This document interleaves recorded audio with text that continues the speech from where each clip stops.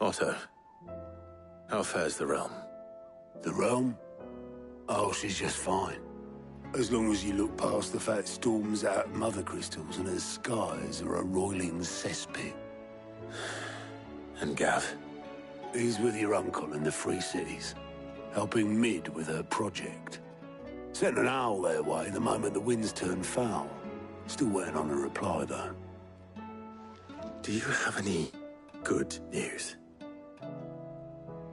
Well, that depends on your definition of good. All right, fine. What do you suggest we do? Oh, no, I'm just the messenger. I'll leave the scheming to those more suited to the task. Could be that Lady Vivian and Old Tomes have their own thoughts on the current state of things. Could be that they don't. It certainly can't hurt to ask. I suppose not.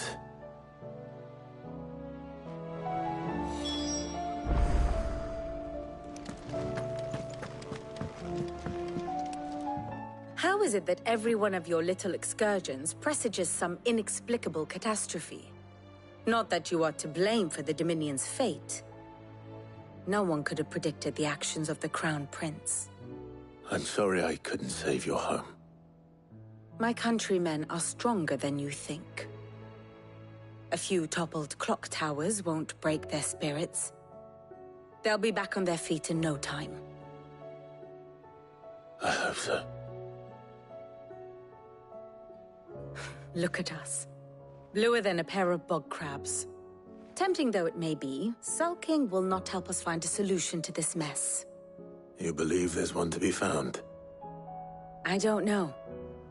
But I am certain we're more likely to find it if we first examine the facts.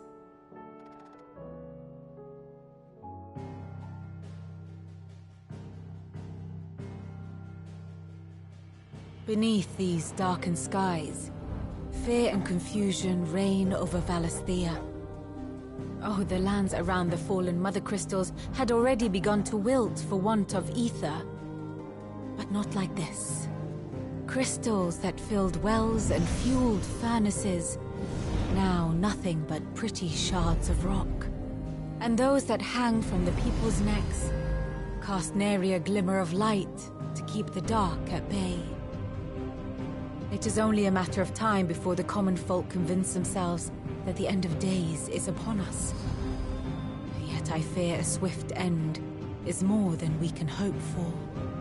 While most of the world thirsts for ether, the remainder drowns in it, spawning Akashic in droves. And amidst the hordes of mindless beasts, with magics as like to fail as function, even the strongest nation would falter. Rosaria and the Iron Kingdom teeter on the brink of collapse, while the tragedy in Twinside has all but paralyzed the Holy Empire. Dhalmekia fares little better. Rumor has it the ministers fled the capital after the fall of Drake's Fang, leaving their beloved republic to crumble. Waloed, meanwhile, moves in earnest. The Einherjar has been sighted off-storm. The world, in short, is in chaos. It would seem our civilization was nothing but a castle of sand, to be washed away at the whim of the waves.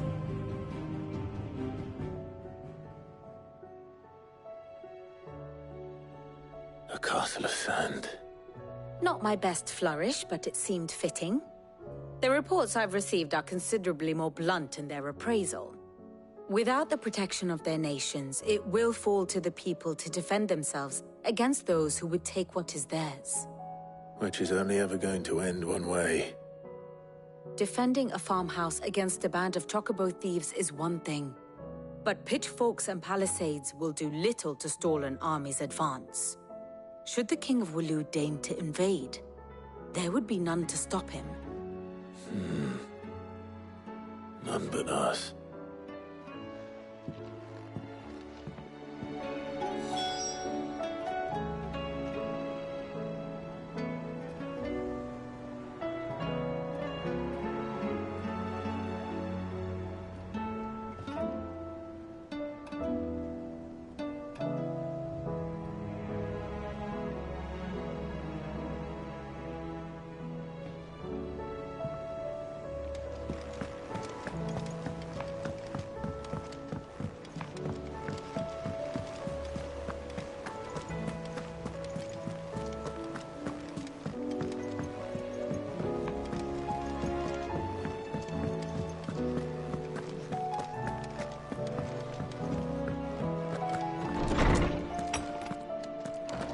Is a storm coming soon?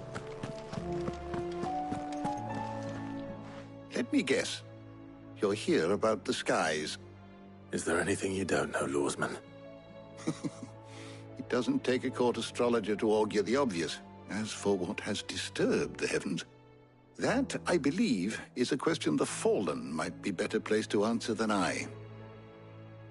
And on the 6th day did the gods tear the sun from the firmament, visiting darkness upon their prideful sons and daughters. But I dare say you remember your childhood lessons on the sins of Zemeckis only too well. You think they're connected? That Ultima was one of the gods responsible?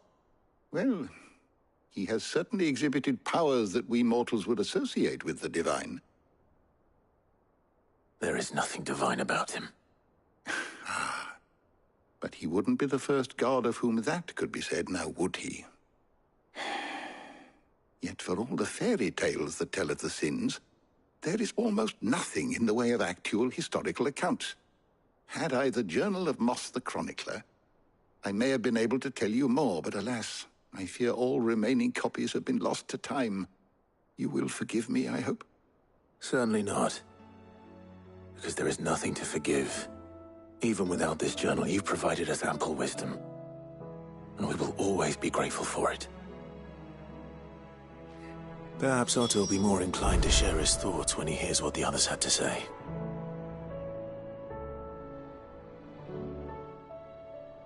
Knowledge hoarded is knowledge lost. I don't believe you've read this particular chapter before. You wish to study the tomes?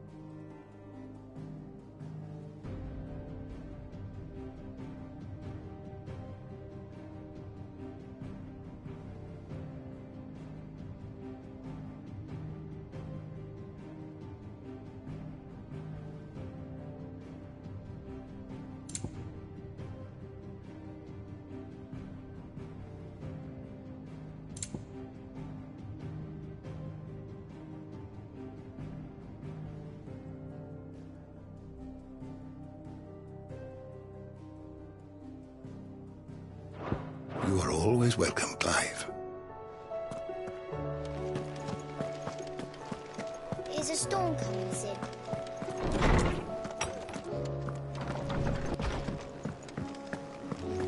Seems the hideaway has lost its... Still alive, are ya? Go on, then.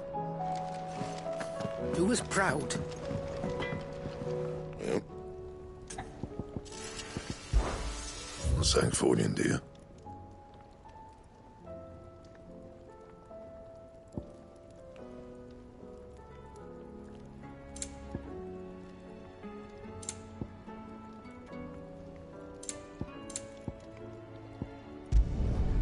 Not bad, if I do say so myself.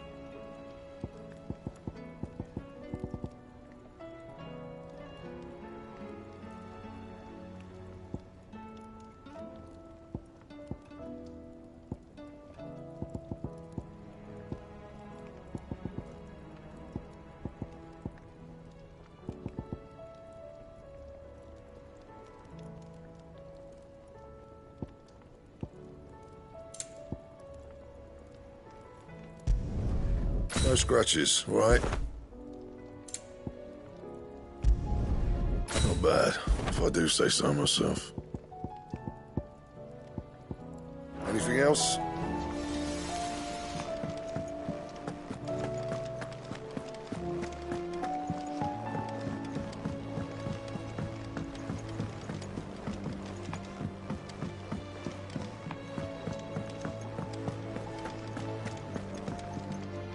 What can I get you, Sid?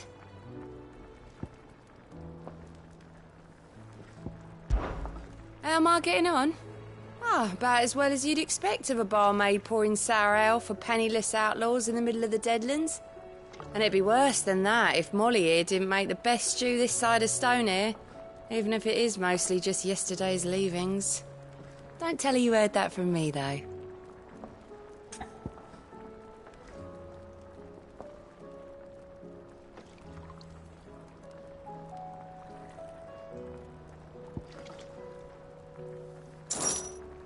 As if setting our people free wasn't enough.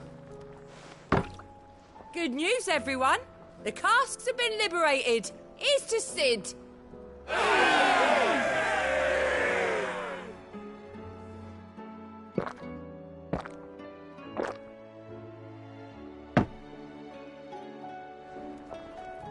Oh, keep your mug handy.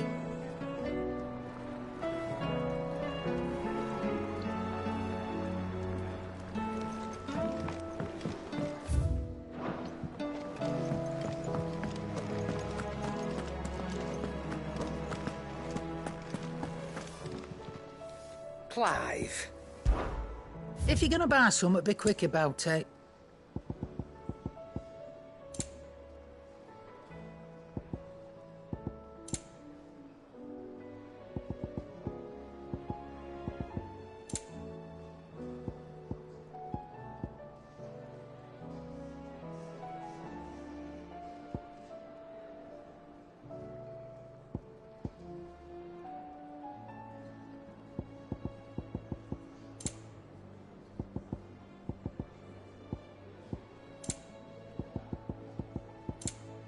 Come again.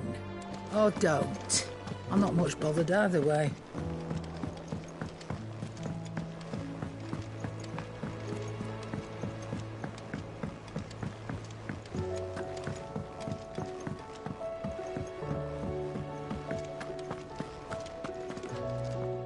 Clive, we have a problem. Only one. That would be a first. It would. Actually, there are three. We had as many owls arrive while you were at the shelves. Martha's got a Kashik out her gates, and talk of monsters roaming the hills outside of Northreach has put the wind up Isabel and her lot. And don't forget Dalimil. Lubor says the village was raided by bandits. When it rains... It fucking pours. The curse breakers are spread thin, taking stock of the damage in the Dominion. And even if I could get word to all of them, I doubt they'd get here in time to make any real difference. Which means there's only two people who can. Jill and I. Let them know we're on our way.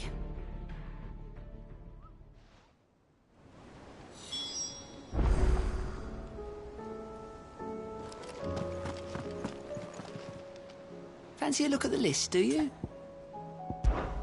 I don't mean to be gloomy.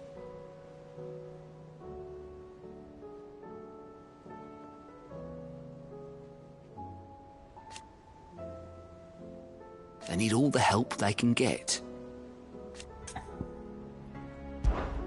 Anything catch your eye?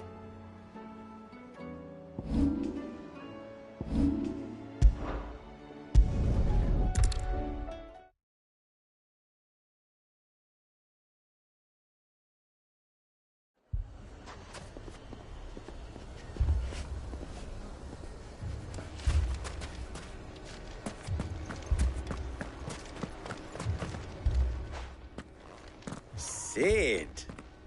Your new companion appears much more formidable than your uncle. Should I be worried? You haven't been introduced.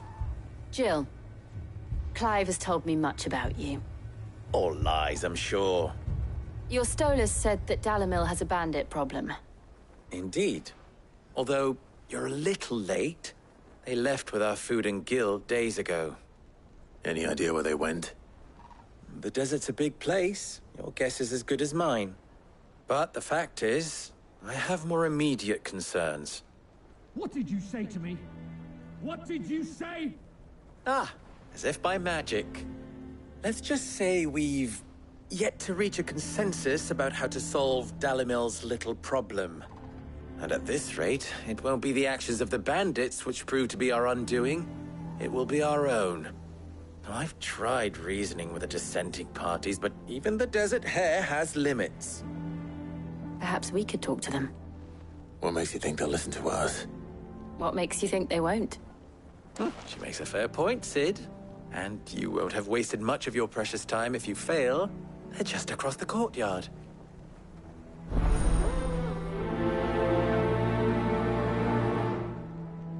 Suppose we just follow the shouting.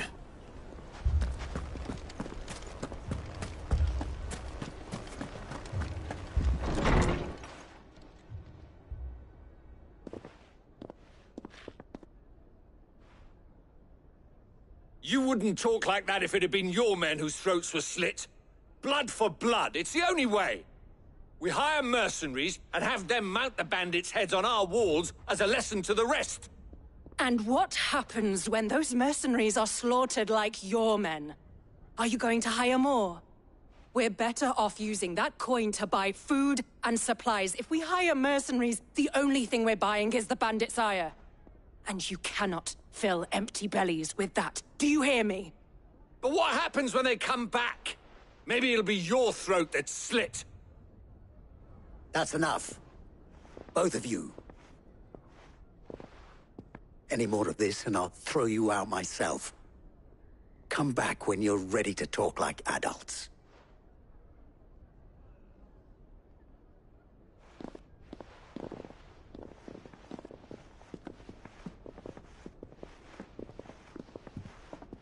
Victor. What's he doing here?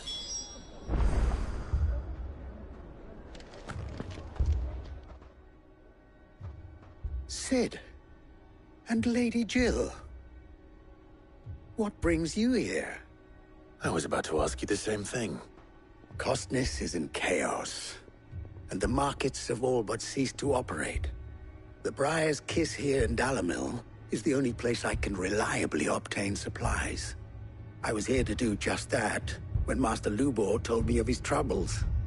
He thought I might be able to talk some sense into these fools. But if you're here, I suppose his patience must be waning. Who are those people? Those were the thorns in Lubor's side. And the reason this place might be headed the same way as Costness. It's these accursed skies. The darkness is enough to drive a man to madness. Or an entire city, for that matter. We're still working on the skies. But in the meantime, perhaps we can find a solution to Dalimil's problems. I hope so. For all our sakes.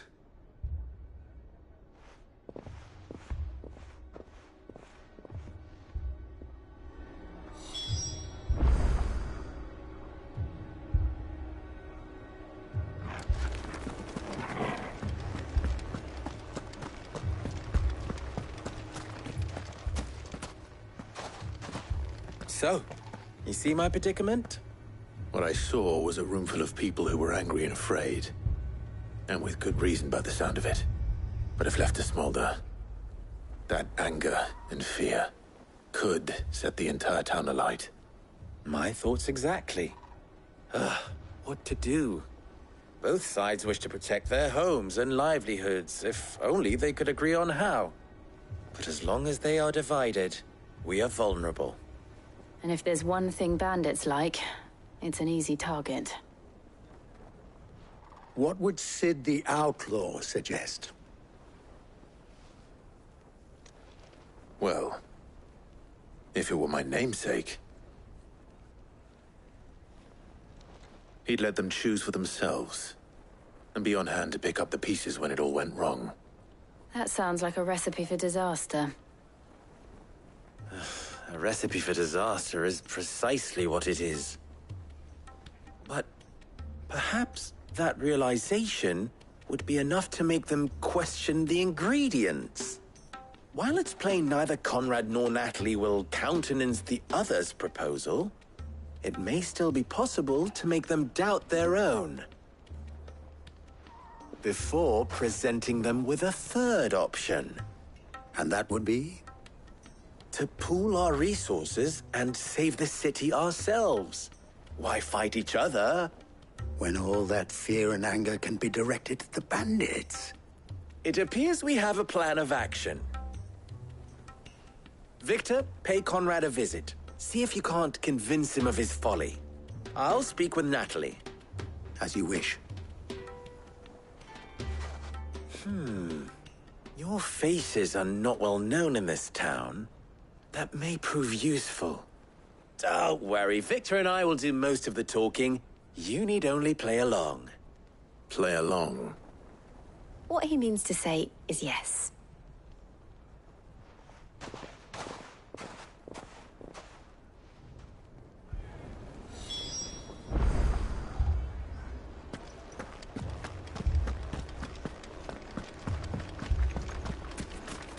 Picture it, Conrad.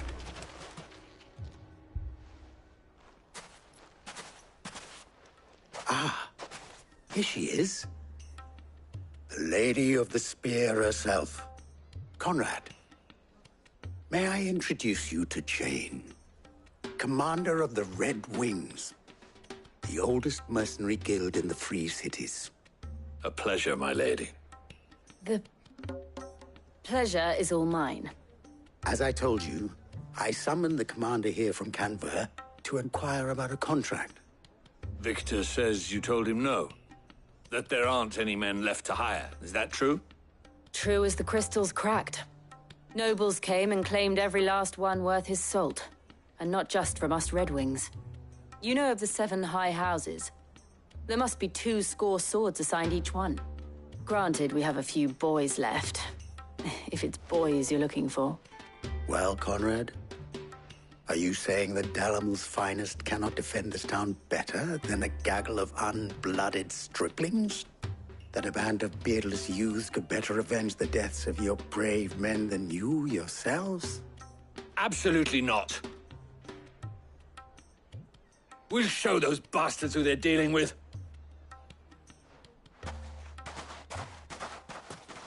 I can't believe that actually worked. Conrad's not what you call the brightest candle in the crypt. And there's a reason why I had you do the talking and not Sid. Well played, my lady.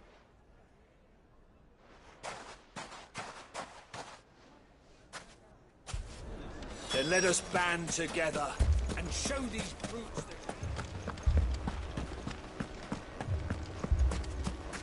My shop? If I had my pickaxe, I would... I mean, it may still be possible to buy some. Ah, here he is now. Natalie, allow me to introduce Lord Underhill of Randalar's prestigious League of Merchants. Lord Underhill. At your service. Underhill? I was just telling the good lady of our conversation, my lord, and how you were lamenting the state of the capital's stores. Lubor says that not only are the granaries almost empty, but that war and the Blight mean this season's harvest won't be enough to fill them for winter. Indeed, certainly that is the case. The nobles in the capital are buying up the city's stocks of barley and wine, driving the prices higher than most commoners can afford. It is only a matter of time before the peasants revolt. It is worse than I thought. If what Lord Underhill says is true, I fear we have little hope of supplementing our stores, meager though they regrettably are. And while I applaud your endeavors to dissuade our more bellicose citizens from seeking vengeance, I sense Conrad is not wrong in his assessment of the bandits' likely return.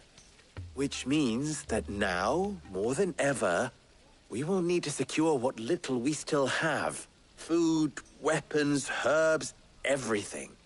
If our humble town is to endure not only this hardship, but those that are certain to follow, we must stand united.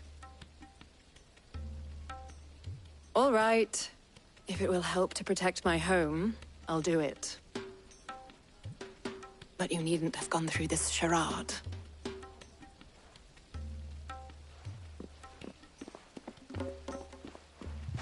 Thank you, Clive. Your performance was nothing if not workmanlike. She saw right through it. I didn't say it was good, merely that it produced the desired effect. Now, my scouts should be returning shortly. Meet me back at the Briar's Kiss, and we shall see what we face.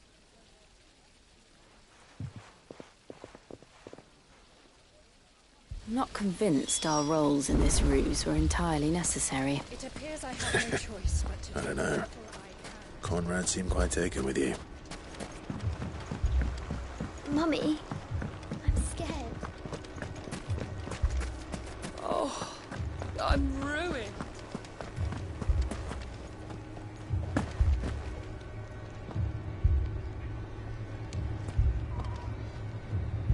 Good news, Sid.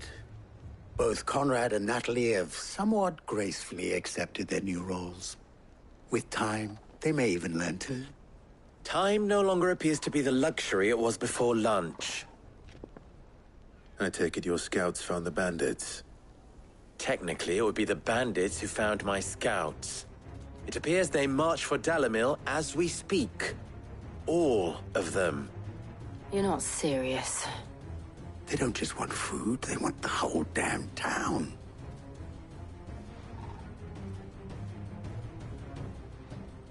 I have a favor to ask.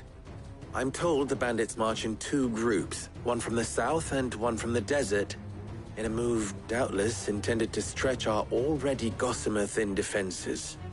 Very well. Jill and I will meet those from the desert. But what of the rest? The rest, my friend, the city shall fight. Together. The stakes, I concede, are high. But if this does not unite Dalimil, nothing will. That is a lot of faith to put into those who had their hands around each other's throats but a moment ago. Then it will be for us to see that their hands are kept occupied. And I do mean us. I thought you might say that. We'll hold them off for as long as we can. And we will do the same.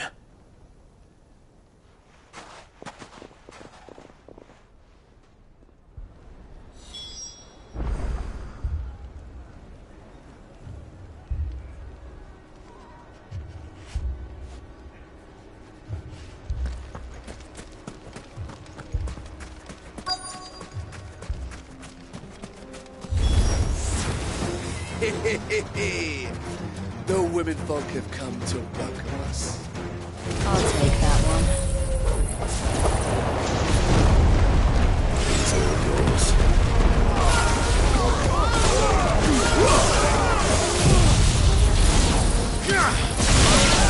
This one.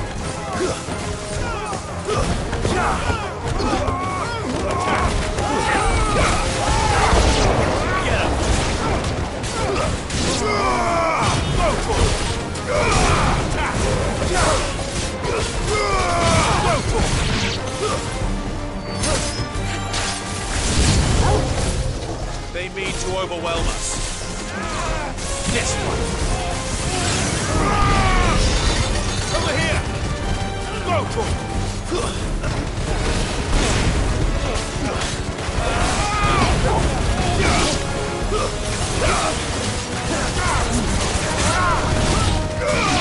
This one. Go for it.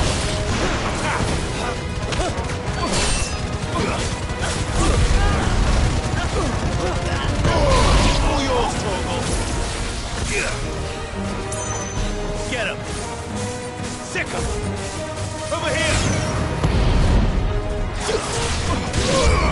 Go for it. Get him.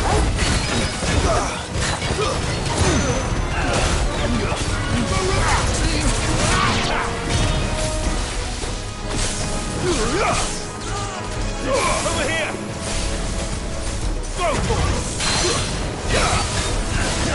Get him!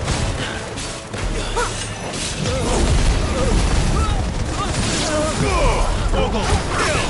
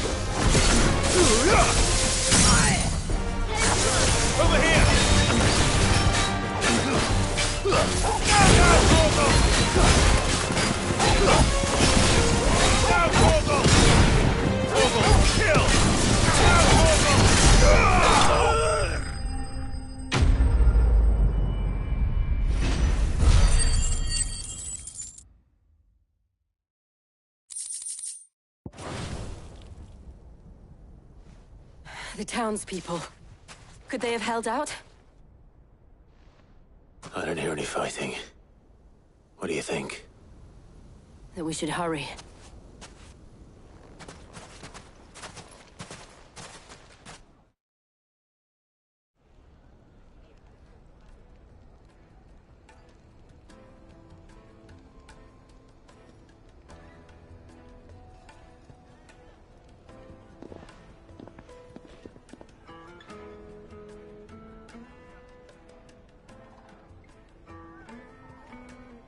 Natalie, I owe you an apology. You did well out there. The inn would have been lost had you not held the line. Without you, there would have been no line to hold. You saved us, Conrad. You saved Dalimil. We all saved Dalimil.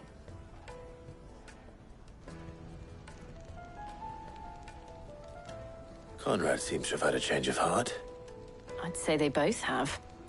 I take it from your presence that our visitors from the desert won't be joining us either. Pity. The plan worked, Sid. Granted, it only took an army of bloodthirsty bandits at our gate. Calm now, Victor. Why quibble over the details? We are united, and that is all that matters. As for you, Sid, you fight considerably better than you act. I'll take that as a compliment.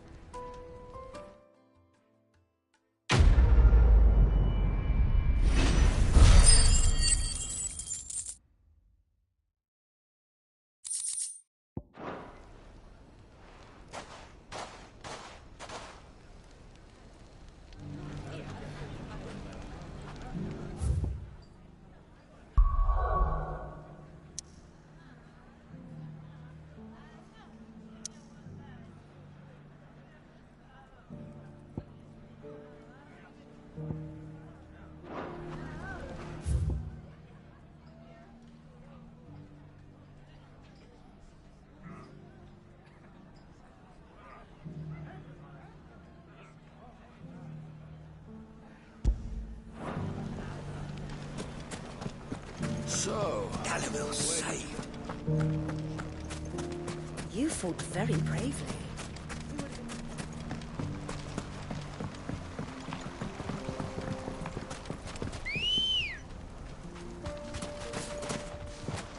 Good girl. Yeah!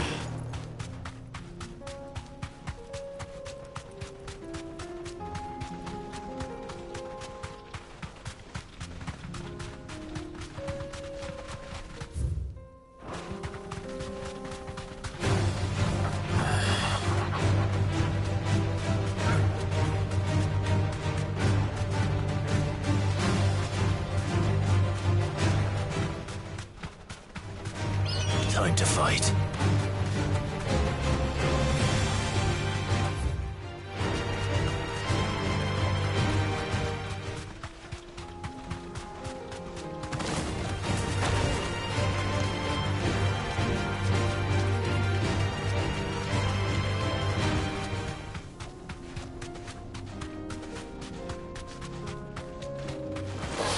This won't be easy.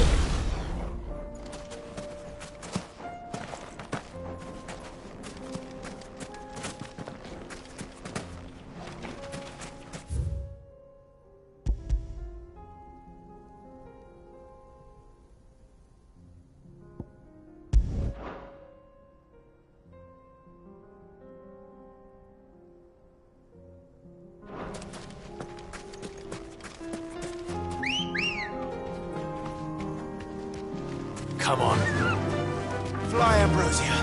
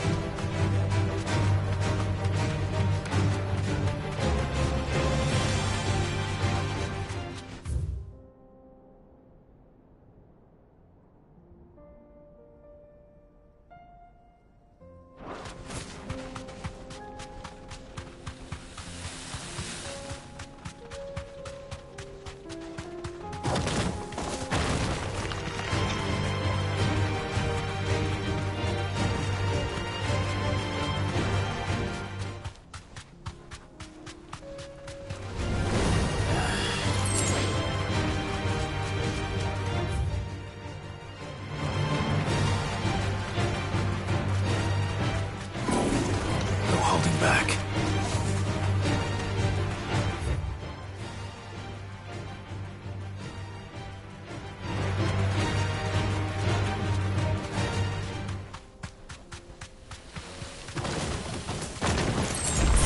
Time to fight.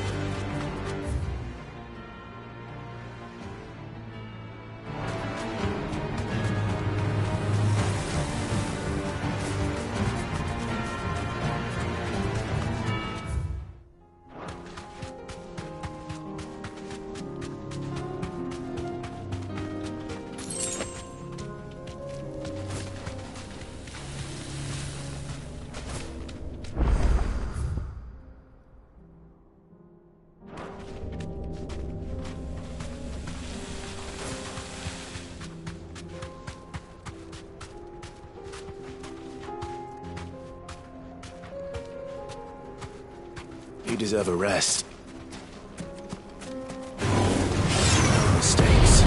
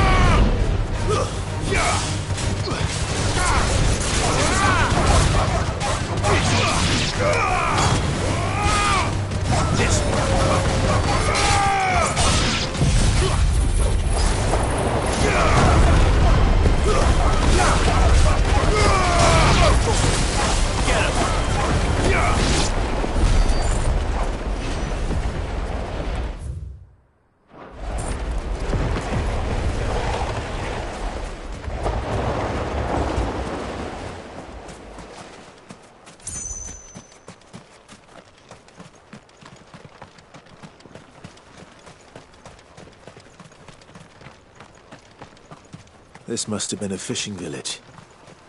Before everyone left.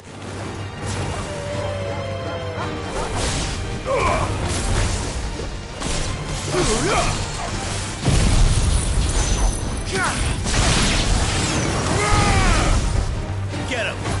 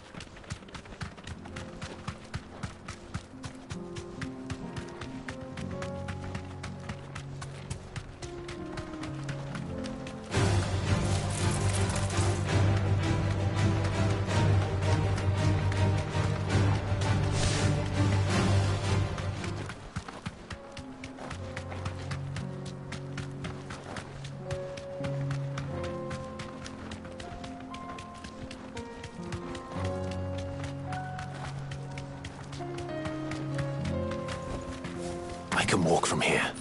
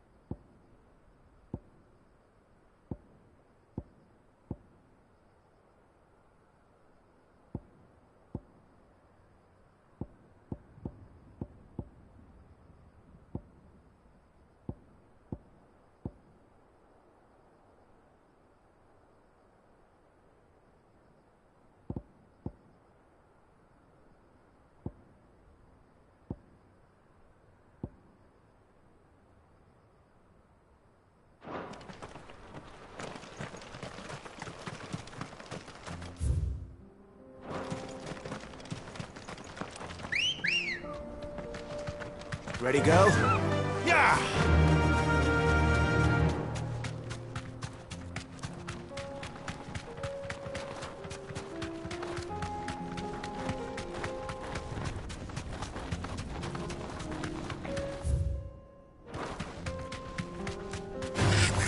All right.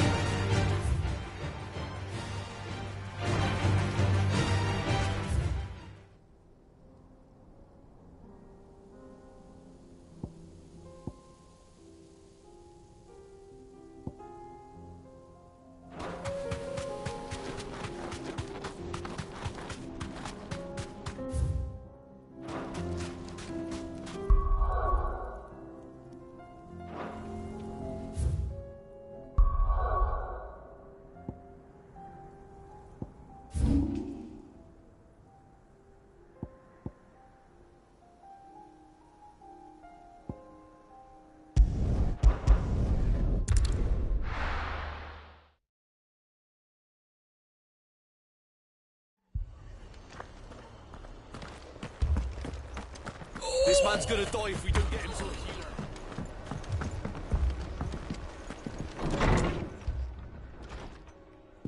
Martha, it's good to see you. And you, Clive. Jill? Otto said you'd been attacked by a Kashik. What exactly happened here? Those skies are what happened. Not long after they fell dark, we had our first visit. There were hundreds of them. Tried to storm the hill. Only a handful made it up here, but that was more than enough. The rest are still down there now. And while we have a few willing fighters holding them back, they're sorely outnumbered. What do you think, Clive? That we join the fight? I thought you'd never offer. Now, where I need you is the Fallen Gate. That's where the fighting is fiercest. Let the men know you come to help. Something tells me they'll be pleased to see you. We're on our way.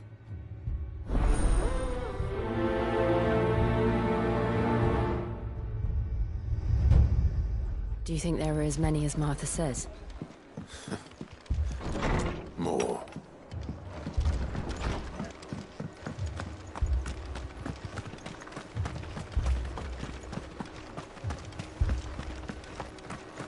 You don't think they've abandoned us, do you?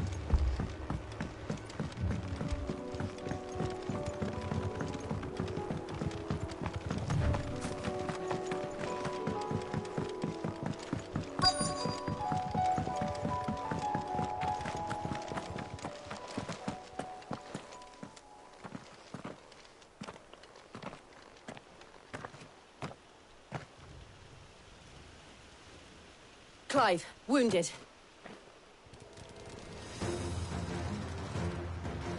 We deal with the Akashic first.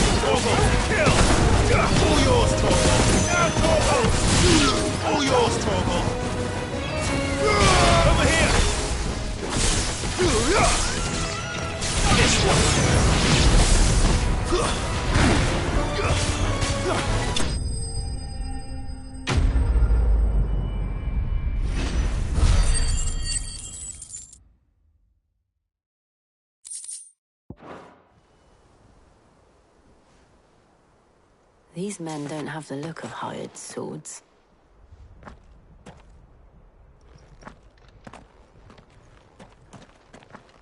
If you've come to rob this place... You are mistaken, my Lord Rosfield. We're here by Madame Martha's leave. How do you know my name? Forgive me, my lord. There wasn't time for introductions. We're with the Guardians of the Flame. Wade's men?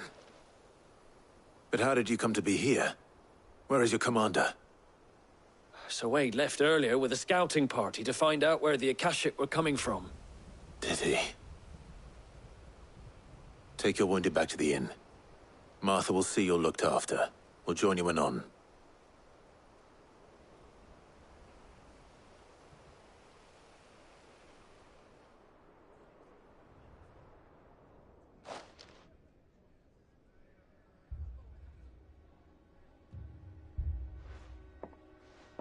And to think you took them for thieves. A fine reward for holding off the horde, that is. When did Wade and his men arrive? Not long after Rosalith fell. The Guardians asked me to shelter some of them that had lost their homes. They were making ready to leave just as the skies turned, and we agreed it was best we stuck together. Martha! Trouble! The scouting party's almost at the lift, but they got a pack of Akashic snapping at their heels! And they've got wounded with them! They're not gonna make it! Damn it all. We'll worry about them, Martha. You look after everyone here. If any can still fight, send them to the lift. I will. You two be safe now.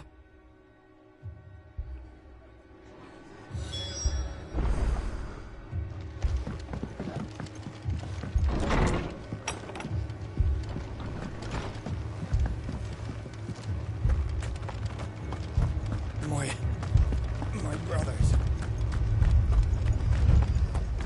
Mad dogs. The law.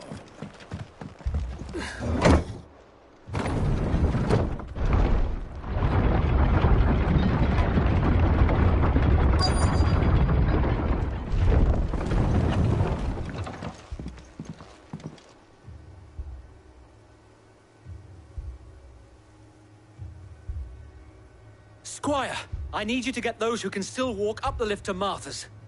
But what about... I didn't ask, Oscar. Sir. Sir Wade. Lord Rosfield. If you aren't a sight for sore eyes. Martha seemed to think you might need some help. And by the looks of it... We thought we could sneak by them. But we didn't know there would be so many. How could we have? Behind you!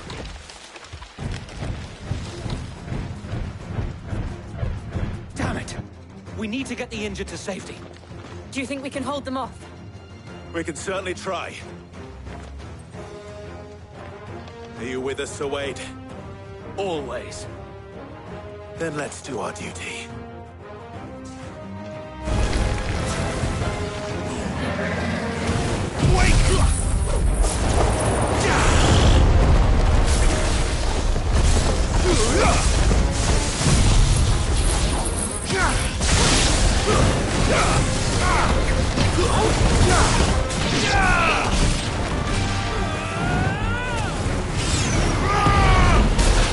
Over here!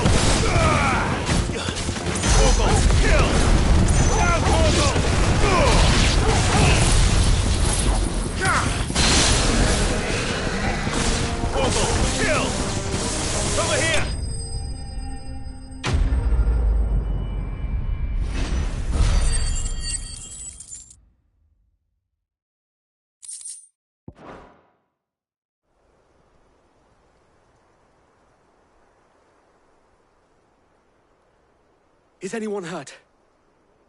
I don't think so. And yet again, you've pulled me from the flames. It's just a pity I keep walking into them. You've never been one to shy away from danger, Sir Wade. Like any shield worthy of the name. I see you're all in one piece. Martha! Is something wrong? The lookout saw smoke coming from down Eastpool way. Too thick to be a hearth. A second horde. Feel like finishing the job. Always. Jill and I will make for Eastpool. You'll need to move the injured without us. Don't you worry about them. The moment my men are safe, I'll follow. Good luck.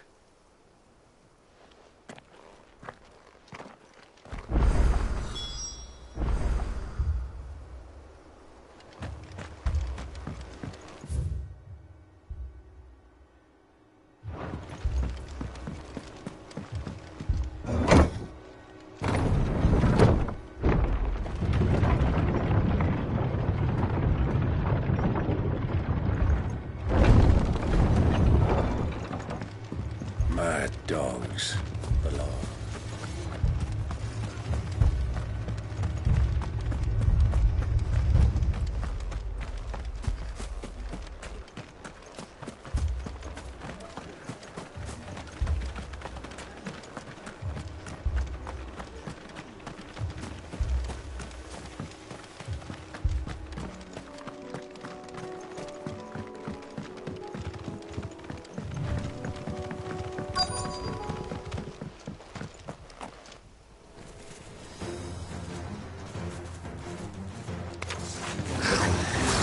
They're headed for the rest. We have to slow them down.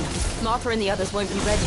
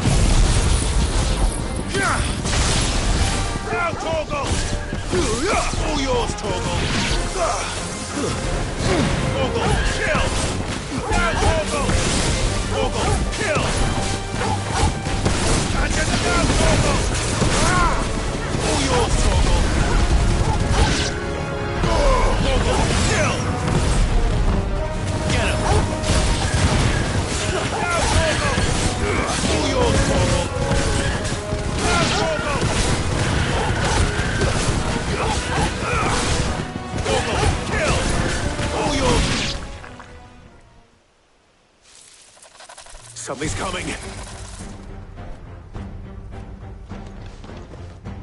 Apologies, my lord. Did I miss anything? Only the first round, Sir Wade. Shall we?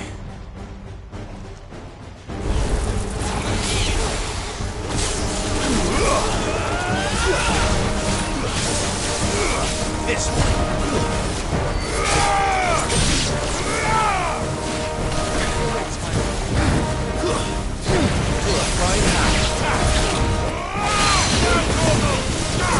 To me, boy.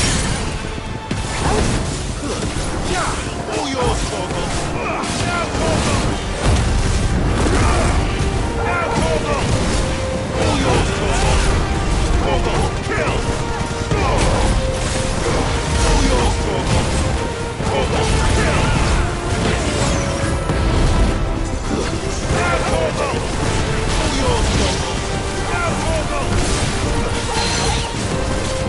Now, Torgal. Torgal, kill. Now, Torgal. Torgal, kill. All yours, Torgal.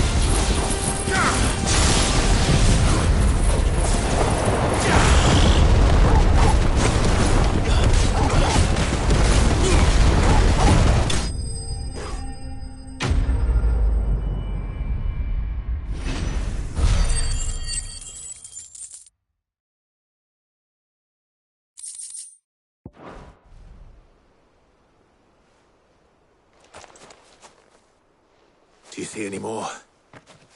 No. I think that was the last of them. But it won't be long before the next lot arrive. Then we make for Martha's while we can.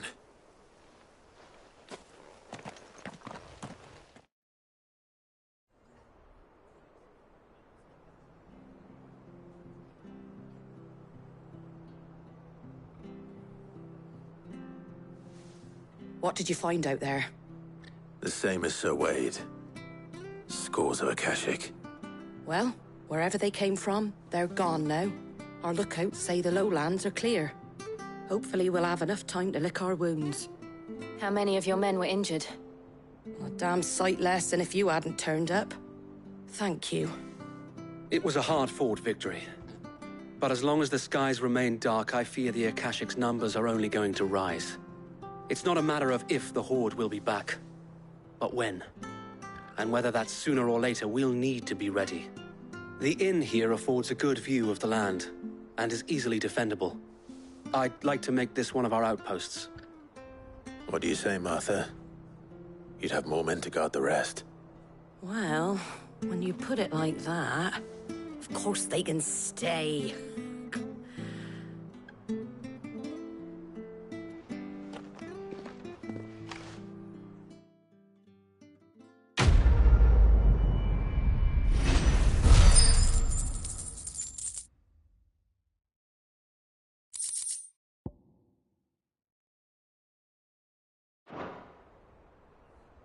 My lord, there's someone I'd like you to meet.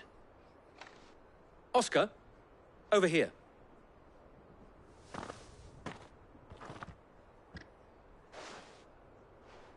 It is an honor to make your acquaintance, Lord Rossfield. I am Oscar. Oscar of House Murdoch. Murdoch? I wasn't aware the Lord Commander had children. Oh, he didn't. But his brother, my father, did. I am Sir Rodney's nephew. Well, go on, then. It's not for me to ask him. Yes, Sir Wade.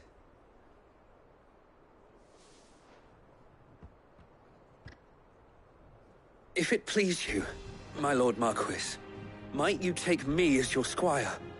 I would learn the duties of a shield from the finest. I'm sorry to disappoint you, Oscar, but I'm a shield no longer.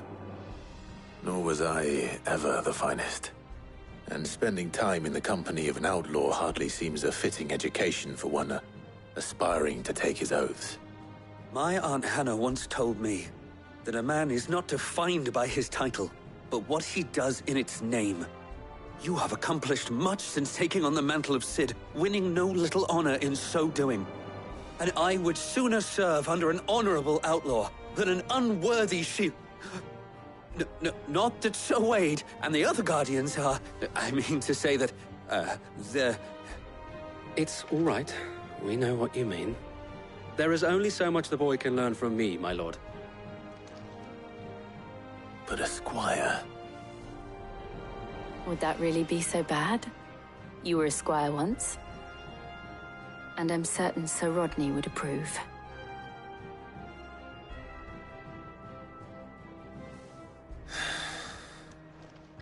Know that I'll show you as much leniency as your uncle showed me. I would not have it any other way.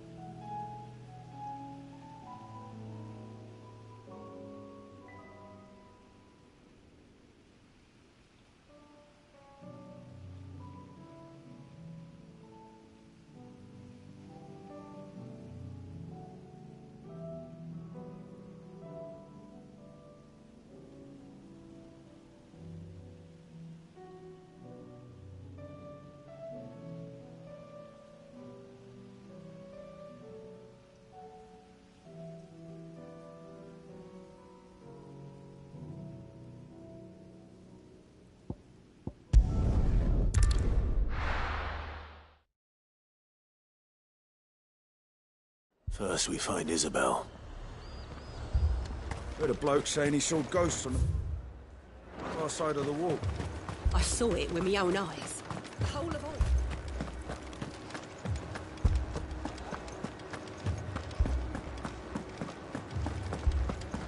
Four left for more on the captain's orders. I heard the bells. Captain back already?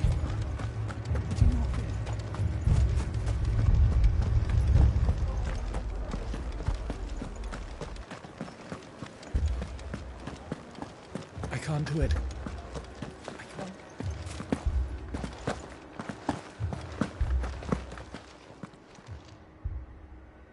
My lord. Milady. We received the dame's message. There have been sightings of strange creatures, I understand. With the blue eyes. Yes. Like a Kashik, but different. They've taken so many. I've lost count. Akashic, but different. Ultimus thralls. And what of your mistress? Is she here? Oh, no. She went to the garrison to ask what they were planning on doing about all this. Then we'll look for her there.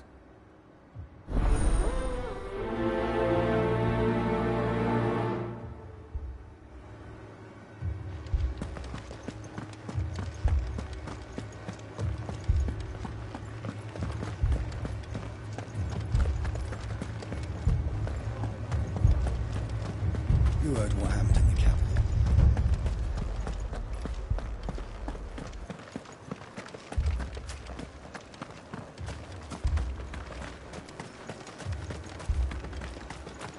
Madame, please! Half the garrison's been slaughtered by those things. We lost the captain this very morning. We've tried requesting reinforcements, but there's been no word from the capital or the Dominion in days! What more would you have us do? I would have you do your duty. Those at the Vale look to me for protection. And protect them I shall. Because they are my charges, and that is my duty. In case you have forgotten, the people of this town are your charges. But more than that, they are your people. Your sisters, your brothers, your lovers. So you have a choice.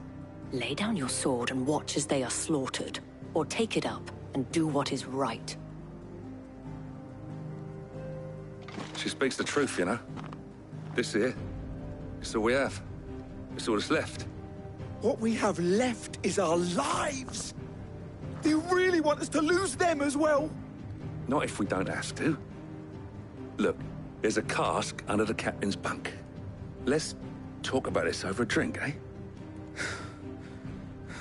I'm listening. I'll have a word with him.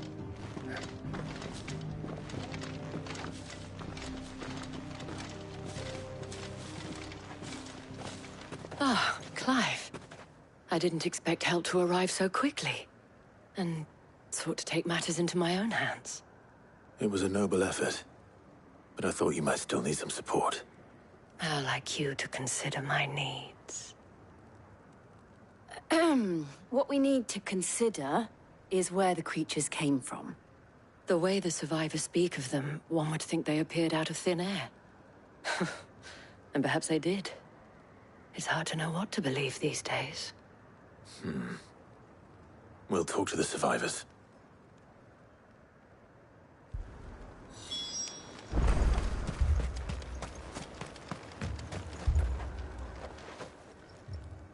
You're a pikeman, yes? What happened?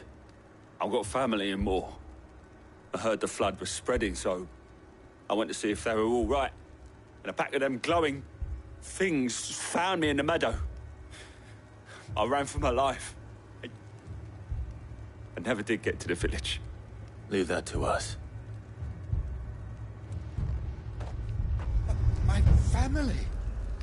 They're still in the capital. I'm sorry, darling. I truly am.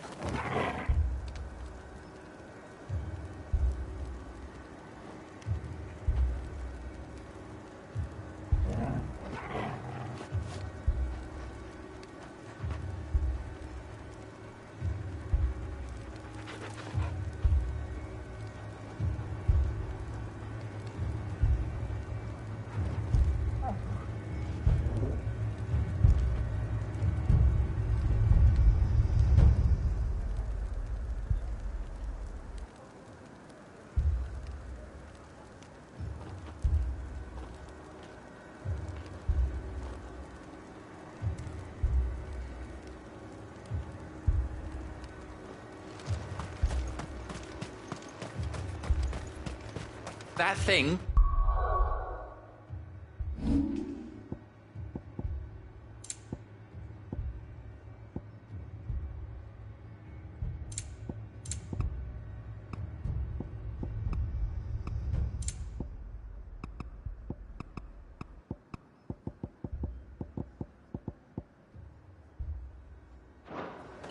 It took off the captain's head. Did you see the creatures that attacked you? Creatures? Yeah, They came out of nowhere.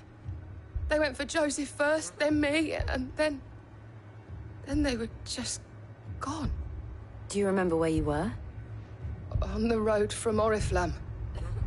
We just passed Moor when... Where's my Joseph? It's all right. Just rest now. At least we have an idea of where the thralls might be now. We should...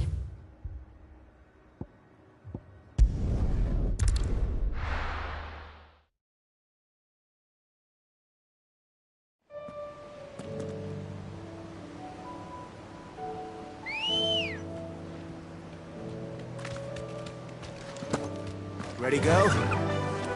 Faster!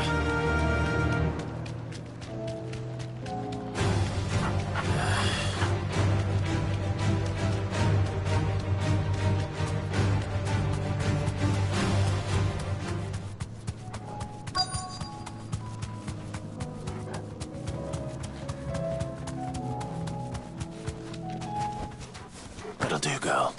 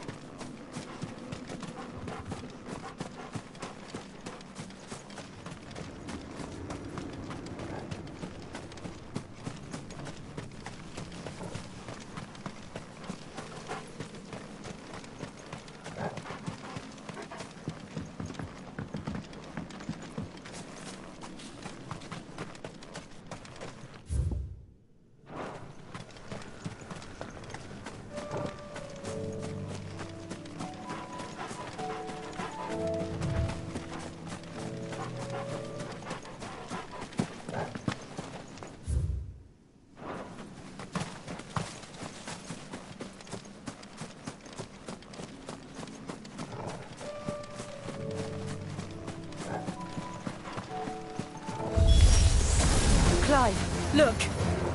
I see them. With me!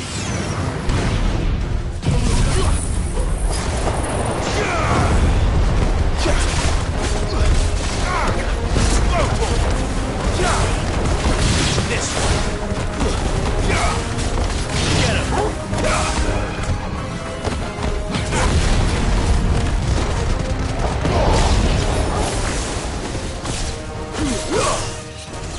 Over here!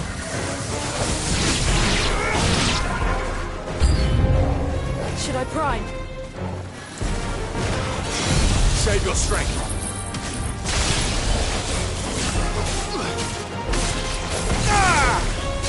Over here! Go to him! Get him!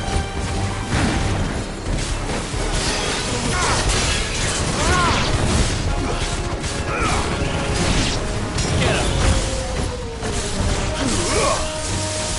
Go to him! Stay down!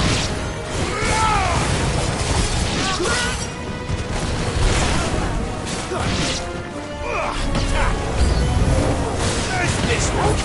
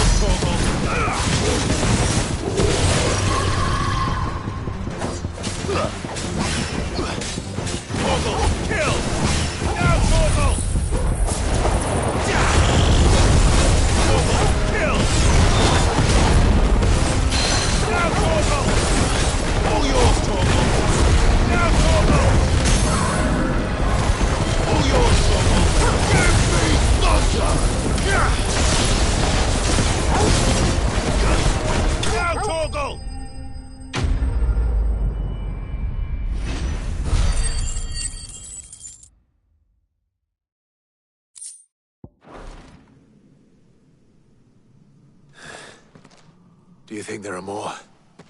There are always more. But I'd say we've done what we can for the time being. Then we should let Isabel know.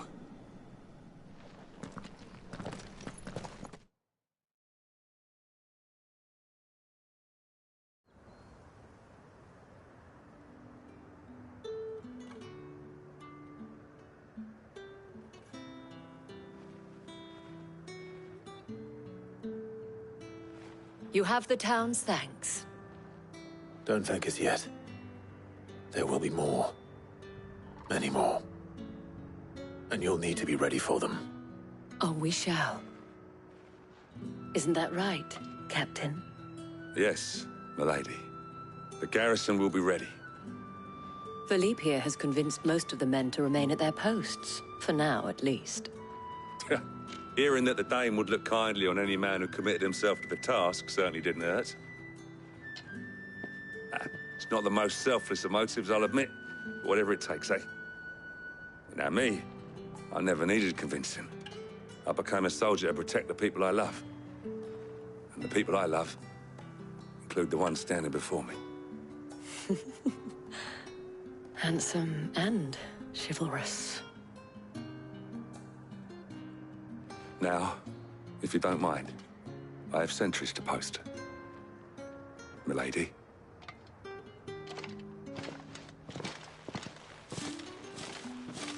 Lest you wonder, I'm not foolish enough to believe that this has solved all of my problems. But it has solved one, and that's one fewer than I had this morning. Thank you again, Clive.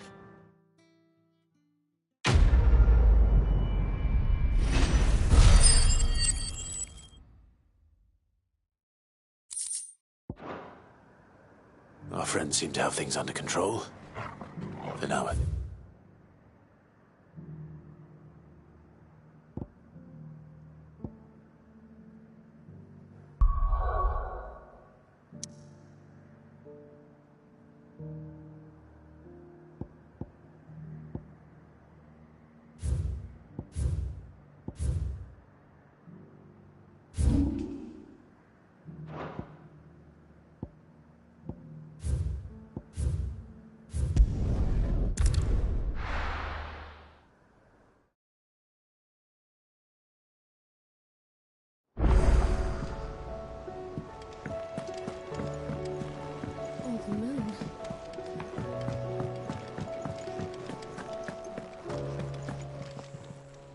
Aye, it's a dangerous world out there. Finished, are you?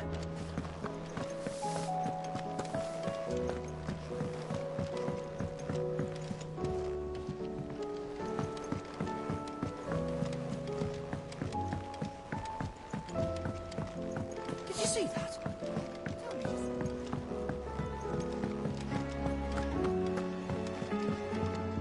Clive.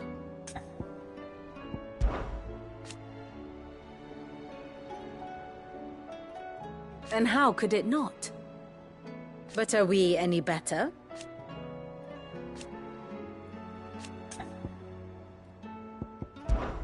I cannot claim.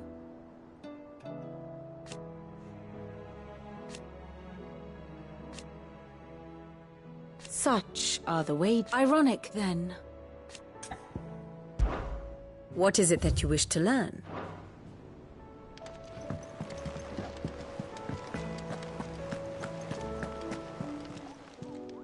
Oh, I wasn't expecting you back, so it's not true.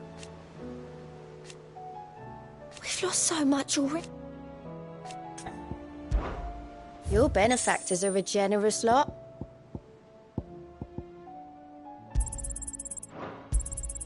You earned this.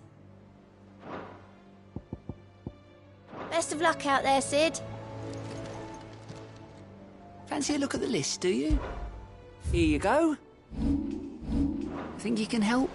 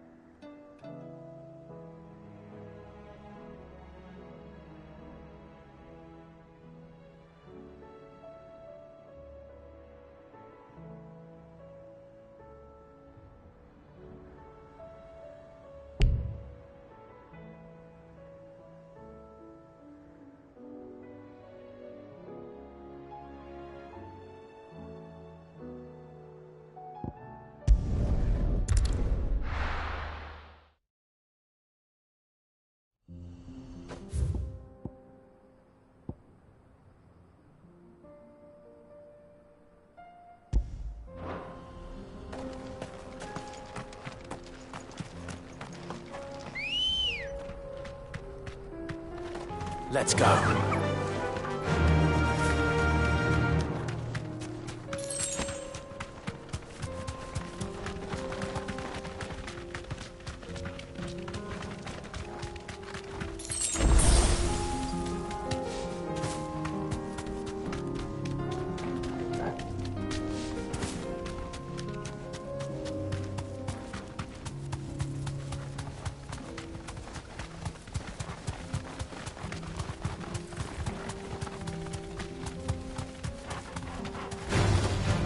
Mistakes.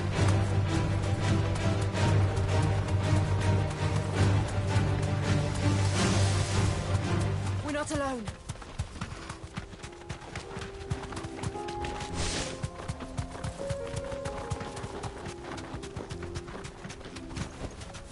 I can walk from here.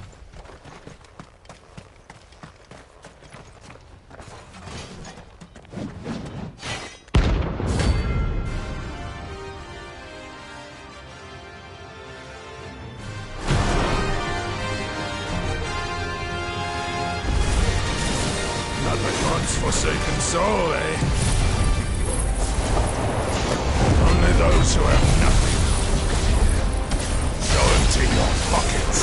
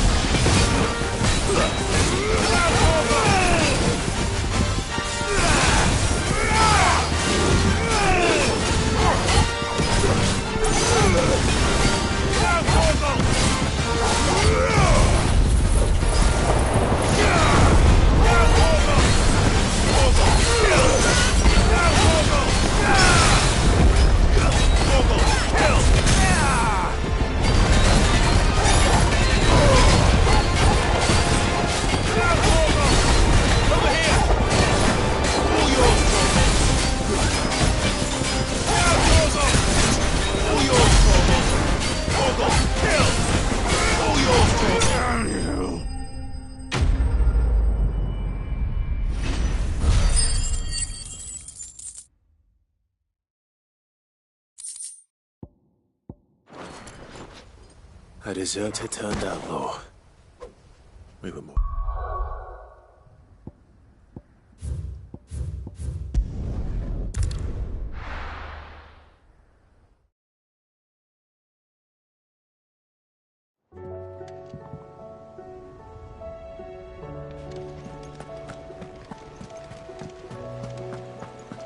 Did you see that? Tell me you saw that.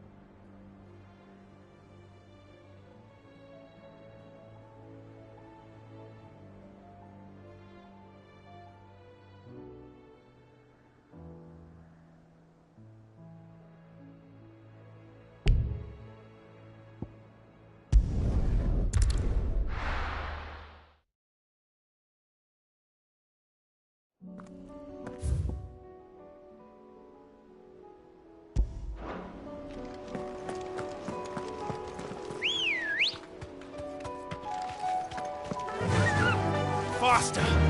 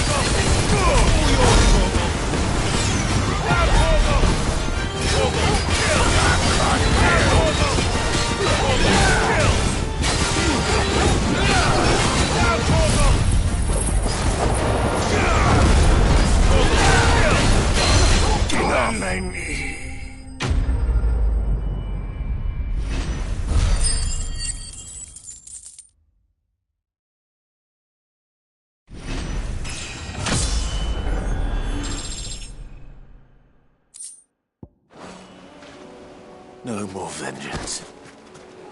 No more war.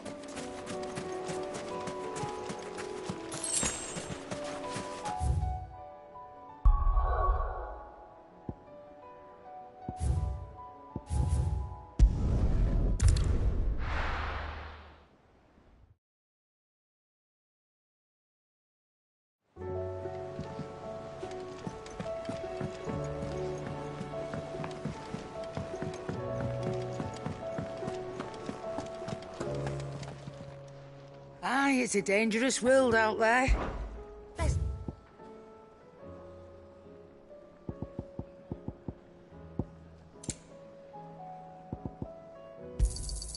You'll not find a better price than that.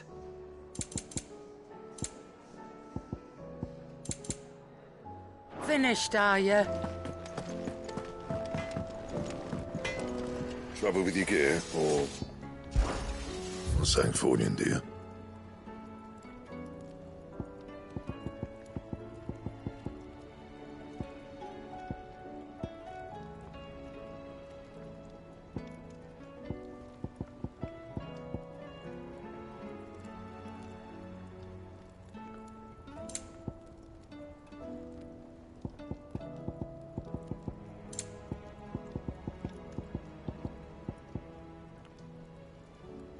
And how am I meant to do that then?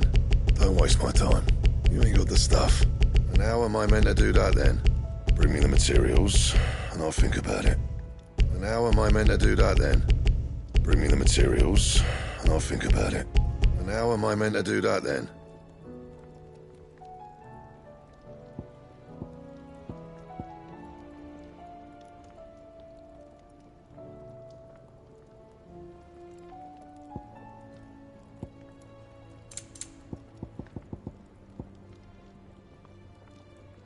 Anything else?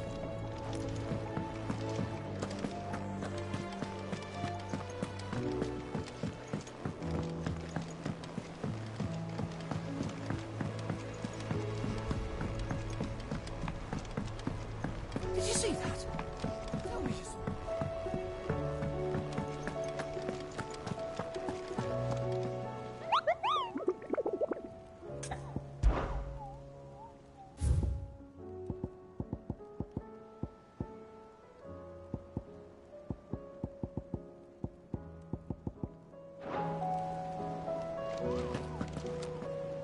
Was wondering when you turn up. Had ours from all our friends thanking you for your timely intervention. How is it you always manage to arrive at just the right moment? Luck, I suppose. Any word on the rest of the realm? Let's see. Storm's still crying out for mother crystals. The nations are still in chaos. And the skies are still the colour of a kick in the kidneys 2 days on. So... Right. Clive, we knew this was going to happen. Well, not the bleeding skies part, but you take my point. Now's not the time to second-guess yourself. Now's the time to visit the infirmary. Talia says your brother's awake. Thank you, Otto.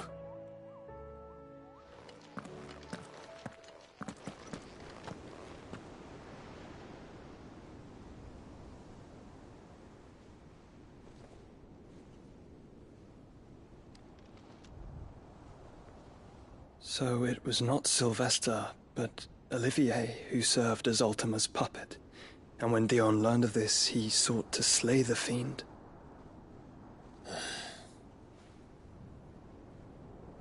Only for his father to take the spear that would have freed him. Enough to drive a man to madness. Small wonder he hasn't stirred. I would be afraid to wake. Had I but reached out to him sooner, warned him of the threat Ultima posed. But now, both an empire and her prince lie broken. Joshua, what do you know of Ultima?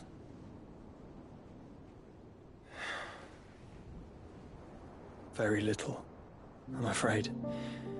Despite my best efforts.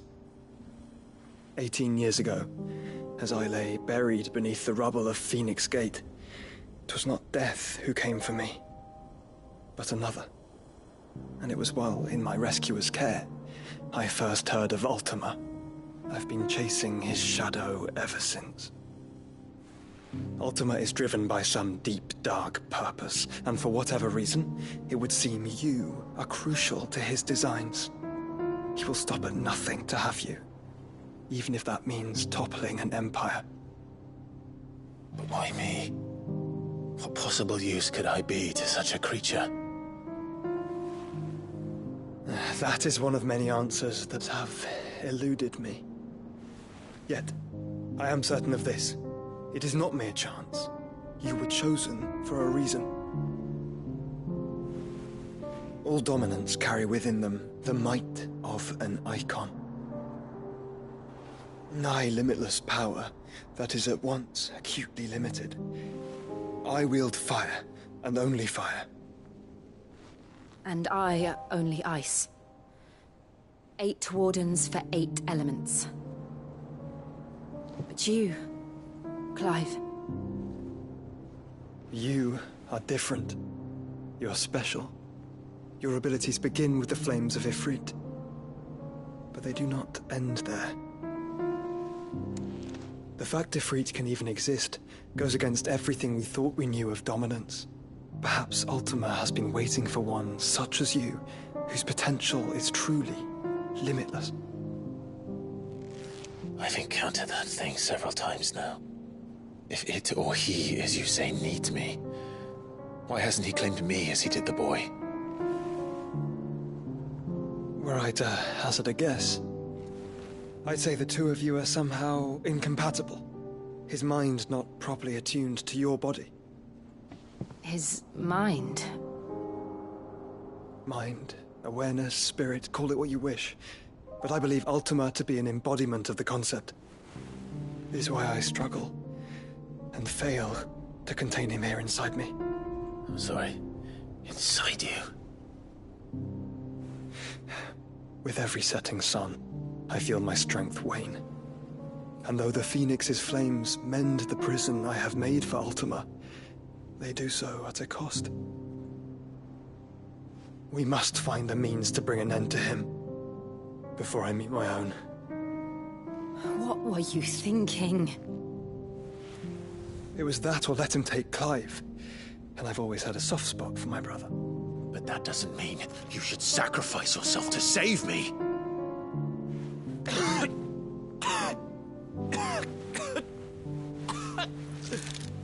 Joshua. Clive, it's Gav. There's an army of Akashic at the gates of Canver.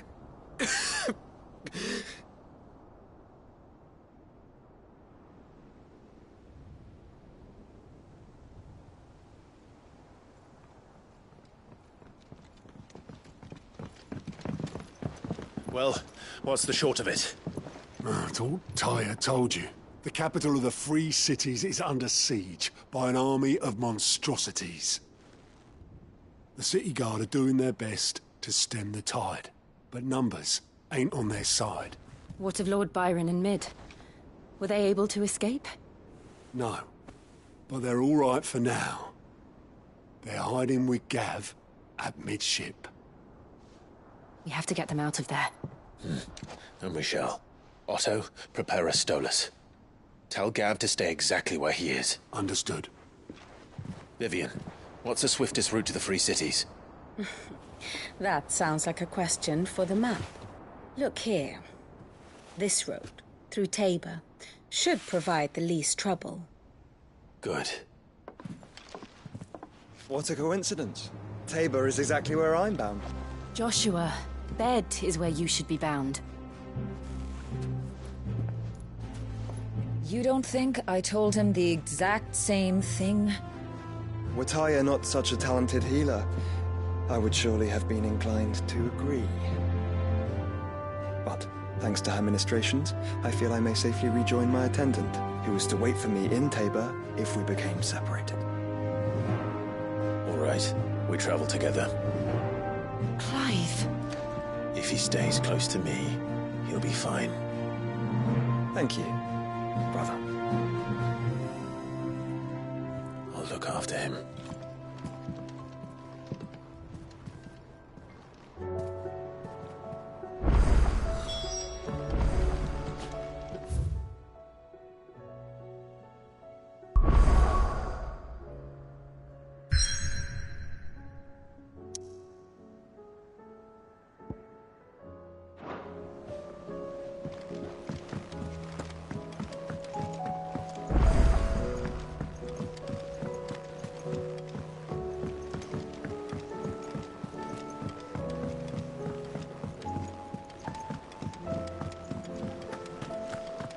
Seems the hideaway is lost. Blasted Here, you put me in this situation, Clive. You can bloody well get me out of it. I need a hand with a recipe. Are you sure it's me you're looking for? I'm not much of a cook. I'm all the cook will be needing, thank you very much. What I want from you is a little of your time, right? Oh, and perhaps your sword. You remember Ivan's stew, right? Well, despite the look of the thing, and that awful stench, people wolf it down. So I thought I'd try making one of these supposed masterpieces myself. Had a peek at the book and gave it a go, but, well... It wasn't as straightforward as you'd hoped. Ivan had the same problem. Yeah, but this is my blooming kitchen, and I will not be outdone. So if you don't want to be seen as playing favourites, I suggest you lend me a hand. I've never been one to play favourites, Molly. And I would be only too happy to lend you a hand. So, what's on the menu this time? A fried mortress of skyworm. That's one heck of a name, innit? Recipe seemed easy enough to an old hand like myself. Thought I'd followed it to a T. Only, turns out skyworm livers and drake's mint are not what I thought they were. At least I hope they're not, given the rancid mess they made. Yvonne said the recipes in the culinary pilgrimage date back centuries. Who's to say the ingredients even exist anymore? Wow. That's a question for a scholar, wouldn't you say? Perhaps you know of one? Kindly old fella who haunts the shelves, maybe? Fine. I'll go and speak to Harpocrates. Perhaps he'll know something. And if he does, I'll see if I can find your ingredients for you. You do that. Lest we forget, you've got a reputation to uphold.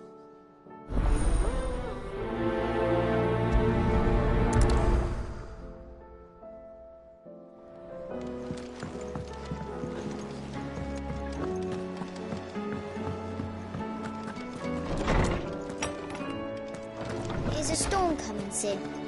Will there be thunder? Sid, perhaps you can help me solve a mystery. I can certainly try. Who's gone missing this time? It's not who, but what. Mid's scales, the ones she made for her workshop. I borrowed them to teach the little ones about weight, and shortly after the lesson, well, they vanished. My first thought was that they'd taken them off somewhere to play, but when I asked, they swore they had nothing to do with their having disappeared. Which almost certainly means they had everything to do with it. Perhaps a visit from Sid will jog their memories. I think it just might. Thank you. I don't like to imagine that my pupils would lie to me. But if they have, I'll have no choice but to discipline them accordingly. They were in the atrium when I last saw them. As always.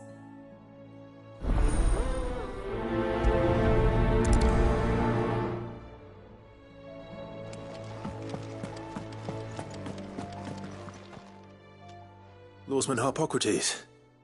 I've come to pick your brain if you don't mind. It's about the book you lent Ivan. Ah, Valisthea, A Culinary Pilgrimage, a classic. One of my favorites, in fact. The young man did a wonderful job with the Chance's stew. I do hope we shall be able to sample more such marvels in due course. That's actually why I'm here. I don't suppose you know where I might find skyworm livers and drake's mint. Ah, so the fabled Sanbrequois delicacy is next on the menu. Delightful. The descriptions of fried mortress never fail to make my mouth water.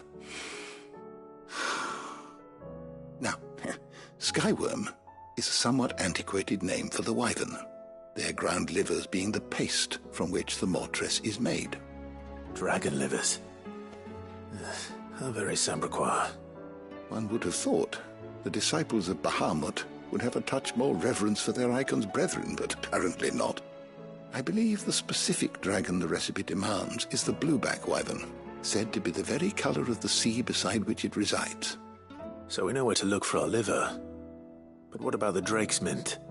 Saint's bonnet in contemporary parlance, a herb which grows along the North Reach coast.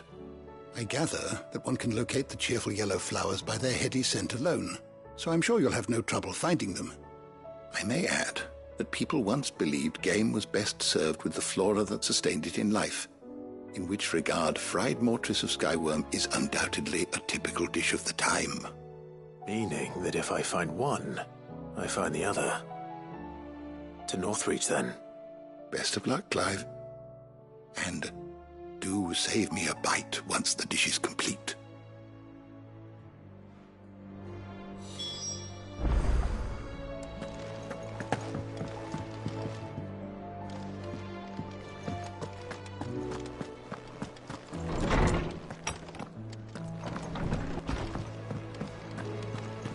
Seems the hideaway is lost its...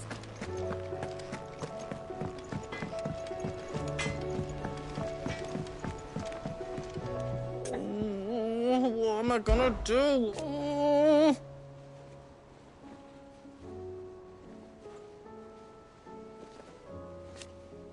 But no more.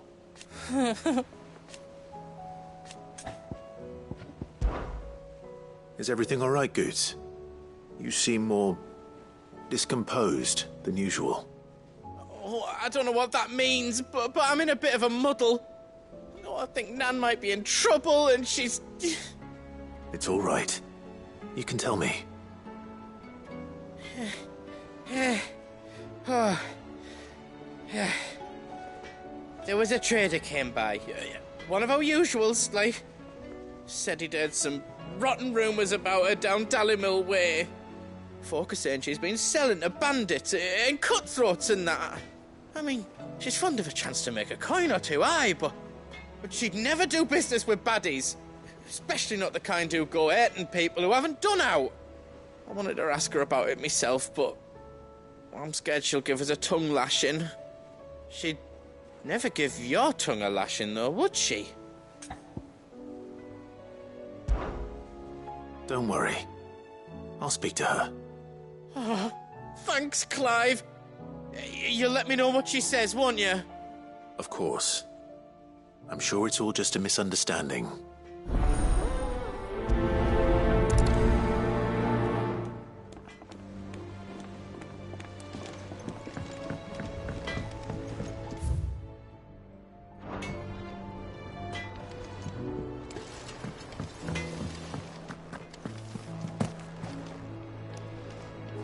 Lady Karen, how's business? Not nearly as foul as the weather. You're doing good trade, then? Both in and out of the hideaway? Can't complain. Wait, what exactly are you getting at? Not once in 5 long years do you pay my affairs half a care. But here you are today, raking me over the coals like a bloody popoto? Just asking. Out of interest. All right. I'm here because I was told that certain rumors have been circulating. About you selling weapons to brigands. Oh, are you? And who was it who knows me so well as to tell tales of my evil exploits? I didn't exactly hear firsthand. All I know is that someone in Dallymill has been spreading word to that effect. And what? You believe it? You think I'm profiting off the blood of innocents, do you? Look, I've done things I'm not proud of. Might be there were a time when I turned a blind eye to the wretchedness of the world so I could line my pocket. But that woman is no more. And you'd know that if you'd ever paid the slightest bit of notice. You're right, Lady Karen. I apologize. It was wrong of me to doubt you. Aye, it was. Now, I reckon you've got better things to do than pointing your do-gooding finger at a poor old woman. Of course. Good day.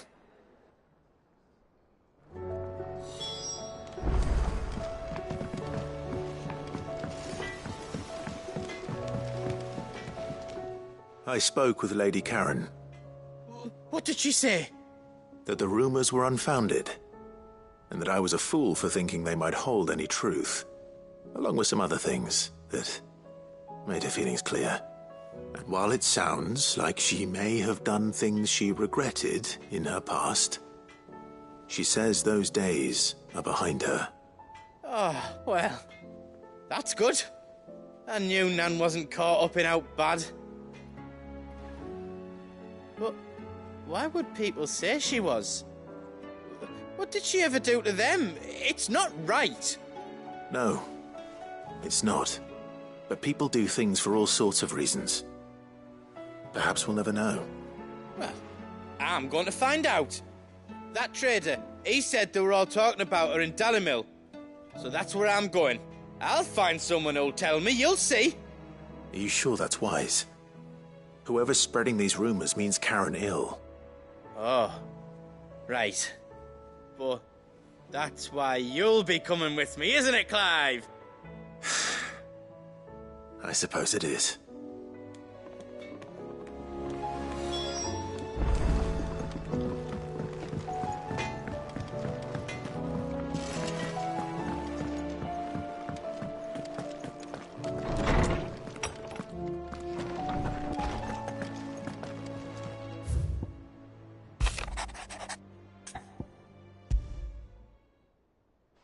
Rutherford. Wasn't that the name of my uncle's manservant? Why would he be at Martha's Rest?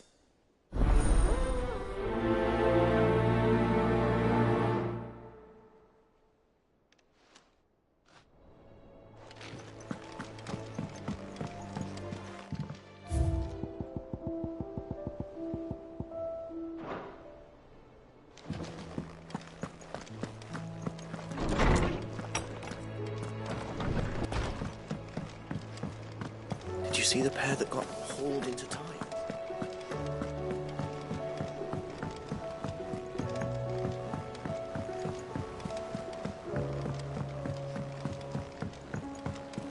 Did you see that?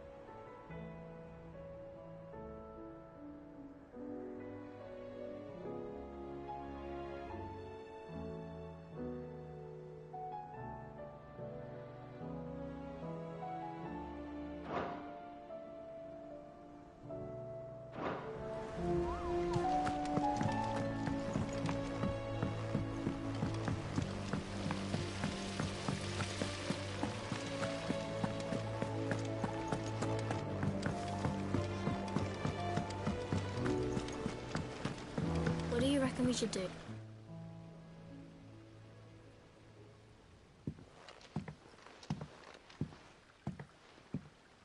Sid! Hard at your studies, I see. And what is that? It's not a set of scales, is it? No. Of course it isn't. Well, not anymore, it's not. Oh! And just how long hasn't it been one? We're sorry. But we didn't break them. We dismembered them. Just like Miss Mididol showed us. Miss Mididol? And why would she have you dismembering her creations? Because that's the only way to become a ninja-neer. Miss Mididol said, the best way to see how something works is to take it apart and put it back together again. Well then, your work is already half done. Carry on. About that. The taking apart was easy enough, but it's the putting back we can't work out. Speak for yourself. The heavy thing goes at the bottom. Then...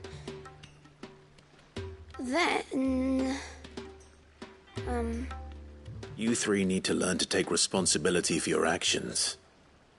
So let's have a look at these parts with fresh eyes, shall we?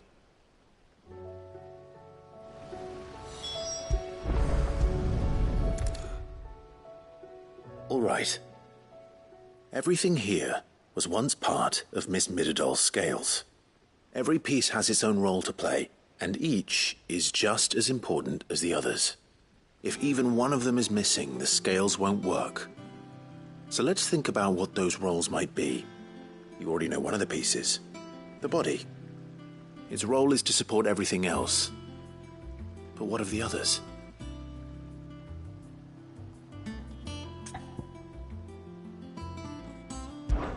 This is called the arm.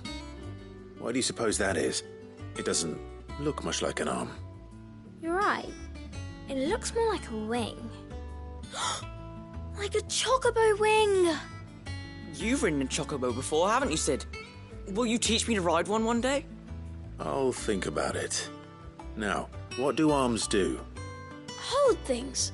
So wait, maybe this arm holds things too? Good thinking. You're on the right track.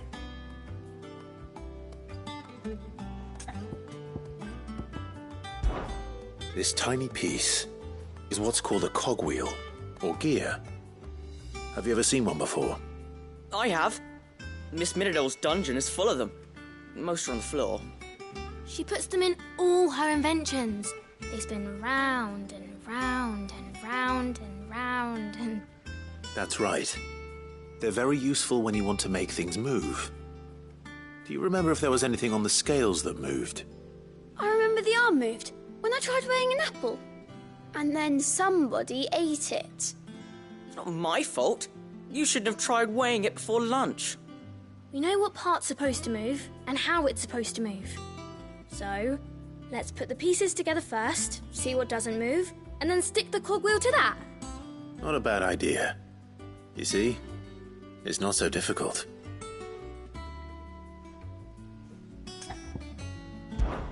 These round parts are called the pans. You all know what a pan is, don't you? I do. Molly uses them in the kitchens to fry bangers. But these aren't for frying bangers, you idiot. They're for weighing stuff. But what if I wanted to weigh Goots? I don't think he'd fit on that little thing. Probably not. What are the chains for? Holding the pans up? Well spotted. Which means something must hold the chains up in turn. So, now that we've taken stock of the parts and learned what they do, what do you think? I think we've got it. Then here's what we'll do. You tell me what goes where, and I'll put the scales together. Well, obviously you need to start with the body. All the other pieces fit onto it, don't they? And the arms go on the body, just like real arms. Or wings, if you're a chocobo. And then the arms hold the pans by the chains. Very good. Let's see if that works. There. All finished.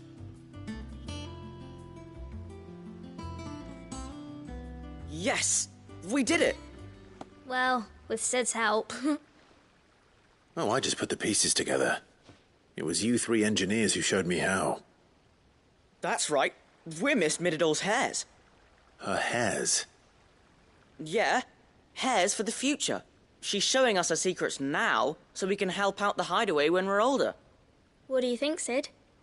Are we almost ready? With a little more help from Miss Mididole and Miss Shirley, I'd say it won't be long at all. You hear that? It won't be long. Until then, though, do try to be honest with Miss Shirley.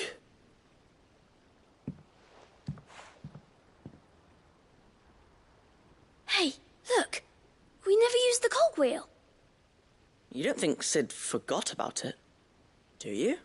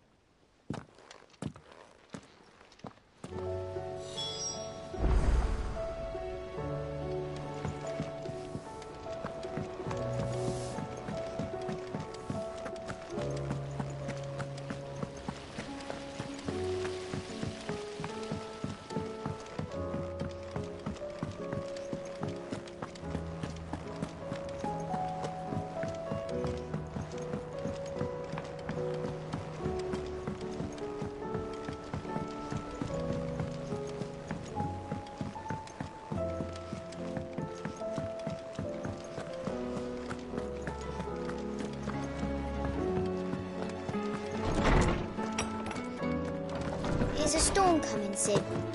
Will there be... Well, did you solve the mystery? It was as you thought. The children had the scales, or the parts of them at least. They dismantled them to see how they worked. Oh, no, Mid will have my head. Thankfully she won't. This might even have been her idea. Although I was the one who ended up teaching the lesson. I'm so sorry, Sid. I know how busy you are. I shall see that the children are properly punished. Please, there's no need. Mid seems to have taken the three of them under her wing. She's even calling them her heirs. She'd have them follow in her footsteps. And her father's. I see.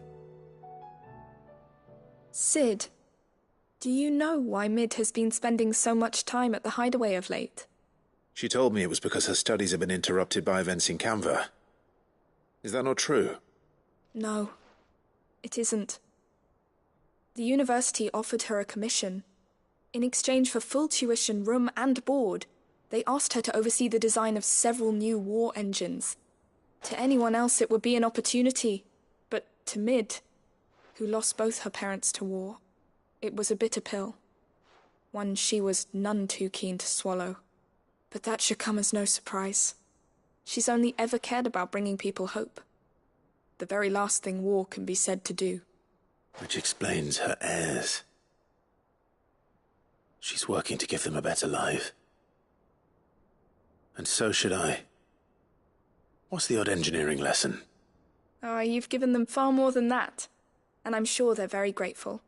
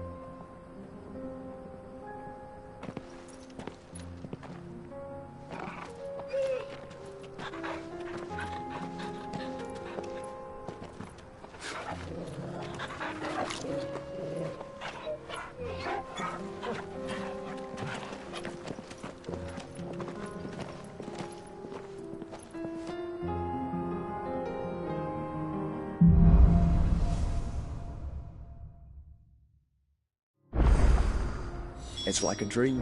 The four of us out walking like we used to. Enjoying this, are you? Gav and the others could be in danger as we speak. You're right. Yote is a fine scout. If Campbell was attacked, she will already have begun gathering. Cable isn't far. We can pick up the pace.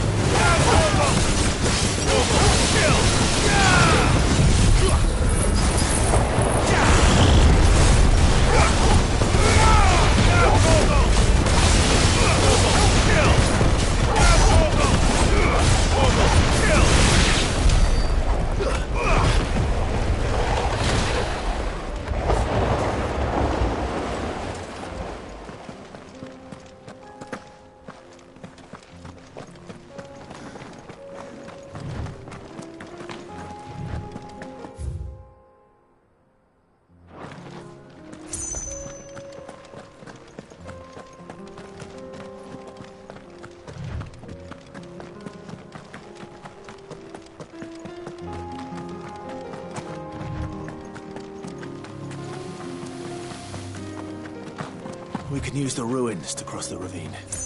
Assuming they would allow it. The echoes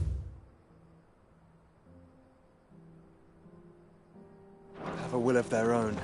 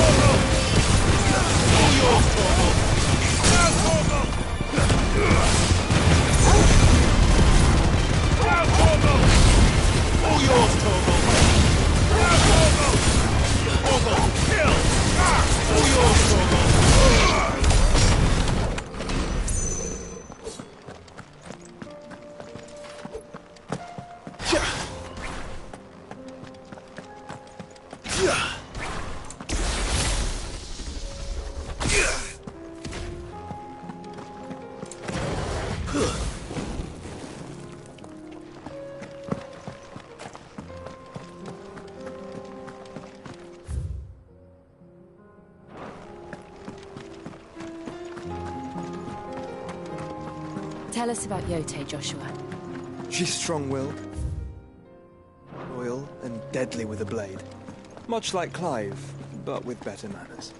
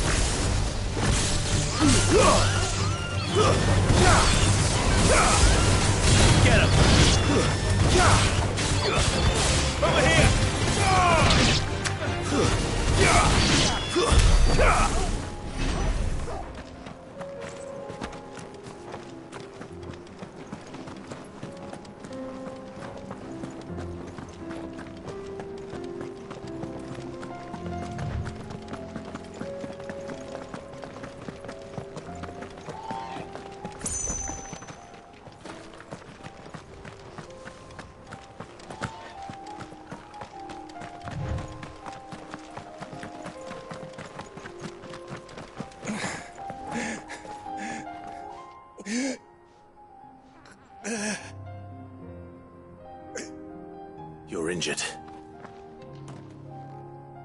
What happened here? Where are your comrades? Ether flood up ahead. It swallowed our camp while we slept. My own men did this. Turned every last one of them. There's a village not far from here. Tabor. The people were kind to us.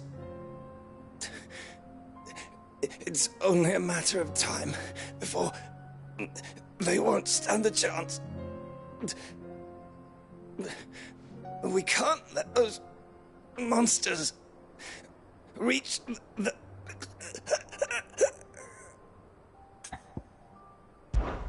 I'll go. You catch your breath. Thank you. Our encampment is up ahead. Just off the track. They must not reach Tabor. Forgive me, Lord Kuka. Rest well, soldier.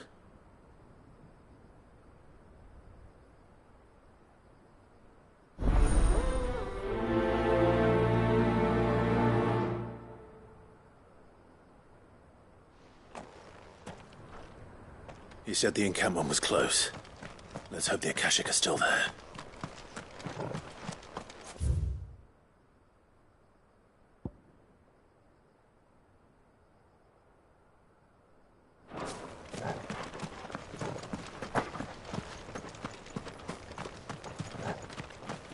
Another ether flood. They're everywhere now. We can't go round it. Then we'll just have to be careful.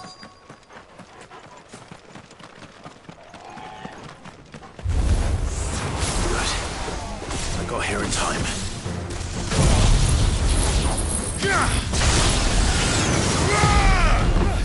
Go for it!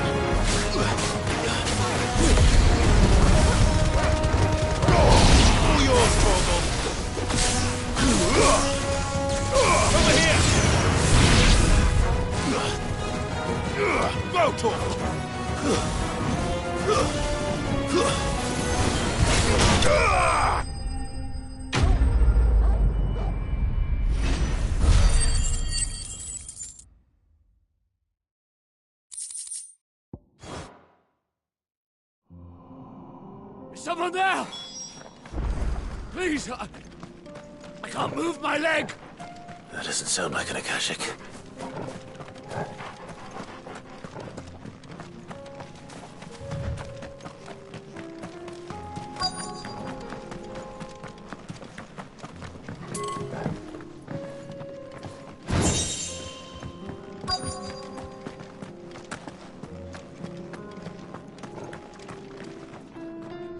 You're with the battalion? I am. I heard the fighting. Are the others? Taken care of. One of your brothers in arms told me what happened and asked for help. Another survivor? Where is he? Tell me. His wounds were too deep.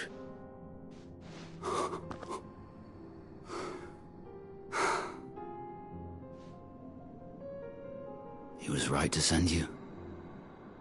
Those things you slew are no longer my brothers. Tabor is safe thanks to you. Here, you've earned it.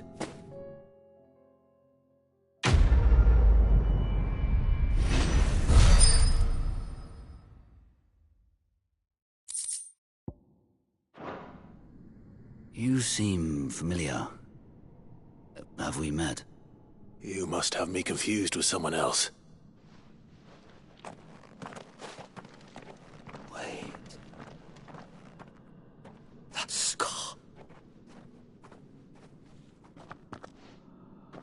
Son of a whore. You're Sid. I was there, in Costness, when you killed my brothers. I was there in Rosalith, when you killed my commander! My war with Hugo Kupka is over. I bear no ill will toward those who followed him. And what of my ill will? Coward! Draw your steel. Lord Kupka shall be avenged!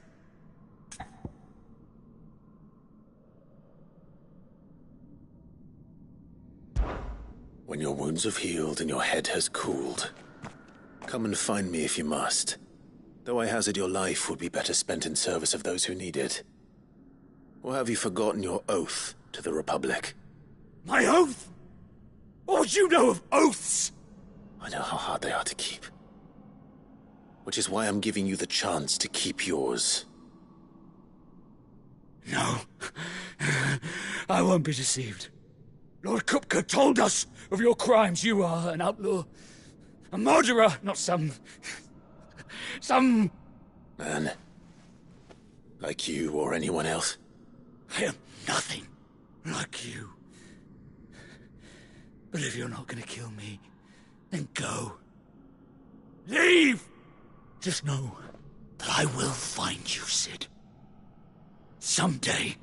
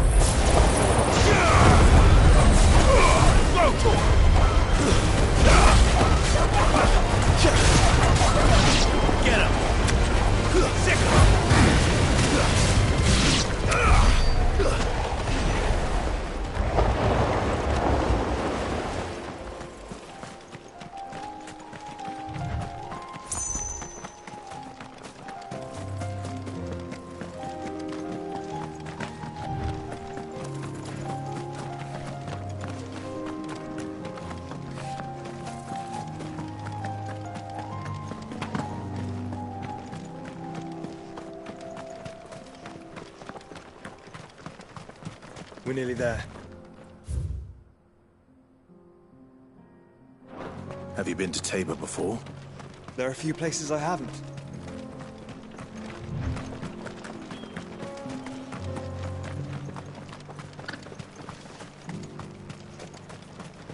Where now, Joshua? There is a residence just inside the city gates. She awaits us within.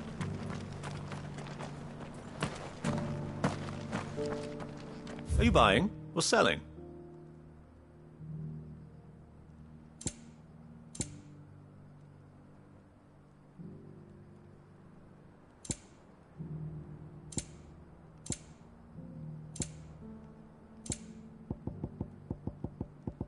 Take care. I feel like I fleshed 100 skins today.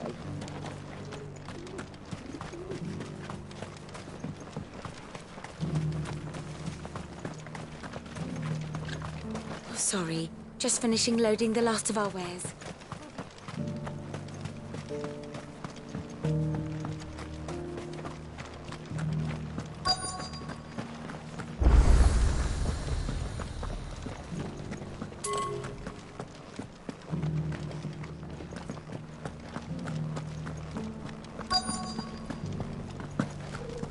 Here's the scraps you're after. Thanks.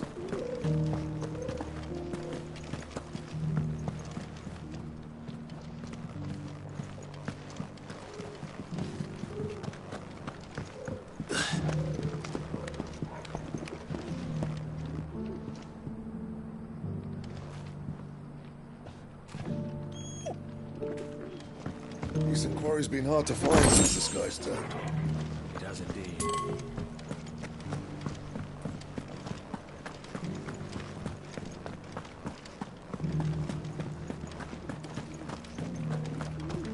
How are those new boots treating you?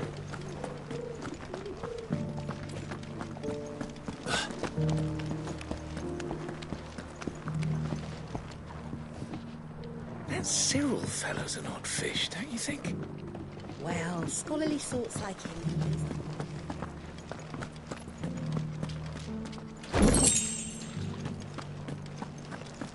Why won't the spider back there? So it's these stones to Canva, and the rest of the boxes to Canva.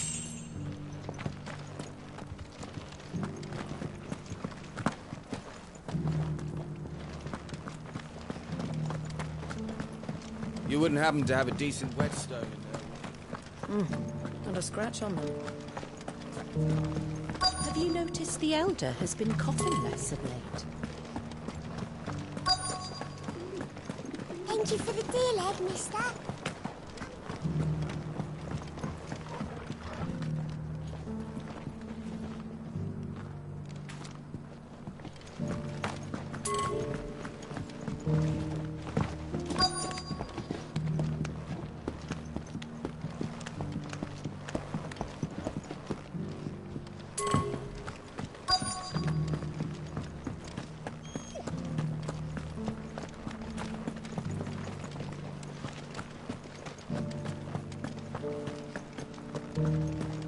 Here's the scraps you're after.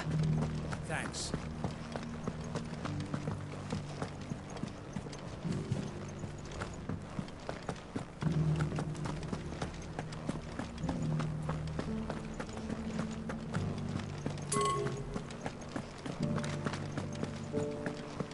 Beneath the flood, yes. And not a stone's throw away.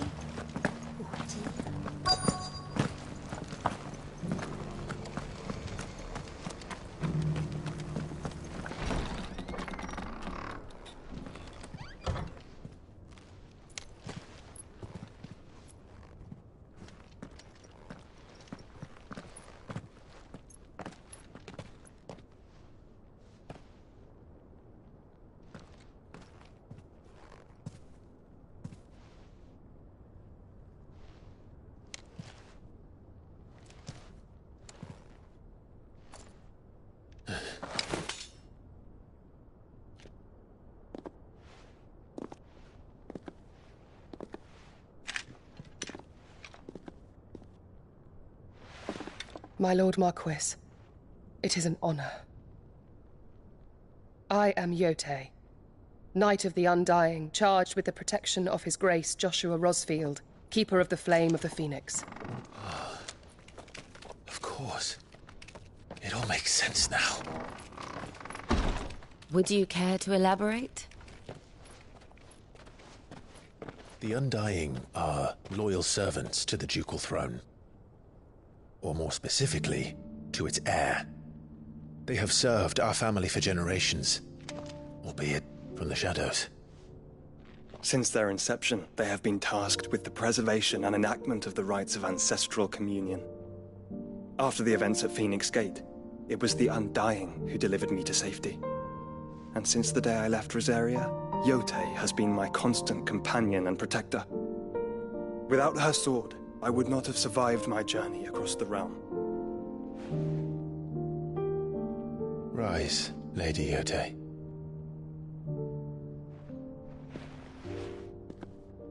You saved my brother. I owe you a debt I can never repay. I but did my duty. Come now. Tell us what you've discovered. Your Grace. It is as you feared. The vessel we spied off the coast of the Crystalline Dominion on the night of her fall. It was the Einherjar. Beyond any doubt. The Black Galleon. Joshua, the Einherjar is the Royalists' flagship. What business would they have in the Dominion? Upon learning of Waloed's involvement in recent events at Drake's Fang, I sensed the malign influence of Ultima, and bid Yote and the Undying look into the matter. We have reason to believe that the Black Galleon weighed anchor shortly after the fighting began, and set a course due south. For Canva. Then it is Waloed knights who besiege the cities. What is left of them? Yes. And the Black Galleon sails at but one man's behest. Barnabas Tharm.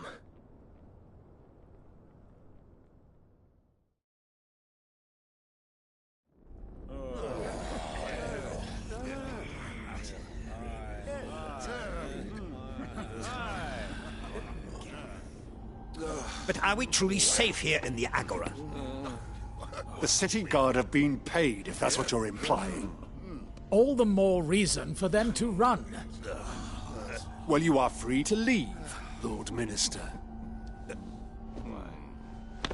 Markets abandoned, warehouses aflame, blackened hulls choking every port in the capital. Canva is ruined. The realm teeters on the brink of chaos, and all you can think about is commerce! Forgive us! We were not aware Dhalmekia now subsisted on charity! How dare you!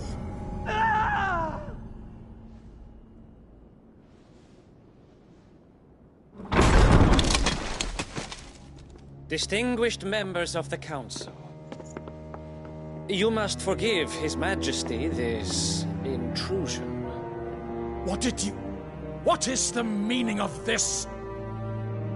A trifle crowded, but I fear it will have to serve, my liege.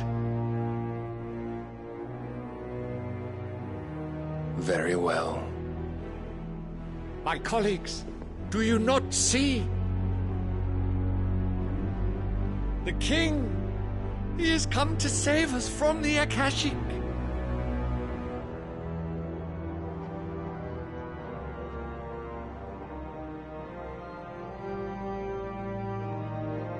He is a gift from the heavens, divine intervention, our very salvation. And of course, if it is compensation he requires, we would be most willing to negotiate a fair price for services rendered. Fools! Your ignorance unbecomes you.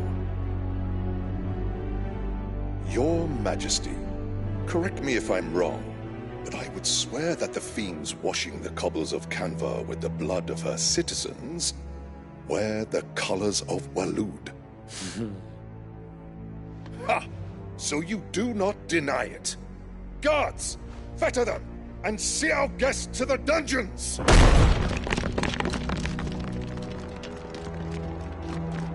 Enough.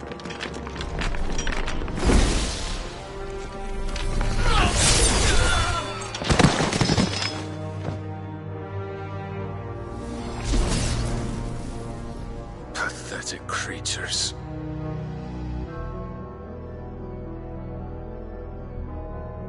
That you should imagine yourselves worthy of salvation. The girl is still here, somewhere in the city. Her consciousness fair dripping with her late father's hubris. A consciousness to which Mythos is inextricably bound and inexorably drawn. See that he is made welcome. Yes, Your Majesty. Come, Mythos. Surely the prince's light cannot have sated you.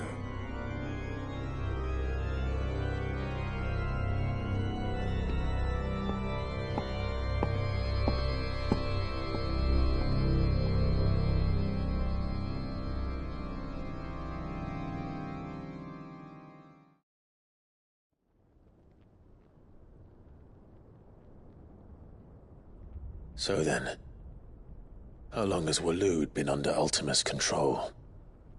How long indeed? Based on what we know of Barnabas's actions, I would guess some few years, mayhap more. But to what end? What does Ultima want? The tapestry. Show them.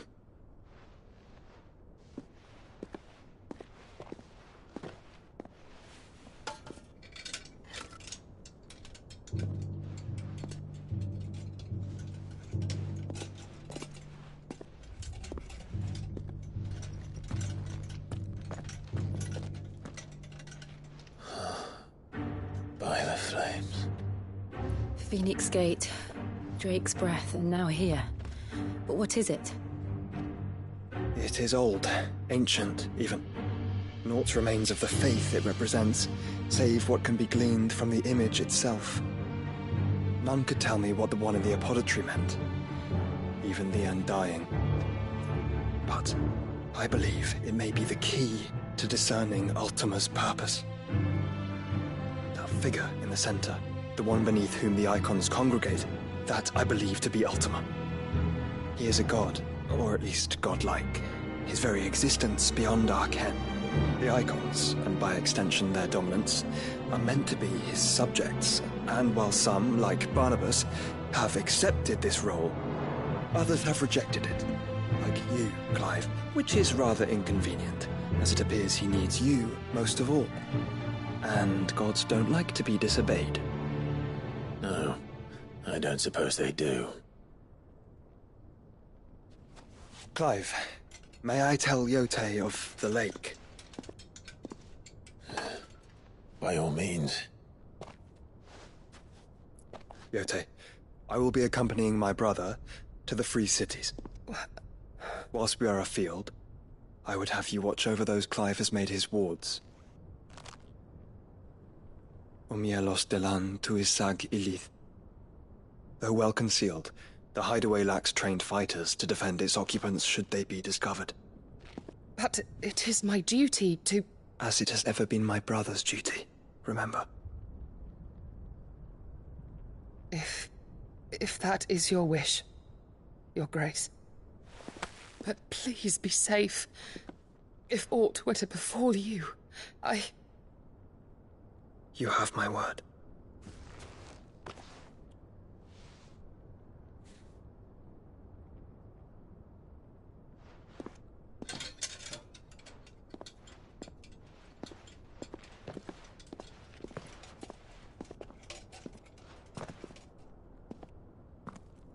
Farewell, my lord, my lady. We are in your debt, Yote.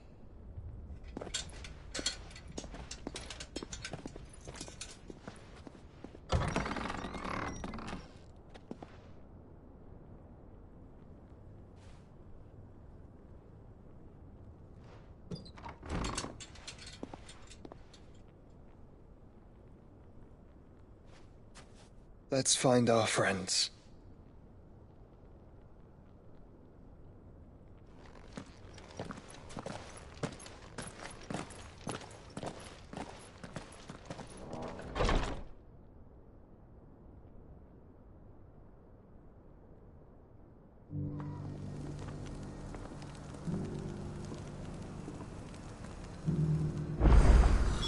It's plain she cares for you very deeply. And I her, which is why I had to let her go.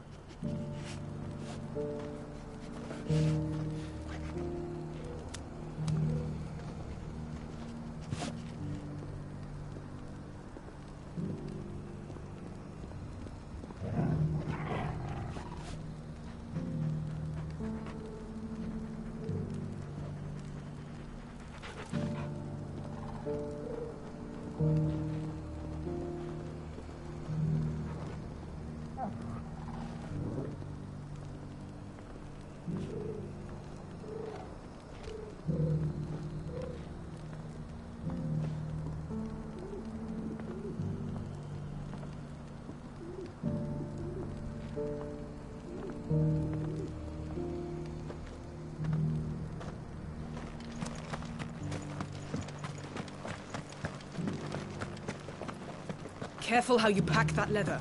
Any creases or scratches. Finally. No one was paying me the slightest heed. Is something wrong? At the university, the students would hang on my every word. Sadly, this far from home, I'm just a vagrant greybeard. The university? You're a scholar. A specialist in ancient cultures. The most accomplished in all Valisthea, some have said. Not that I look the part in these tattered rags. In my heyday, no obstacle could have kept me from my studies.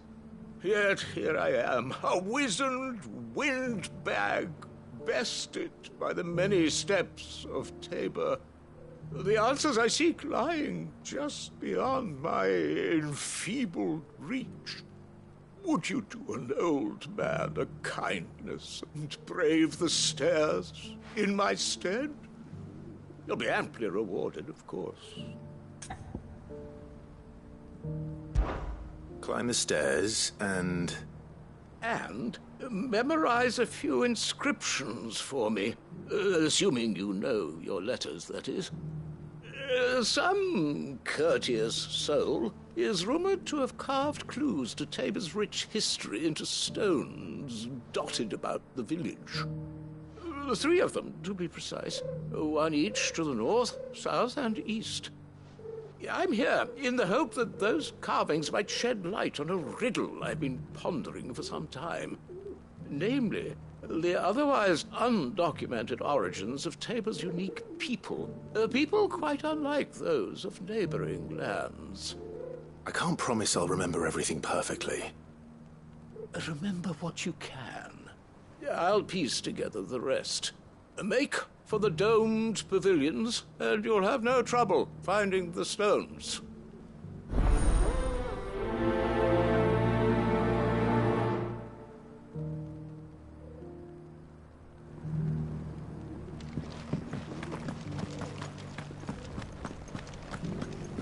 Careful how you pack that leather. Any creases or scratches. Opportunity beckons. Who among you is bold? Is that blade for hire, perchance? Because I have a mind to make a killing. Figuratively, I hope. Well, yes and no. A passing caravan carried with it a rumor most fortuitous for one in my trade, that an elder Dread Evis had been sighted in the fields of Corava. Dread Evis are aggressive beasts. Compelled as they are to acts of violence, few survive to maturity, but those that do develop a hide of phenomenal value.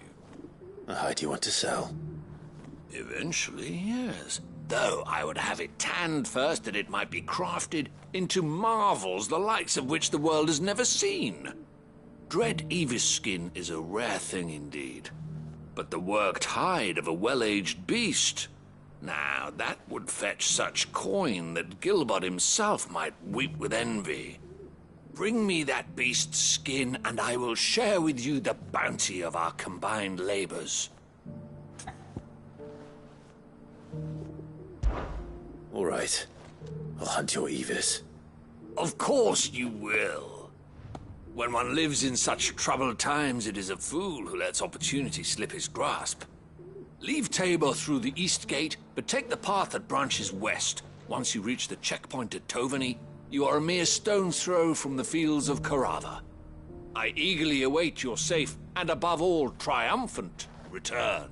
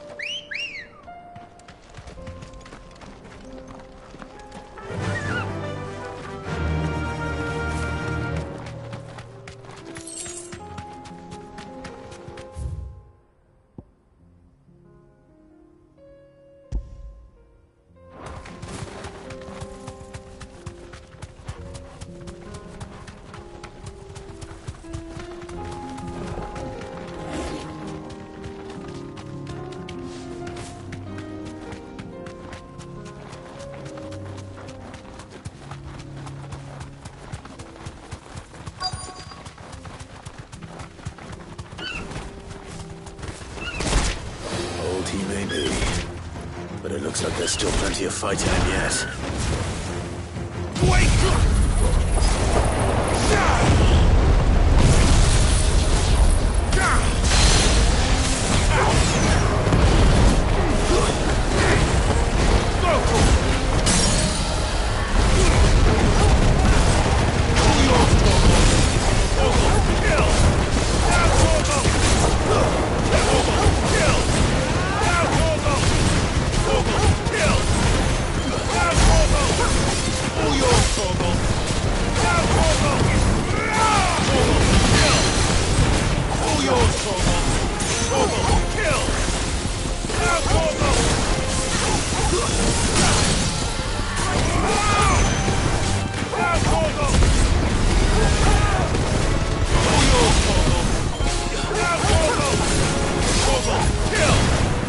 Farewell.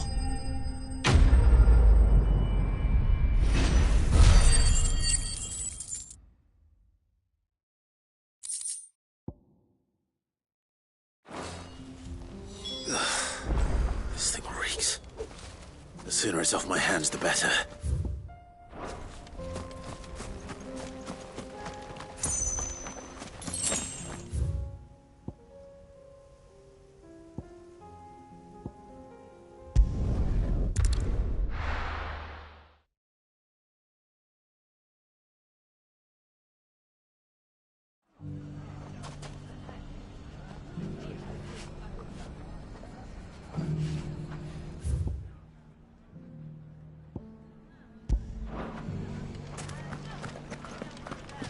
The bandits may be no more, but look what they've left us.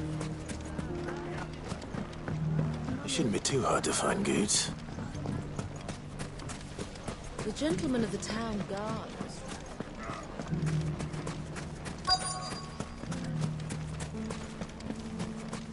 Could be I know something more. Clive, listen! I found someone who says he's heard the rumours about Nan. Have you? Go on. Tell him what you told me. All right. It's like I said. A wizened old crone by the name of Karen's been selling steel to whoever will pay her price, be they knight or knave. Says the more swords and spears she puts in people's hands, the more war they'll wage. And the more war being waged, the more call for swords and spears. And who will they all turn to keep them in steel? Why, the good Reaper herself. And you've seen this Reaper at work? Aye, it just so happens I have. You'll find her right here plying her trade most days. Here in Delamil? Where exactly? She has a stall here in the market, but if you're not the patient type, you can probably find her at her storehouse on the edge of town. But it'd be a bolder man than me that braved that particular nest of vipers. Feeling bold, traveler? I hope so, for your sake. Now, if that's all, I have places to be. Sorry to have kept you. You don't think Nan's the Reaper, do you? Not unless she's discovered the secret of how to be in two places at once. Eh? What do you mean? Lady Karen hasn't left the hideaway in weeks. So who has been running this stall he spoke of? Good question. I'll go and have a look. And I'll visit this storehouse on the edge of town. All right, but be careful, Clive. You too, Goots.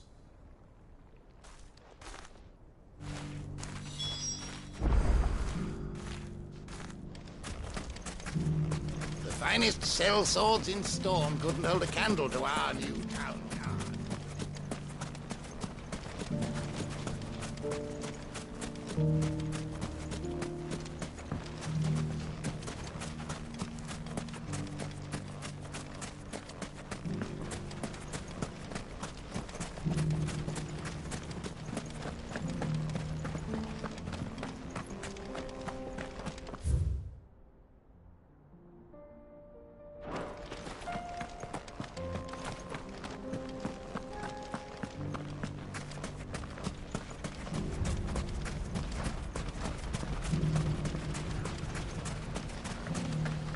The gentleman of the town guard.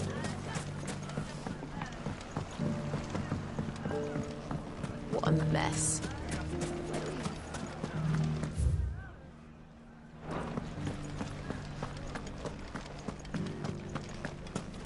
You fought very bravely. The safety of the town is in our hands.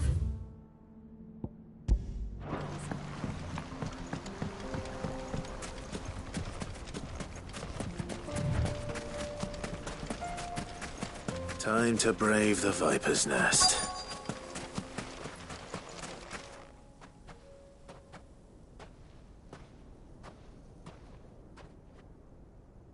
Just you, is it? Thought I might have laid it on a bit thick. It was a fairly unconvincing tale. So, what now?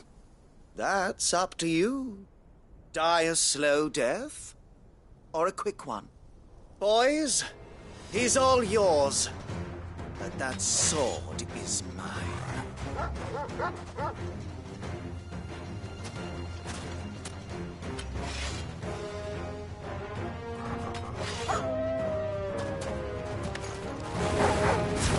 Leave now, and we can pretend this didn't happen.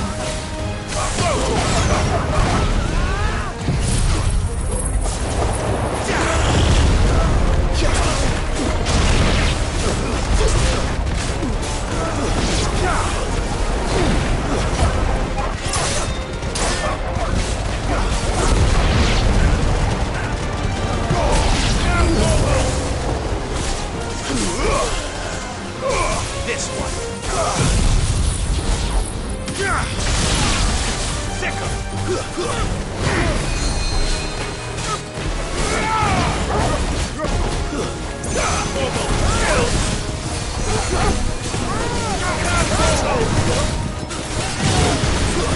All yours, Torgal.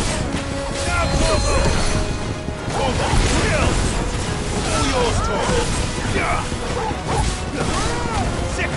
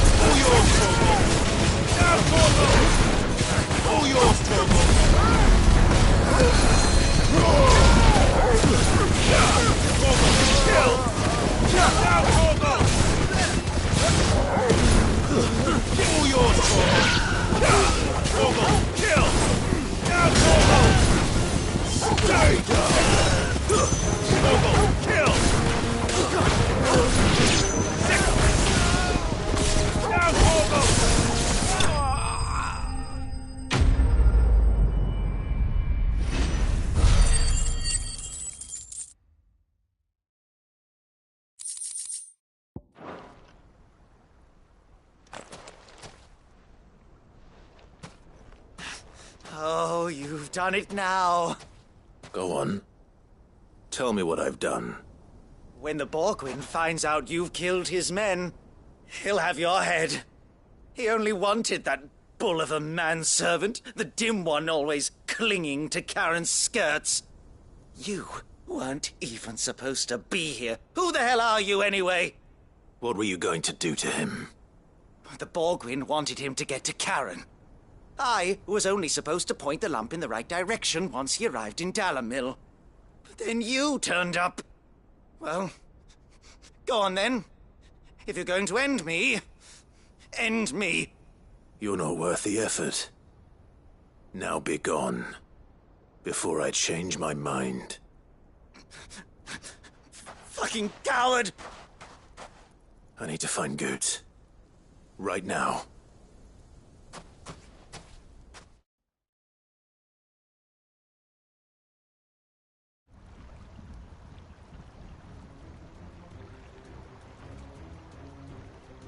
Get your filthy paws off me, you naughty-pated lout! Stop calling me names! And stop spreading them horrible lies about Nan! Well, that will be easy enough. For they are not lies. Every last word is true. And she must pay for her crimes in blood. Blood? Goot, are you all right? He's gonna kill Nan! He said she had to pay in blood! After what she did, it is only right. She ruined my life and the lives of countless others.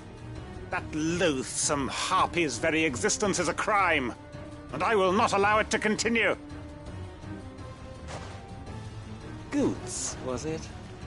I have no quarrel with you. Only with your employer. Run along now. You need not pay for her sins. No. No? I don't care what she did. I won't let you hurt Nan. Promise me you won't hurt her, or I'll kill you myself!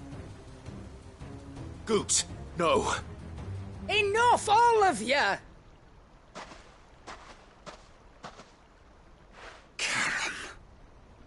But how did you? You're a sight less clever than you think you are, the pair of you. Did you think I wouldn't notice the two of you slinking off together? Well, the whole thing got me thinking, who in Dalamil might bear me a grudge?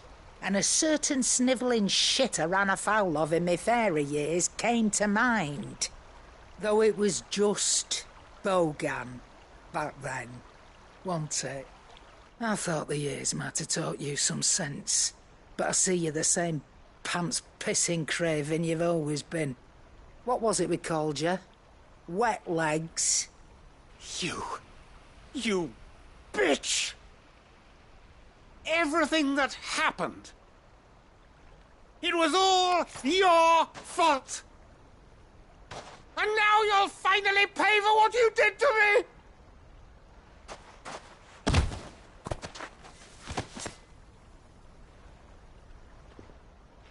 Goots, you...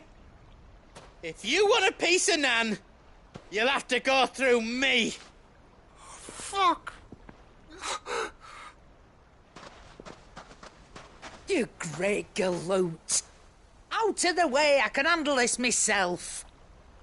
So, wet legs, you remember what you told me when we last met? An eye for an eye. Wise words, Sam. Wise words. And now, it's time to collect.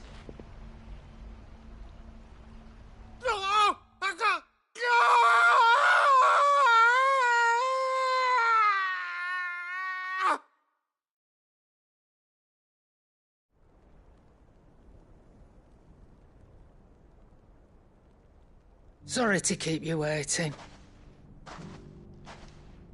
Is he... Dead? No. But I reckon he wishes he was. It ain't easy going through life one eye short of a pair. After all, I should know. You don't mean... Oh, don't tell me you didn't notice. Lost it to old Wet Legs back when we were working the same routes. Said I'd stolen from his strongbox. I'd done nothing of the sort, mind. But that didn't stop him taking his little revenge. So I took some of my own. Sorry, lost everything. His coin, his clients. Always knew he'd be back one day to claim his due. But he crossed a line dragging poor Goots into this. He didn't hurt you, did he? No, Nan. Still got all my arms, see? Legs too. But what if he comes back again? What if he does? First we take the other eye, then we work our way down. He'll learn his lesson soon enough. But something tells me the Wet Legs has learned it already. Right. Let's get you back to the hideaway. You've attracted quite enough attention already. Ta-ra, Clive. Remind me never to cross you, Karen.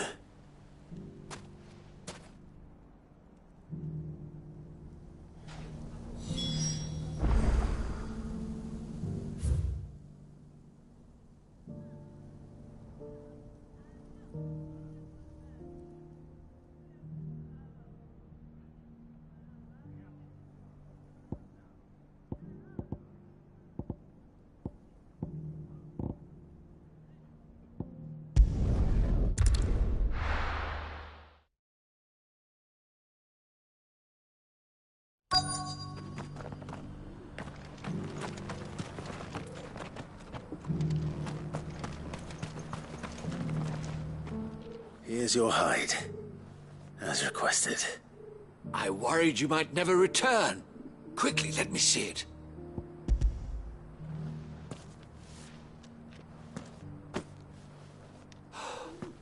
Oh, as supple as a maiden's cheek, yet as adamant as her virtue. This is everything I had hoped for, and more. Clearly, my trust in you was not misplaced. You must be a hunter of considerable talent to have bested the beast with nary a scratch. Join me as my honored partner. With my means and your might, we shall be as wealthy as the merchant kings of Zemeckis. I don't plan on making a habit of this. I'm busy enough as it is. Very well. Though I believe fate had a hand in our meeting, it would be unbecoming of me to beg. Do not allow me to keep you from being about your business. Here, for the hide.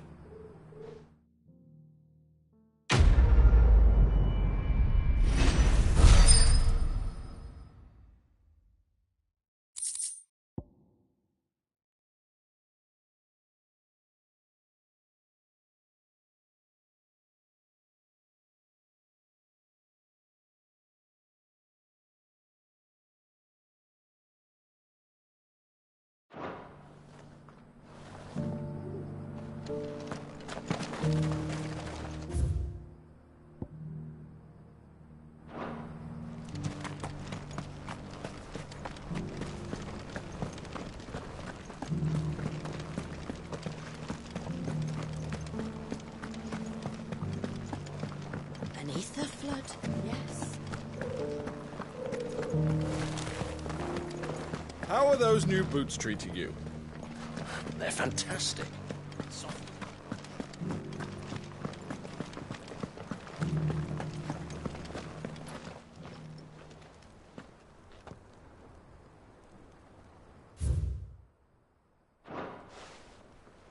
Farmers must have settled here in Tabor.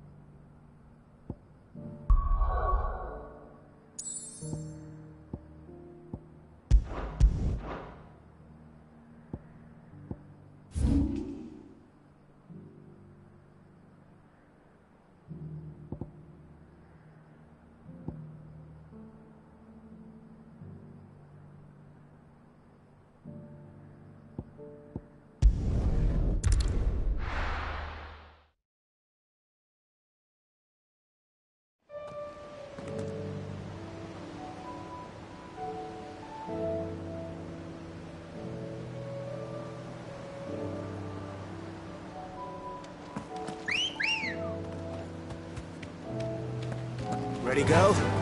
Fly, Ambrosia.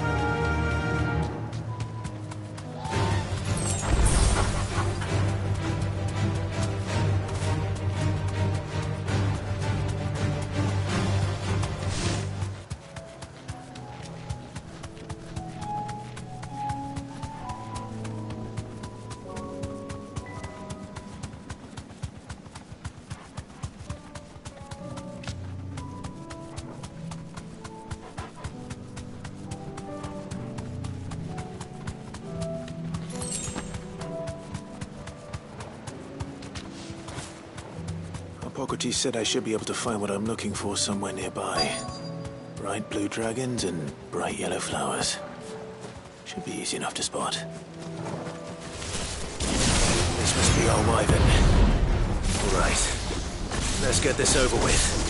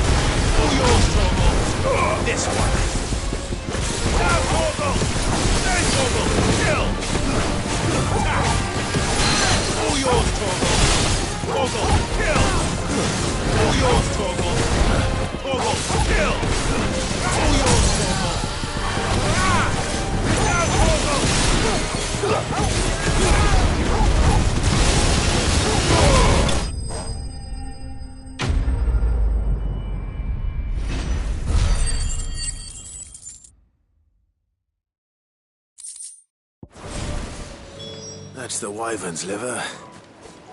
Now I just need to find the herbs. Bright yellow with a heady scent.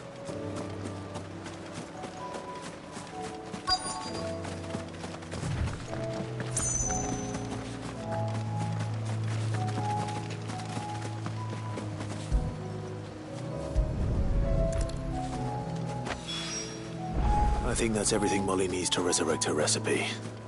Better head back.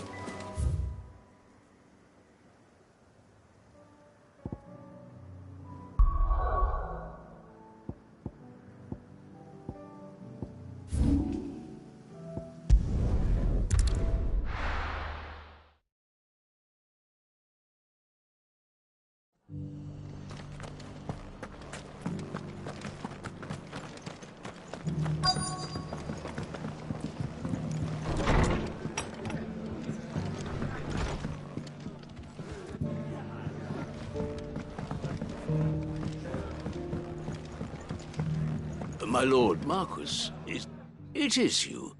Then you received my letter. I am Sebastian Rutherford, chief steward of your lord uncle's estate. Of course. We met once before. Yes, my lord. Thank you for coming. And what was so sensitive that you couldn't put it in writing? 1,000 apologies, my lord. I did not mean to offend. I merely... It's all right. Continue. I am here at Martha's Rest, at the behest of your lord uncle, tasked with learning what I am able of the realm's current state of affairs. And what I have learned is grim. The fall of the Mother Crystals has left Storm in a state of utter disarray. The subsequent darkening of the heavens has only made things worse. Akashic attacks, once unthinkable, are now commonplace. The gears of governance have ground to a halt, and without a steady hand on the tiller, the realm threatens to drift into utter chaos. Your lord uncle, however, believes there is a way to avoid this fate, and is determined to see it set in motion. That sounds like quite the undertaking. It is. Hence my having enlisted the aid of several colleagues serving the 7 high houses. Alas... Alas? I have lost contact with 2 of those colleagues already. are both able-bodied and trained in the sword, yet in these dark times even that may not prove sufficient to keep a man safe on the road. So you want me to find them? I'll need to know where they went. One I sent to investigate the Republic, the other the old Imperial capital of Oriflamme. That doesn't exactly narrow it down. I suppose I'll start in Dalimil and work my way east. Thank you, my lord. I shall pray for your success and safety.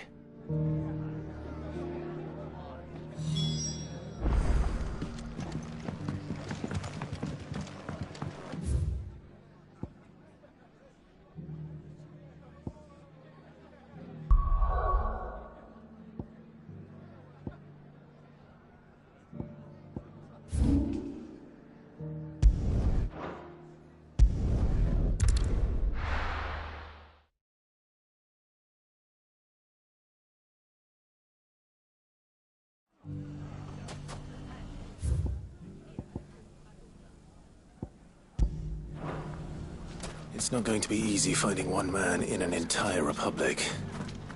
Let's hope someone here's seen something.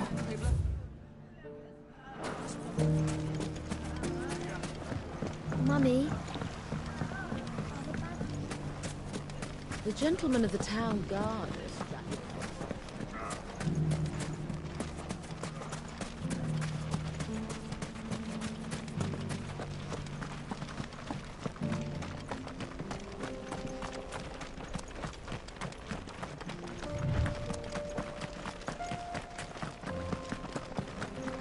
Someone's got himself in trouble.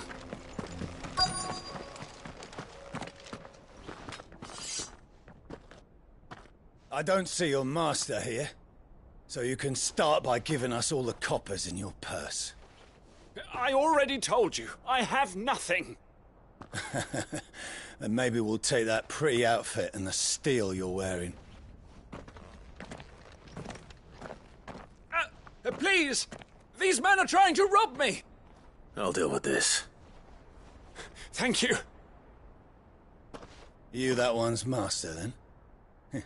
If you'd kindly pay the coin he owes us, we can pretend you didn't draw your blade on Republican soldiers. Or you can go back to your garrison and I won't report you to your captain. Oh, you're more than welcome to. He hasn't had many visitors since we slit his throat.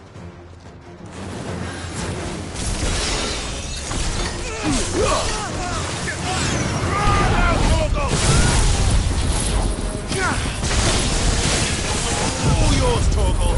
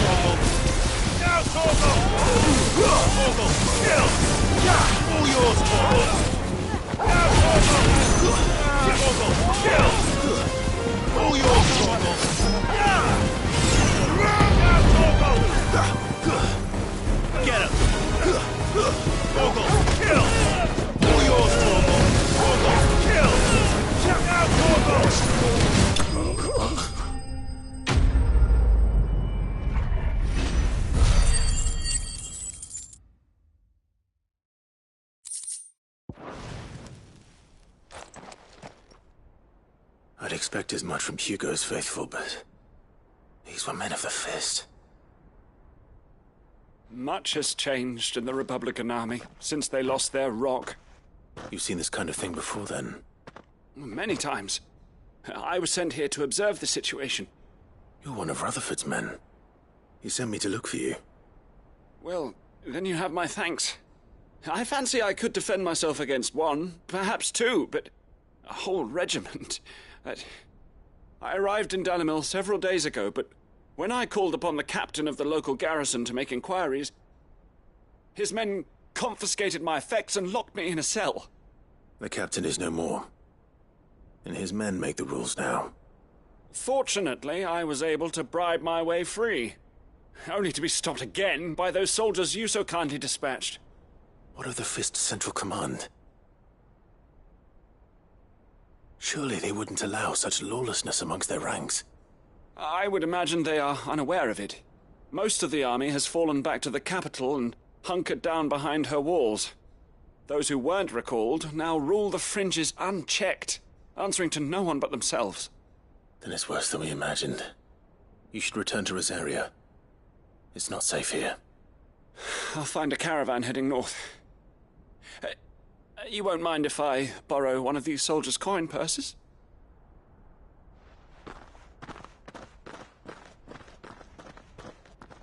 Not at all. Now, to find this second associate of Rutherford's. If he was bound for Oriflamme, I'll start at Northreach and see if I can pick up his trail.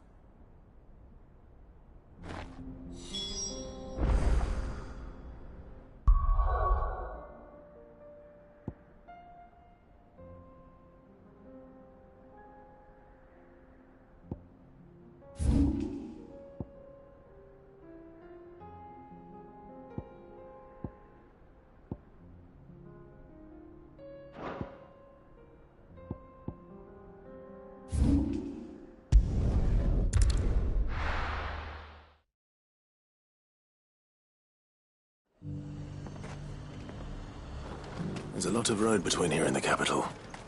Rutherford's man could be anywhere.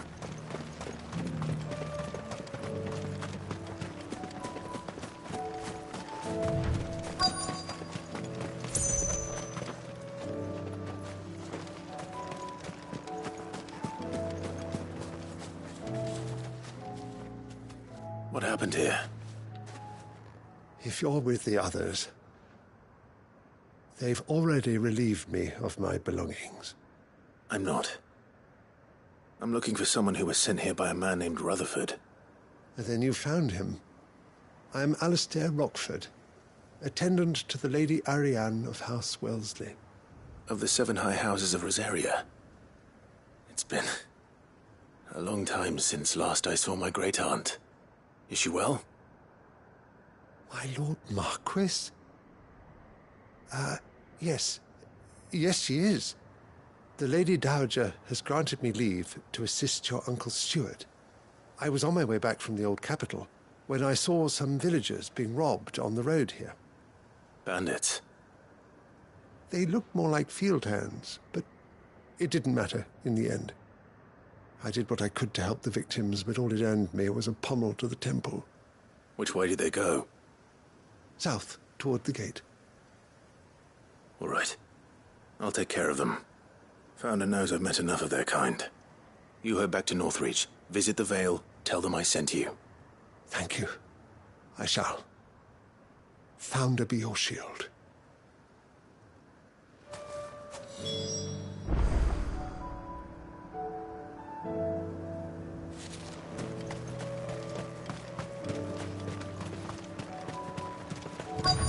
They just couldn't resist, could they?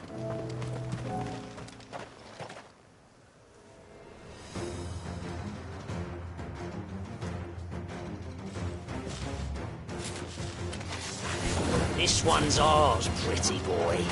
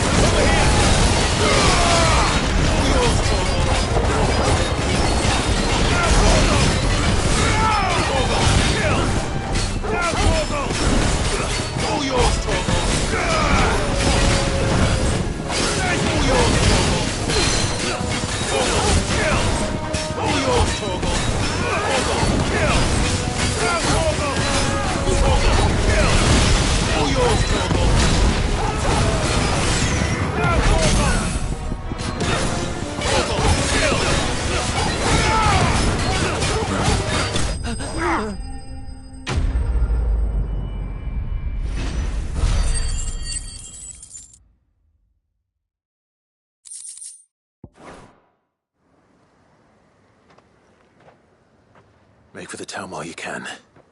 There may be more bandits nearby. You don't need to tell me twice. Many thanks, traveler. This looks to be all of them. I thought I told you to make for the Vale. And stand by as ill might befall the heir to the ducal throne. It's just Clive, and I'm fine. Which is more than can be said for you. I will survive. Strange that the garrison wouldn't intervene in such a brazen attack so close to their gates. The garrison have their hands full inside the city. Some days they don't even send out patrols. There are few hands left to work the fields, and even fewer to transport the grain. The market stalls are nearly bare, and the price for what remains is exorbitant. It's not uncommon to see a fight break out over a crust of bread. When I said the ones who attacked me didn't have the look of bandits, I meant it. They were probably just desperate. Rockford, listen to me. If you are to continue your investigation, you first need to seek the attention of a healer. Of course. I shall return to Northreach right away. But allow me to thank you first. Had you not happened along, Don't thank me. Thank Rutherford. It was he who sent me. I suppose he'll be wondering where I've got to. I shall send a Bastolus as soon as I'm able. Good day.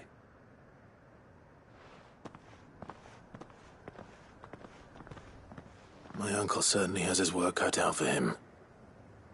If it isn't already too late.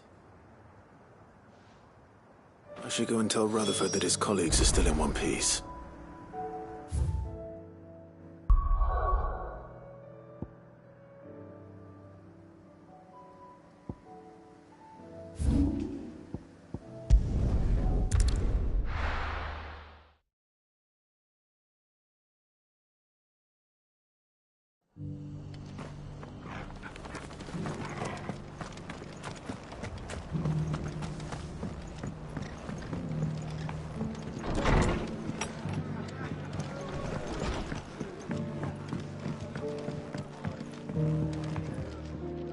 I see you're still here.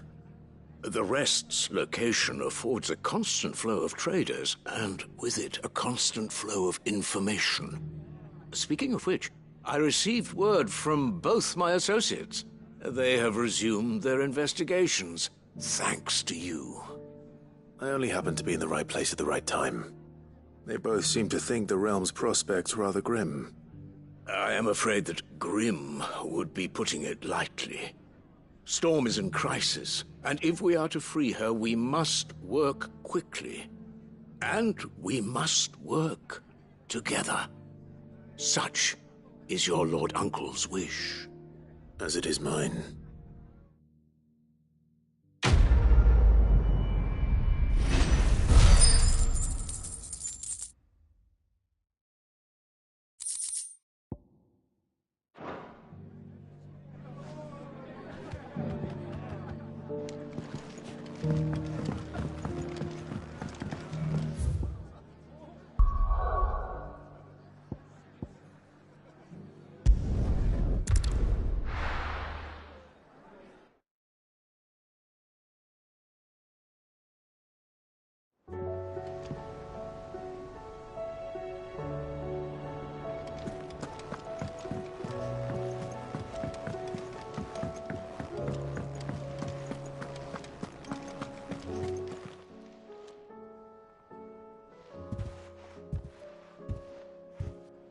Nothing like a dish of cold vengeance to foul the gut. I'm sorry, Nan. I didn't mean to make things worse. I just thought I had to protect you. Like you've protected me. Aye, well, someone had to. Your parents certainly didn't give a whit for your well-being. Reckon the both of us would be worse off if I'd not taken you on. You've always been me right eye, Goots. And I'd have you stay that way. So don't you dare go looking for trouble again. Well, I will. If you ever need help, I'll do it again and again, and you can't stop me. Why, you big lump. Fine. play the hero if it makes you happy. Thanks, Nan.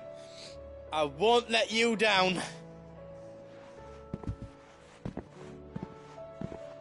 There's nothing he wouldn't do for you. That's as maybe. But if he's ever to make his own way in life, he'll need to start looking out for himself as well. Till then, he'll need people to watch his back, just like you did in Dalamil. Don't think I didn't appreciate that. Of course. His family. Stop it. You make me one good eye, mister. I don't go thinking that'll do you any favours. A potion today'll cost you the same as it did yesterday.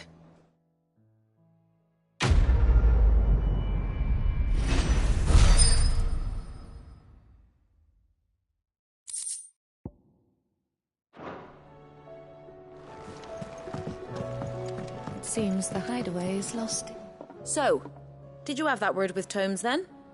I did, and he was as helpful as ever. He told me exactly where to look, in fact.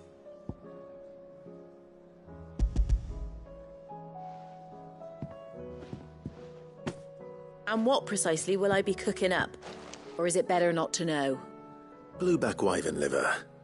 And, a herb known as Saint's Bonnet. Ah, wyvern livers, was it?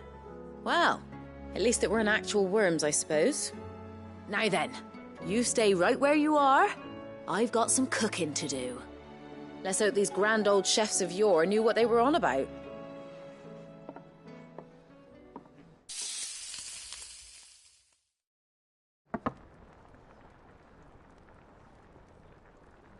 And here we have it. Fried mortress of skyworm. Ivan's offered to make sure it's fit for consumption. Well, I say offered. He as good as begged. And rightly so. Is there any higher honour than partaking in a slice of culinary history?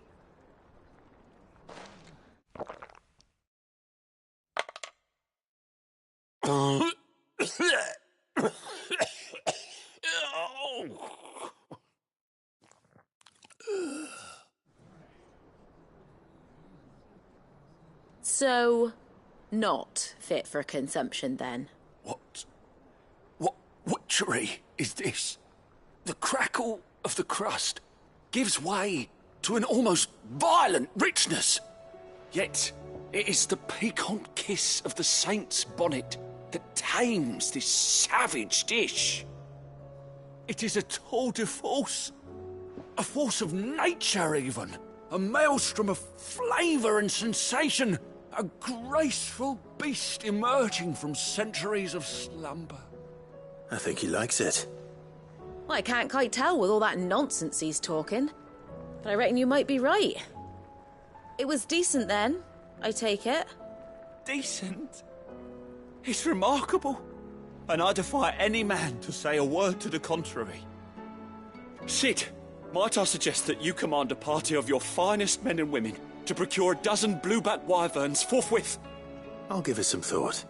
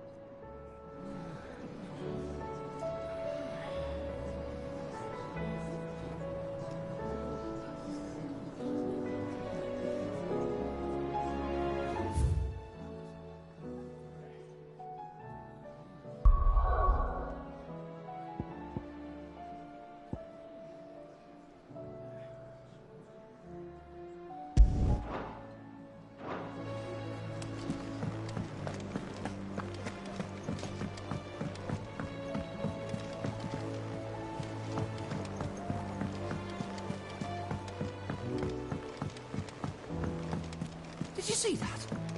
Tell me you see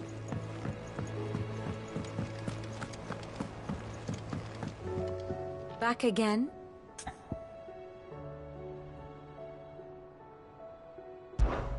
Allow me to educate you.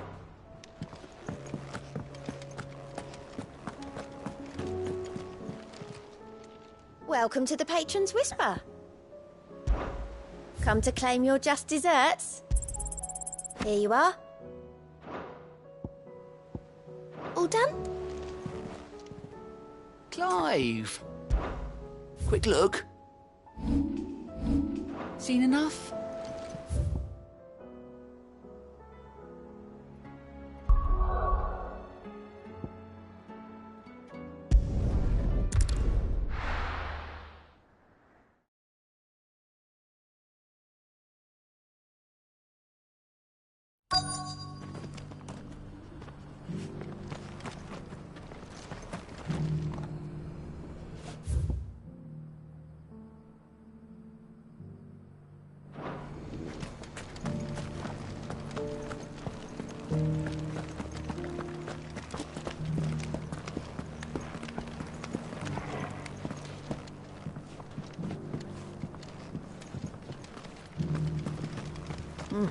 Not a scratch on them.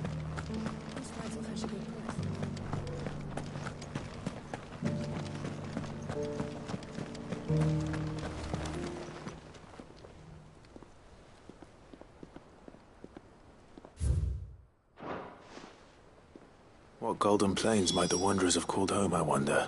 Thank you for the deal, Agnes.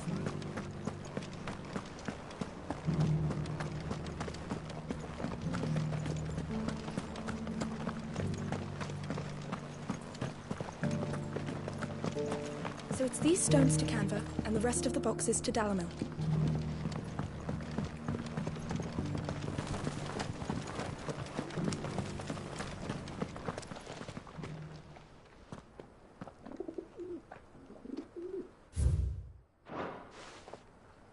No history would be complete without mention of the mother crystals.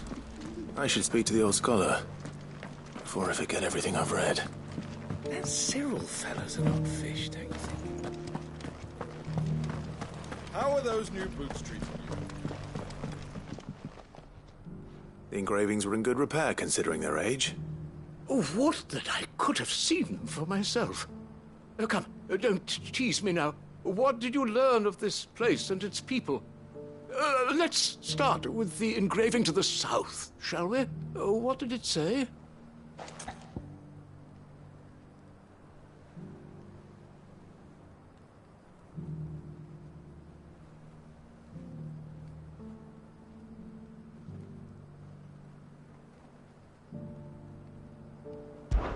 Guardians of the Crystal, the first stones of Tabor, sacred hold thy noble blood, till ends the mother's labor. I'm pretty sure that was it. Fascinating. It would seem the founders of this city were descendants of those fallen charged with protecting the mother crystals. But whatever could have driven the Guardians so far from their sacred charges, I wonder? The engraving to the north is next, I think.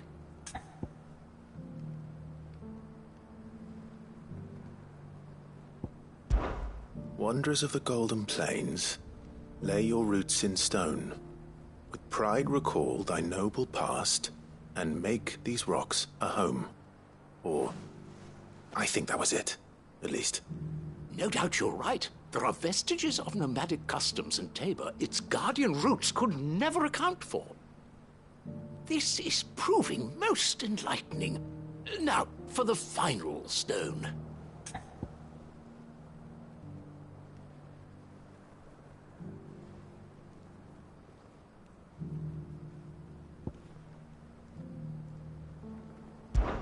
Children of the hunters, now tillers of the land, reap her promised blessing and give praise her gracious hand. That's all three. And so, we add primitive farmers to Tabor's founding peoples, the final piece of the puzzle. 3 engravings, one for each of the 3 peoples to have settled Tabor in ancient times. Guardians of the Mother Crystal, wanderers from across the plains, and last but certainly not least, hunters turned farmers. Little wonder it was so difficult to trace the roots of Tabor's culture. Those roots reach down through 3 distinct traditions. Nonetheless, one cannot help but wonder why this fact is not better known among scholars, given that the stones stand here for all to see. Too many stairs, perhaps. Ha! Too many by far. Here, and thank you.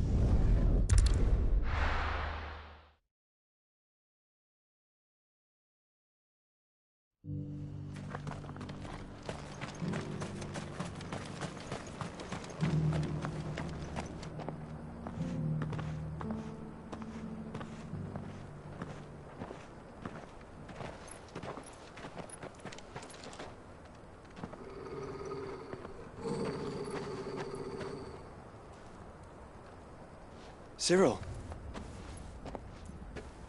How fares the search? Well, Your Grace, my report shall be with you ere long. Ah, yes. Yotei is otherwise engaged, at my behest. And the duty of wardenship? Fulfilled. For as you see, I've been reunited with my first shield. I am Cyril, Knight of the Undying and bearer of the Burning Quill, charged with chronicling the mortal deeds of His Grace, Joshua Rosfield, keeper of the Flame of the Phoenix and rightful Archduke of Rosaria. I entrusted Cyril here with overseeing the investigation into Ultima's origins. Findings from his brothers and sisters afield are delivered here to be collated and catalogued. Just how many Undying are there? Not nearly enough, milady. Yet we are glad to give our all in service to the Phoenix. Such is, and has ever been, our creed. I see. You have your associates, I have mine. But you may now think of them as ours. That won't be a problem, will it? The Phoenix is our sun, and we but the shadows that quicken in his radiance. It is from the darkness that we serve, both him and now you.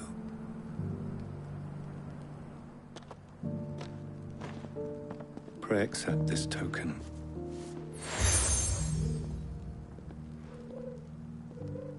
For as long as you bear it, members of our order will reveal themselves unto you, if there is nothing further. No. You are dismissed. Your Grace.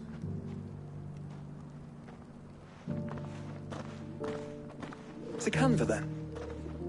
We'll talk about this later. Cyril seemed very, You certainly keep strange bedfellows, Joshua.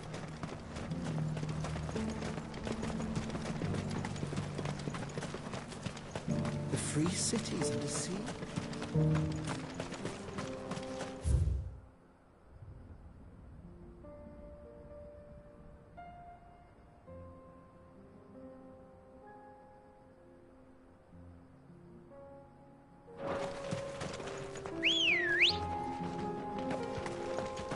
Ready, go? Yeah! Are you sure this is the right way, brother?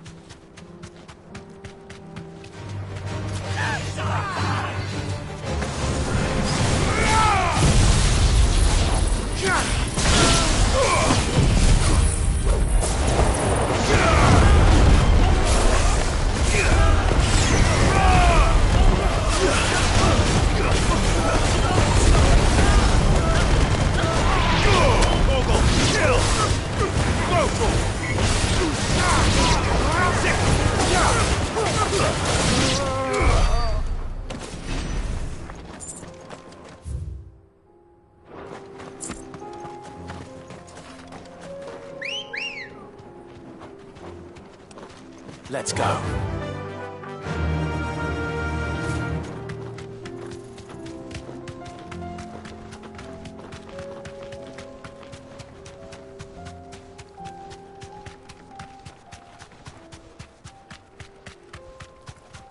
Caution, brother. All right.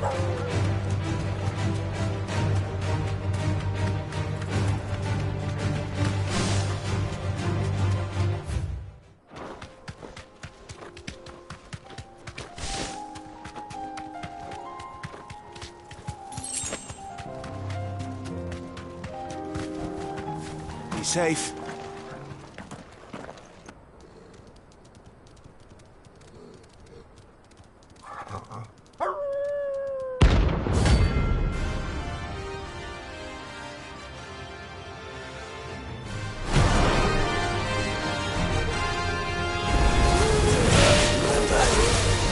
You're on my side, Toro.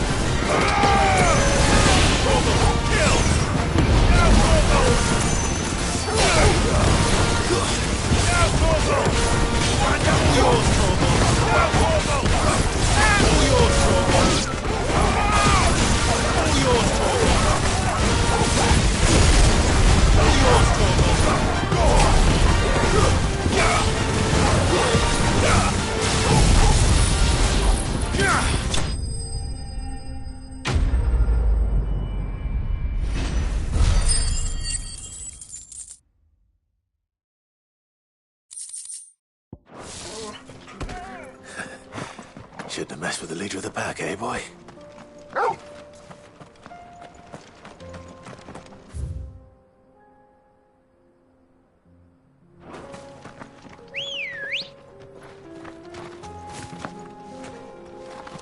Come on. Fly, Ambrosia.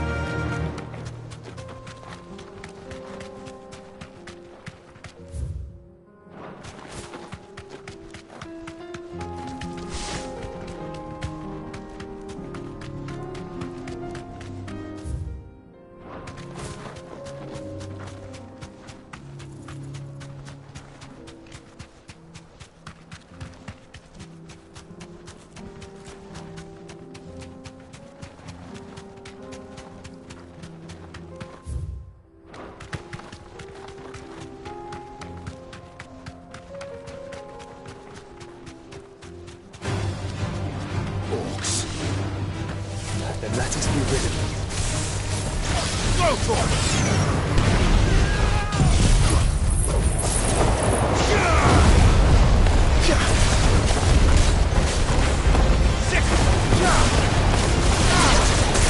Over here! Go for it! This one!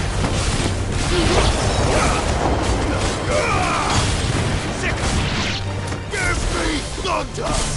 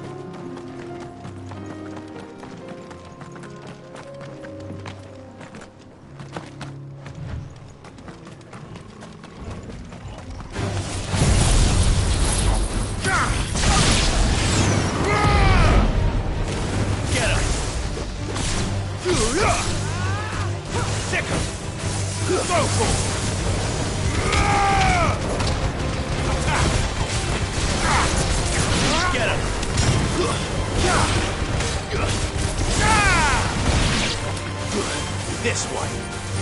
Attack!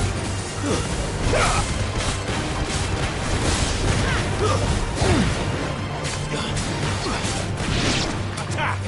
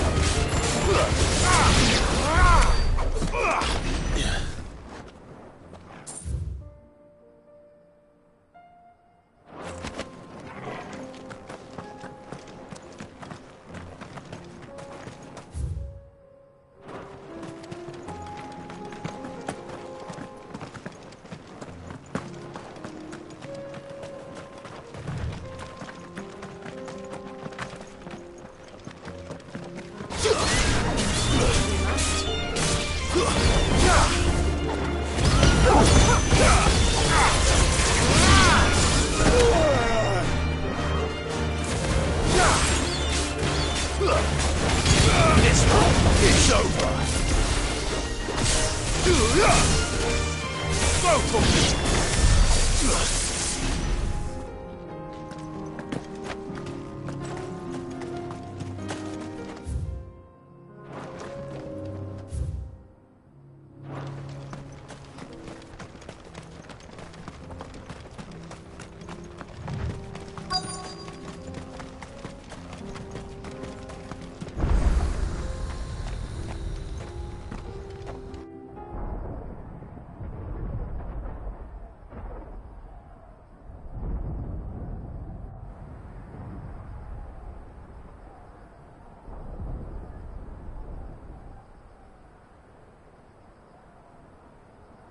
The free men are still holding their own, then.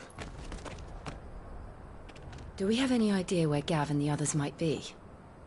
There's a warehouse near the docks where we agreed to meet if there was any trouble. We should hurry.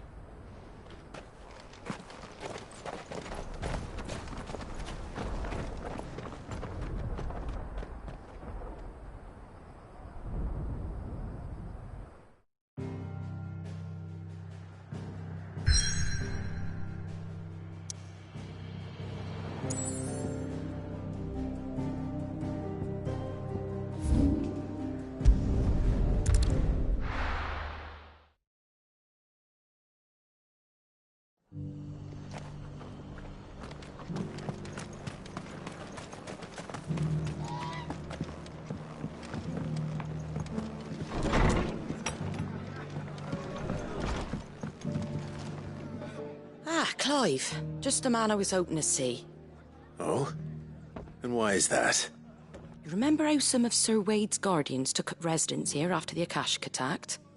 Well, now the rest have come to join him. Seems their barracks in the Lazarus have been lost to an ether flood. Now, I don't mind having a few more brave boys around to keep them animals at bay. I ain't daft after all. But we ain't got nowhere for 'em to bed down. Poor buggers are having to make do with haylofts and chocobo pens. I'd build 'em a new barracks here if I could. But where would I put 'em? There just ain't enough room up here on the rock. Which leaves us in a bit of a pickle. The people we're counting on to keep us safe are living like beggars. I see. And it isn't just that lot. There's bears to think about too. There's been more and more of them turning up lately, coming from all over looking for safe haven. But there's only so many we can shelter with the room we've got. We can't keep cramming more and more people into less and less space. What we need is a new home for our new arrivals. And that's what I was hoping you might help me with. If it ain't too much of a burden, of course. It's no burden. Thank you, Clive. So, where were you thinking of making this new home? Well, I reckon we could do a lot worse than Eastpool. Eastpool. It's been a long time since I thought about that place. It was a tragedy, what happened. And if any of us could have done anything to stop it, we would have. But what's done is done. And those who lived there wouldn't have wanted the village they loved to be left in ruins. I suppose you're right. The blight might be pressing in, but I reckon it's got a good few years left in it yet. There's just one problem. A band of cutthroats have made it their den, and they don't seem like they'll be moving on in a hurry. Nasty bastards they are too. I've lost some good men to their raids. Would have sent someone to clear 'em out sooner if my boys didn't already have their hands full fending off the Akashic. But now we've got a few more guardians of the flame to call on. I reckon it's time we made our move. What do you say? Fancy leading a raiding party? I do. Eastpool was once home to people I loved. I won't have bandits sully those memories. I'll gladly drive them out of there. And I know the men will gladly follow you.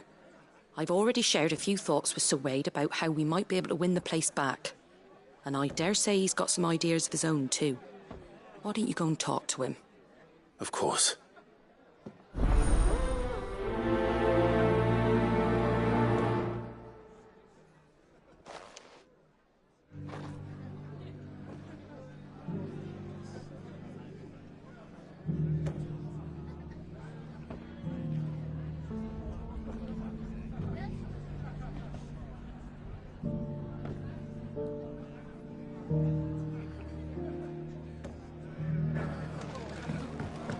Back to Eastpool, then. Not just yet. Let's hear Wade's plan first.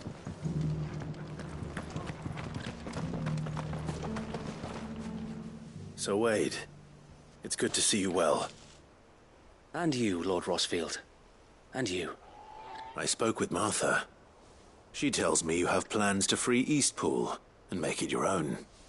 That's right, though it was mostly her idea. I rather fear my men have been treading on her toes somewhat since joining us, not to mention each other's. And then there are the bearers, men and women who found the courage to flee their masters and sought refuge here. We need somewhere to settle them, and I can think of worse places than Eastpool. As can I. Which is why I agreed to help you win it back. That's very kind of you. I'd be most grateful if you would. With you beside us, we shall soon send that rabble of rogues running for the hills. So, what can you tell me? That thankfully there aren't too many of them. Fewer than a dozen at our last count. And rather less, thankfully. The road that leads there will more than likely still be crawling with Akashic. A small force would suffice to clear the village. But if the Akashic were to follow them in, that force could end up trapped between a rock and a very hard place indeed. I'll head into Eastpool and deal with the bandits. You and the Guardians can stay outside the village and fend off any Akashic who come too close. Make sure I'm not taken unawares. I can't ask you to bear all that risk yourself, my lord. The Akashic are the bigger risk. I can handle a few bandits. Well, if you're sure, I shall summon my men at once. Shall I wait for you here? No need, my lord. You go on ahead. We'll be with you before long. All right. I'll meet you at Eastpool then. We shall see you there. And may victory await our coming.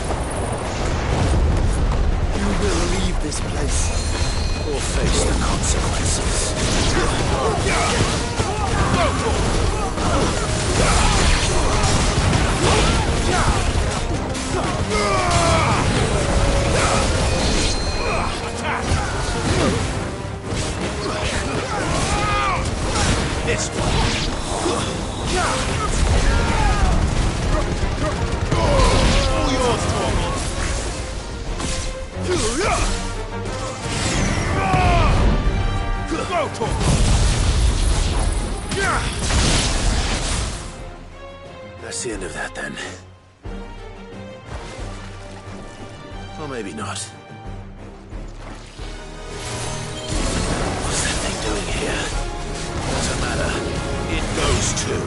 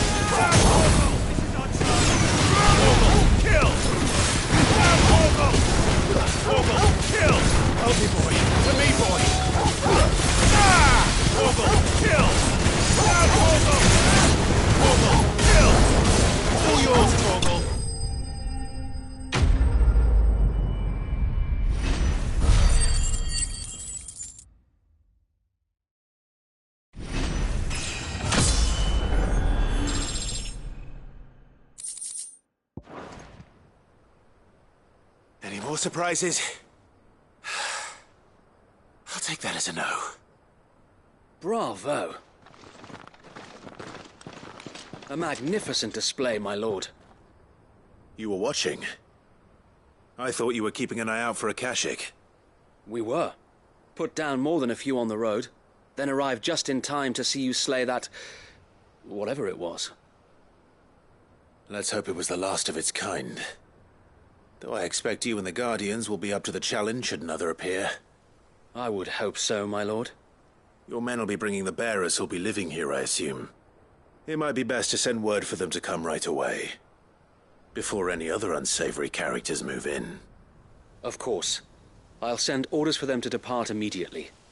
Leave it with me, my lord.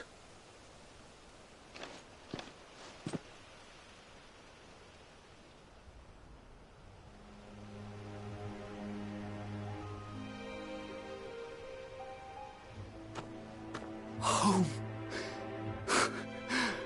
Without masters. No. We're the masters now. Our lives are our own at last. That's all of them. And not a single Akashic in sight. Now to begin the important work of rebuilding the place. It won't be easy. Especially not after 5 years of beasts and blackguards having their wicked way with the place.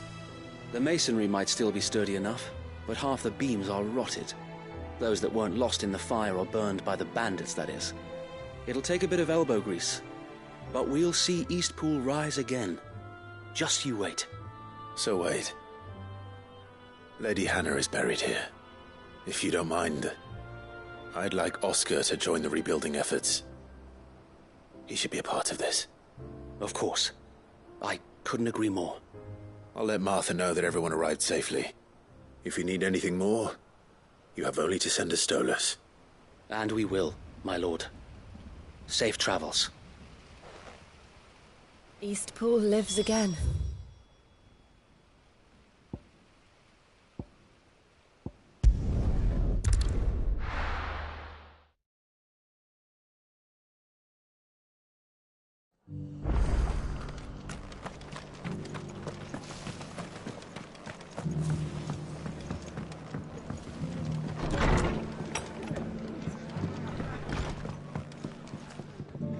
Ah, there you are.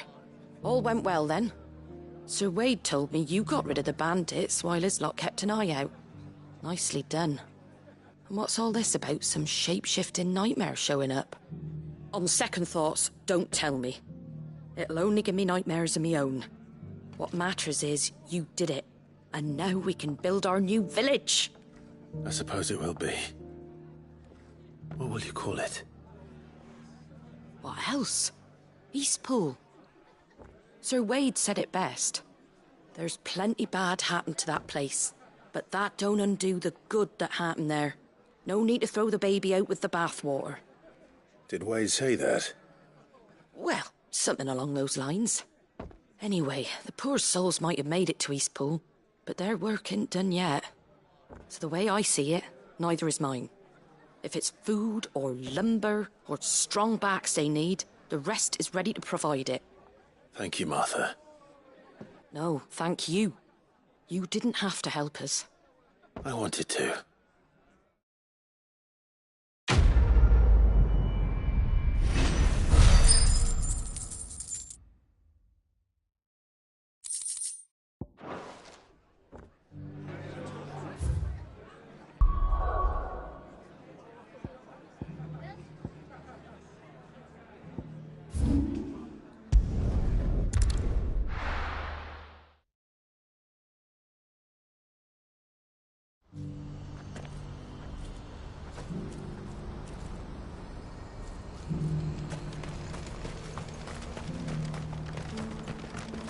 If we're going to do this.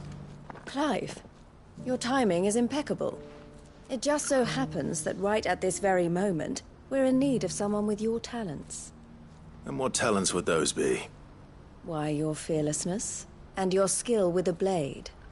I'm listening. Well, as I'm sure you're aware, when these dark skies swept over the Republic, so too did a wave of chaos and confusion. Randalar has been particularly badly affected. Many of the capital's bearers have lost their masters, or taken the opportunity to flee them. None remain free for long, of course. Most find themselves under the protection of the Fist before they get far. But the army too is in disarray, and finds itself unable to provide for its new charges, which means it has been looking to sell. And you've been looking to buy, to make sure these masterless bearers remain that way. Precisely. It's the perfect opportunity to free dozens more, and for an attractive price, no less. So where does my skill with a blade come in? Though we may have the funds to buy these bearers, we have nowhere to house them. So we've been searching for a place where they can be resettled. Somewhere far from the prying eyes of those who would see them enslaved once more. And we believe we have found one. Cashlock. A small hamlet hidden in a canyon. The place was abandoned a long time ago, but when the men moved out, the beasts moved in. And so we seek the aid of a fearless swordsman to encourage them to look elsewhere. You'll help, won't you? How could I refuse? Excellent. Theo, If you wouldn't mind making arrangements for the transportation of our guests, as we discussed. Of course. Leave everything with me. Sounds like you'll have your work cut out for you. I will. We have an entire village to stock and furnish. Residents and all. Even if I begin right now, I'll be working day and night. So I'd better get started. Try to clear the place out before the wagons roll in, won't you? I'll do my best. You will find a village in Chairdra's Thread, past Lateney's Cleft. My man there will open the gate for you. All right. Wish me luck. I'm sure you won't need it.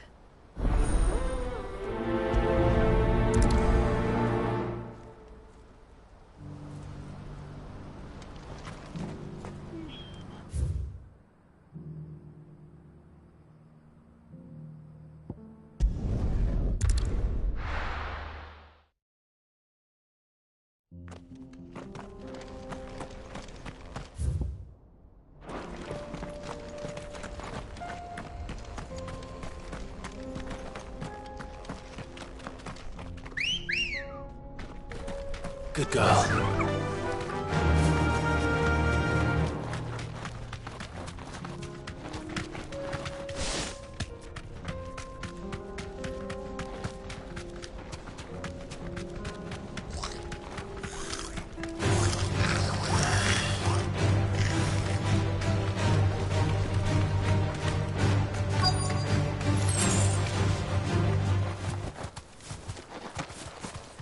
Must have been a nice place once.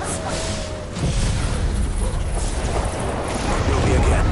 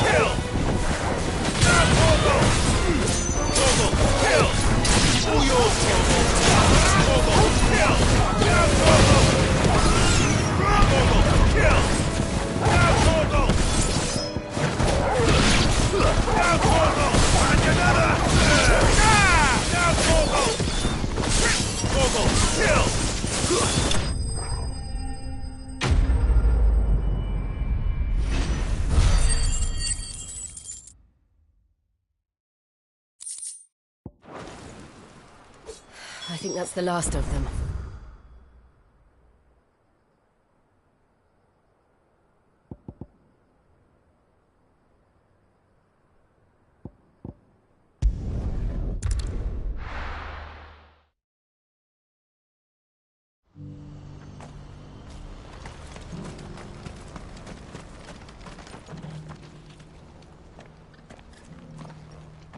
Is something the matter, Theodore? Quiet. Those are our terms. I trust that you will give them your full consideration. I shall.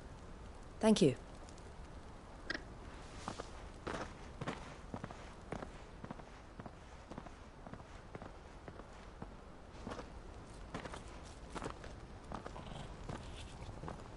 Him again.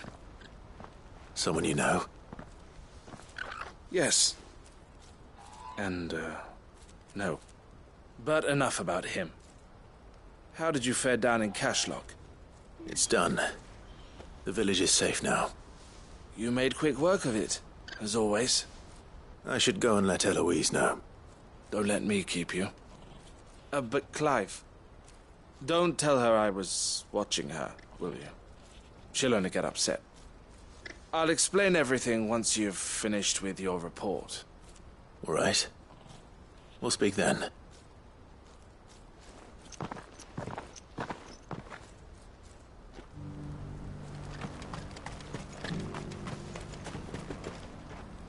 Eloise, I just got back from Cashlock. The village should be safe now. Thank you, Clive. Here, something for your trouble. Well then, now that you have laid the groundwork for our little project, I suppose we'd better finish the job. The first thing we'll need to do is make sure our offer for the bearers is accepted. You're still in negotiations? We are. A trusted colleague has been dealing with the Fist on our behalf, but things have been trickier than we anticipated. I suppose it's to be expected. This is the army we're dealing with. Fighting's what they do. But we shall emerge victorious in the end. Well, if you need any help, you know where to find me. I'm not sure I do. But thank you, all the same.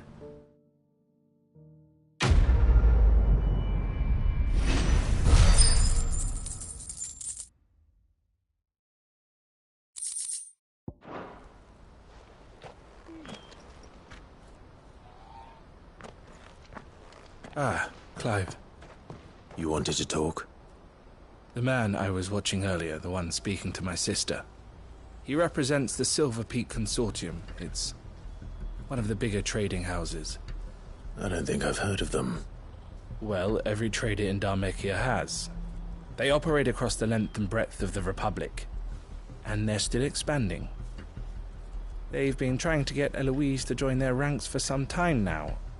And judging by her reaction earlier, I'd say she had half a mind to accept their latest offer. And you'd rather she didn't? I would rather she did what makes her happy. And I would never deny her such an opportunity. Eloise saved me from slavery. And we have striven to save others like me ever since. But this was not the life my sister wanted, nor the one she deserves. I won't let her give up on her dreams again for my sake. She freed me from my bonds. And she must be freed from hers in turn. You're a good man, Theo. I have always been grateful for what my sister did for me. And I want to repay the favor by letting her live her own life. But each time an opportunity to do just that arises, she turns it down. For my sake. She loves you. And I love her. Which is why I want this time to be different. To show her that I don't need to be watched over anymore. Though I'm sure I'll still need some help from time to time. I trust that I can count on you. Always. Thank you, Clive. Well then, I had better get back to work. These bearers aren't going to move themselves. That's a job for the Crimson Caravans.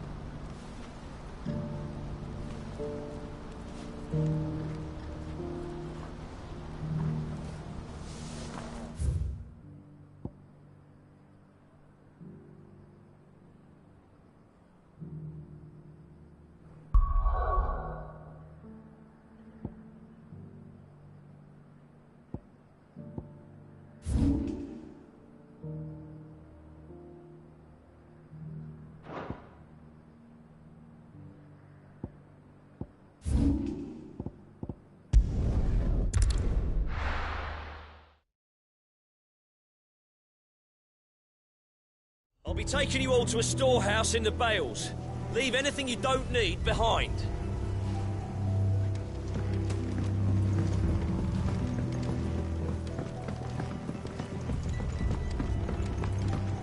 You know what you... Clive, I fear that I must bid you farewell. As you know, our time grows short. The Lord Chief Justice's vultures are circling. We must strike now.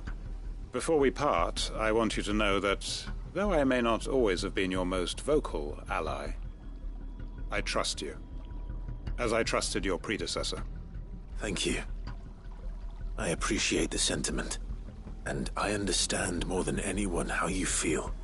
But is revenge really the answer? It is the one I found, and it is all that I have lived for since that day. But what of Lostwing? Everything you've built. I built Lostwing to achieve this aim. Once it is done, the village will have served its purpose. My comrades and I are sure of our cause, and we shall fight to the last, come what may. But there are those among us who cannot fight. Children, the elderly, bearers afflicted by the curse. I would place Lostwing in their hands, if I thought it would do them any good. But a village home only to the frail and the infirm is not likely to stay a safe haven for long. And so, Clive, I find myself turning to you once more. Will you take them to your hideaway, that they might live even should Lostwing die? I will. Thank you. I will not have it said that I did not see to the well-being of those who rallied to my cause. The people I speak of have withdrawn to Gotan's Bales, away from danger in case the Black Shields strike. Understood.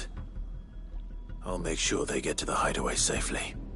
Then the last of my preparations are complete. Fare you well, Clive. And may Griga guide us. All of us.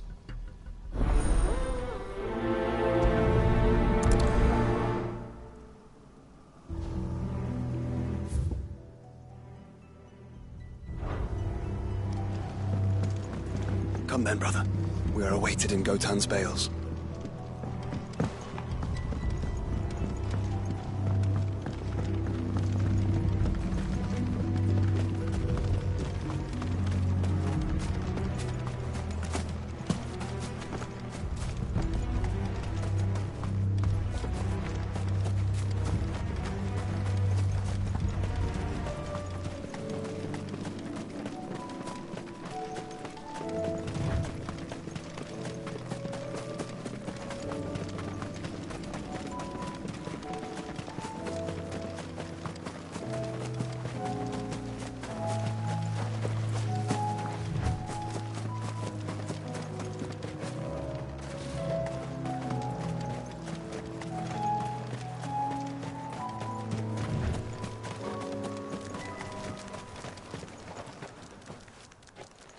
Everyone, Quinton has asked that you come with me. He can no longer guarantee your protection, but I can. There's a safe place I can take you to. Well, if that's what the Master thinks best. Sid, none of us would be standing here today if it weren't for Master Quinton. We owe him our lives. So we ain't about to start telling him what he should do with his. If he's saying we ain't safe in Lostwing no more, it's 'cause he ain't coming back. And if that's what has to happen, then so be it. I only hope he can see this through to the end. That we get to see justice done. I hope so too. Oi! You lot! Where's everyone else? They ain't already left, have they? They've gone with Master Quinton. Fuck! Fuck! Fuck! What's wrong? I've just come from the Justice's manor. We have to get Quinton to call off the attack. It ain't just the Black Shields protecting the place. He's got a guard dog and all. A fucking monster. They don't stand a chance against that thing. If I don't get the message to them, they're all gonna fucking die. No. We can't let this happen. Sid! Don't worry about us. You've got to catch up with him. We can't let Quinton die before that bastard does. All right. I'll do what I can. Where is this manor? It's way over to the east, through the woods. Heaven Hall, he calls it. Promise us, Sid. Promise us you'll do what you can.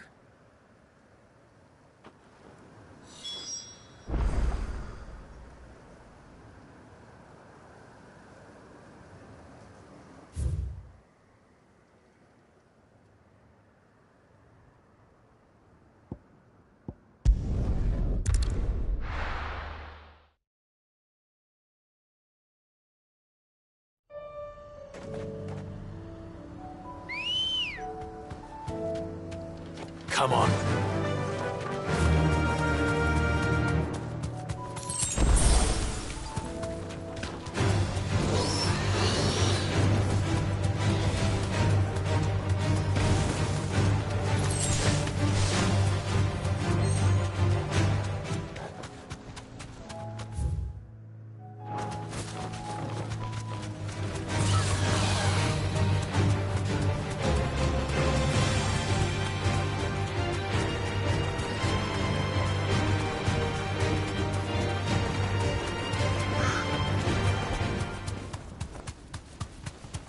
Clive, look. No. Don't tell me we're too late.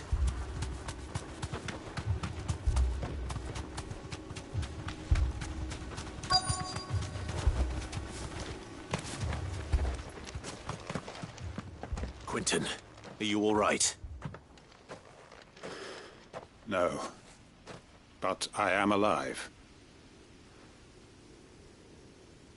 Which is more than I can say for my comrades. They followed me without question all the way here. And they died. For nothing.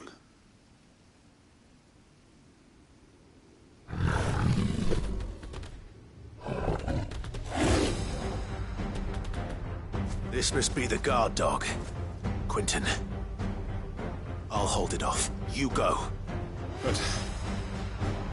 your comrades didn't die for nothing. They died for you.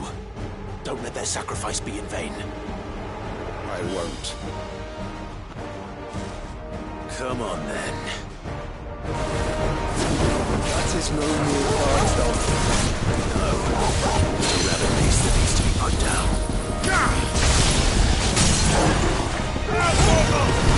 All yours, Torgal! Now, Torgal! Ah! This one! Torgal, kill!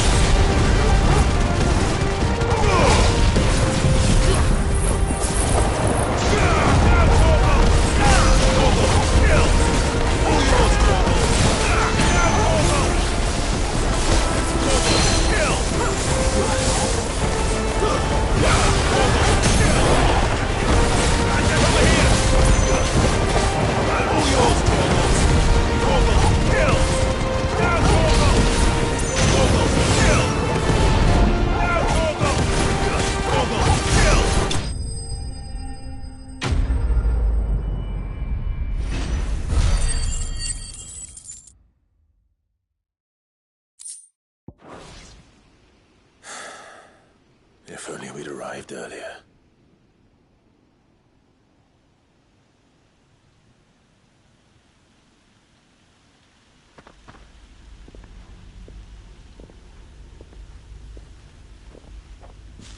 Is it over? It is. He wept and begged for mercy. And I cut him from ear to ear. Just as I dreamed of doing all these years. All my plans. Building a haven in Lostwing. Freeing bearers from their chains and recruiting them to my cause. It was all for this. But what is this? Justice? My faithful comrades. All those lives lost. So that I might take another. Quentin. Master Quentin! Oh, thank Grieger you're safe. You're alive. And so are you. I'm so sorry. I tried to warn you about that thing. And I hate to say it, but there's more bad news. It's Lostwing. It's been flooded. What?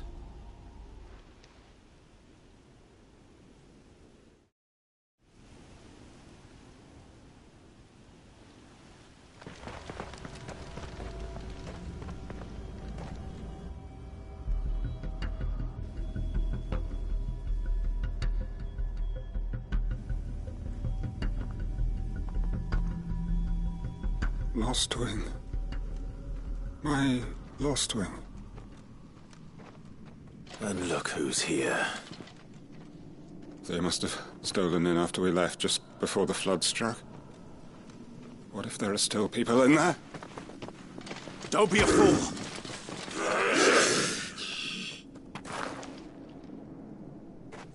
Damn it.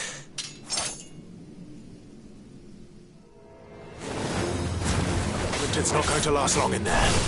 Can we finish this quickly? Get him! Over here! Attack! Sick him!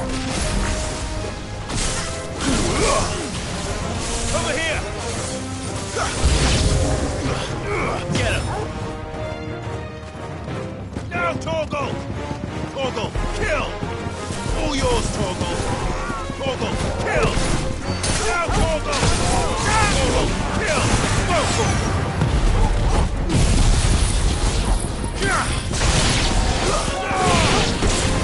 All yours, Torgal! Torgal, kill! Now, Torgal!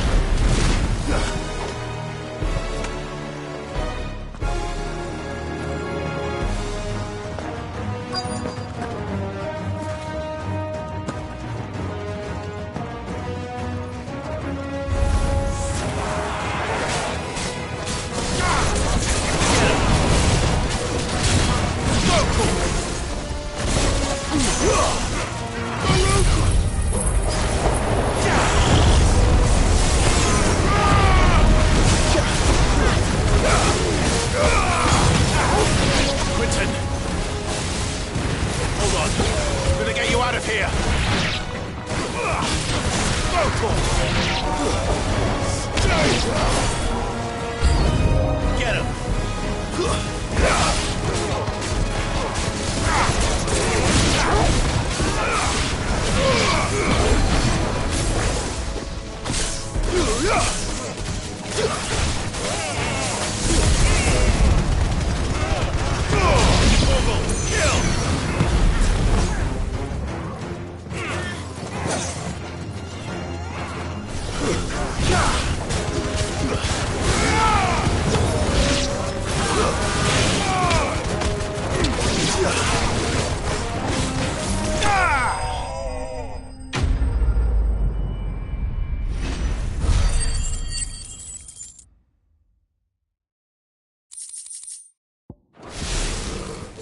To get back to Quentin.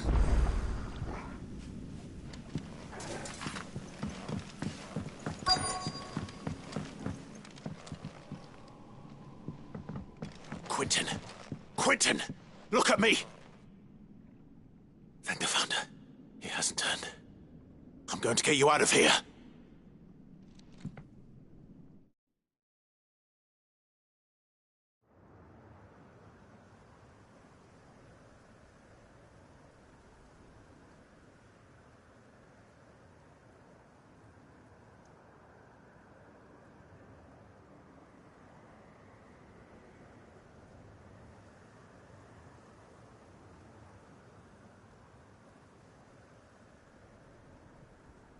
Welcome back to the land of the living.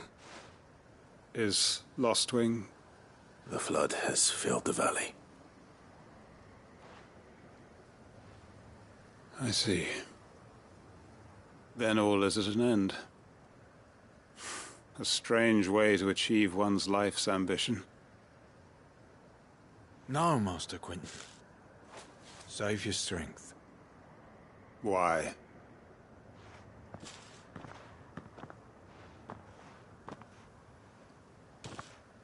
All that I strove for is gone. Only emptiness remains. I have nothing left to live for. What the heck are you on about? You've got us, ain't you? Don't try telling me you only freed us so you could get revenge. We're more than that to you, and we all know it. I thought you weren't coming back. But I prayed, and you did. There's got to be a reason for that, right? Can't we just go back to how it was? You know, you looking after us all. Your work ain't over yet, Master Quinton. We believed that you were the right man to lead us, and we still do. Your village may be lost, but it seems your people aren't, so long as you remain to guide them. But why? After what why would anyone follow me? 'Cause we're family, aren't we? Family? Yeah, and all our comrades who went with you, they felt the same. Lostwing weren't just a village. It was all of us. It was. And as long as we're still here, it is too. We can start again. Build a new Lostwing, right here in the Bales.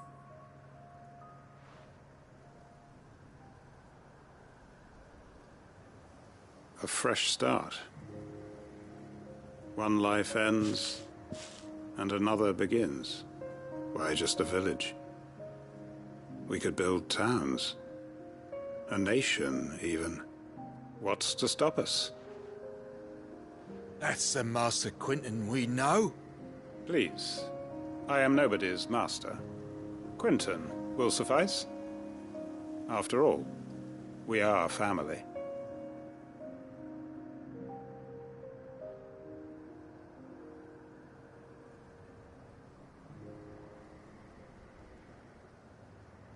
Permit me to withdraw my request.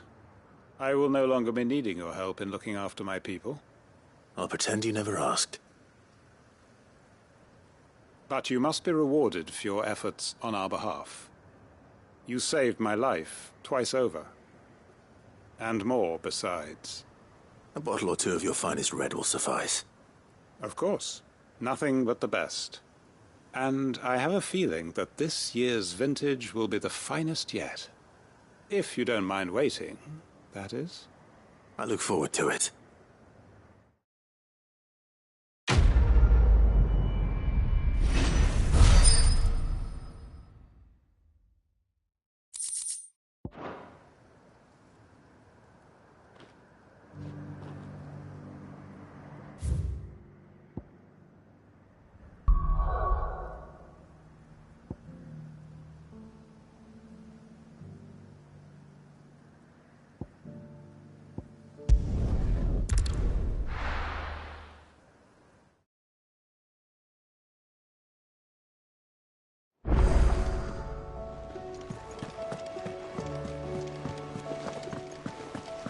Did you see that?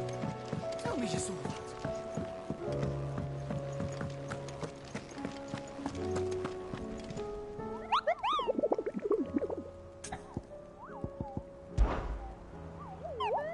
What did you find?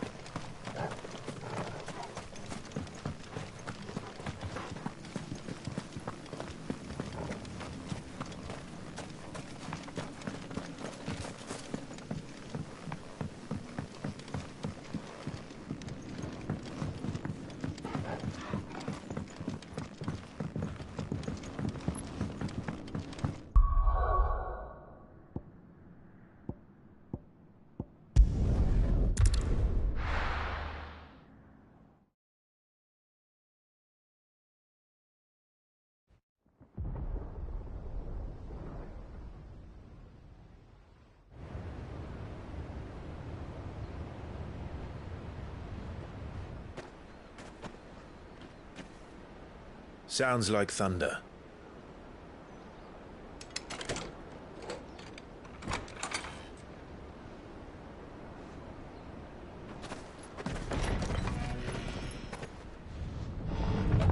You're late. I was starting to think you'd stumbled off a cliff. I seem to recall that was you, Gav.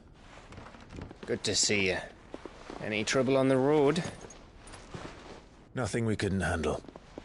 I knew you'd come. Is that who I think it is? Yes. Allow me to introduce my brother, Joshua. Clive's told me all about you. Or even listening most of the time. Name's Midadol, but everyone calls me Mid. My lady. Hey?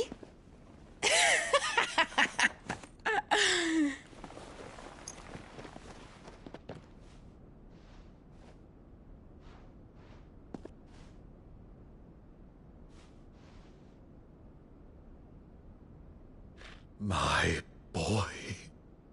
Uncle Byron. It's really you! I never thought I'd see the day.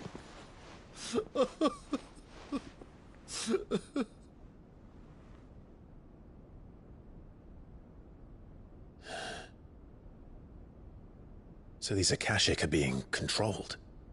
That's what it looked like. Empty eyes, eerie blue glow. No doubt they were turned, but silent as monks, every last one of them. Your man here speaks true, Clive. We saw more than a few in this city. They moved in ranks with a purpose, and not of their own. Ultima's doing. Perhaps. What of the city? The people? Dead, mostly. Mostly, but not all. A handful managed to lock themselves in their villas before the Horde arrived. Some in the Merchants' District to the west, and a few others on the far bank. If the Akashic stumble across either hiding place, a few bolted doors won't hold them for long. We need to find them. And quickly. What do you propose? We split into two parties. I will make for the Merchants' District, while you look to those across the river. Mind keeping an eye on my brother? Not at all. We find the villa and try the servants' entrance. Understood. And what of us? Mid, is she fit to sail? The ship, the Mithril engine could probably do with a few more tweaks. Then you better work fast. Even if we do reach the survivors in time, they'll never make it to the hideaway on foot. You leave that to me. See that Mid doesn't get herself into trouble, would you? Think I can manage that? I'll keep him safe. Looks like you stuck with me, Byron. That's Lord Rossfield, you little gutter snipe!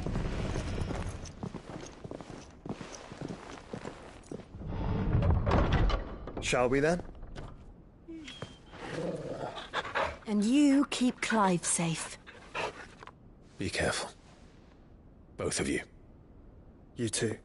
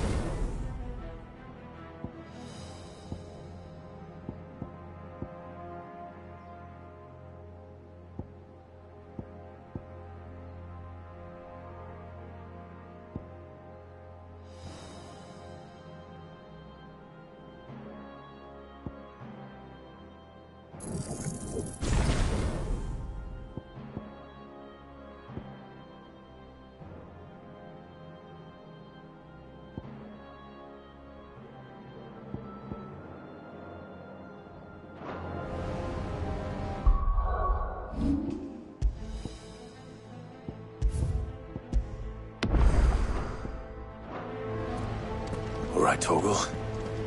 Let's find those survivors. They don't stand a chance against those things.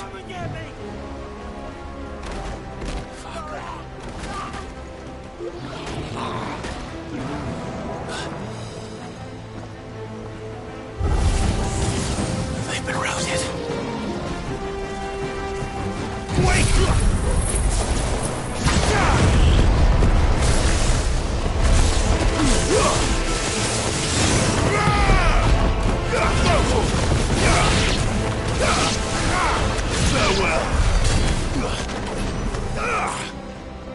They're wearing Waluta armor.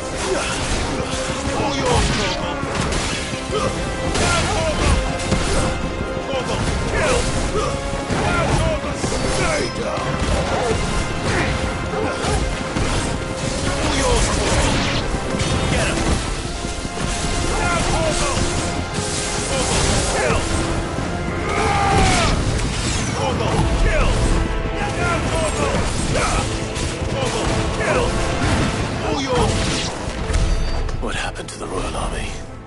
There's nothing but monsters here.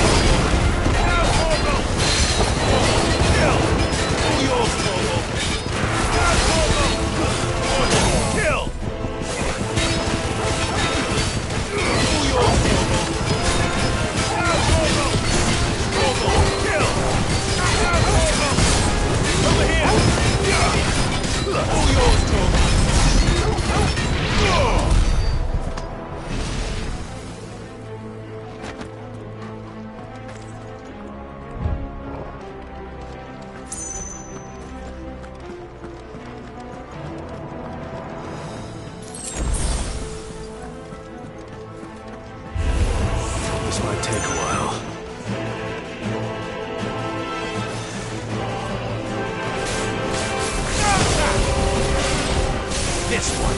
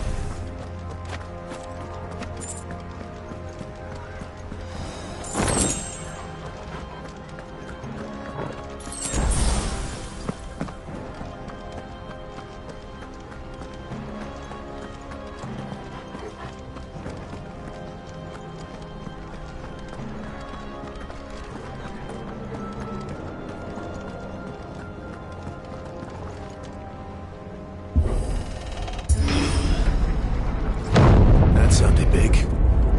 Joshua and Jill must be busy.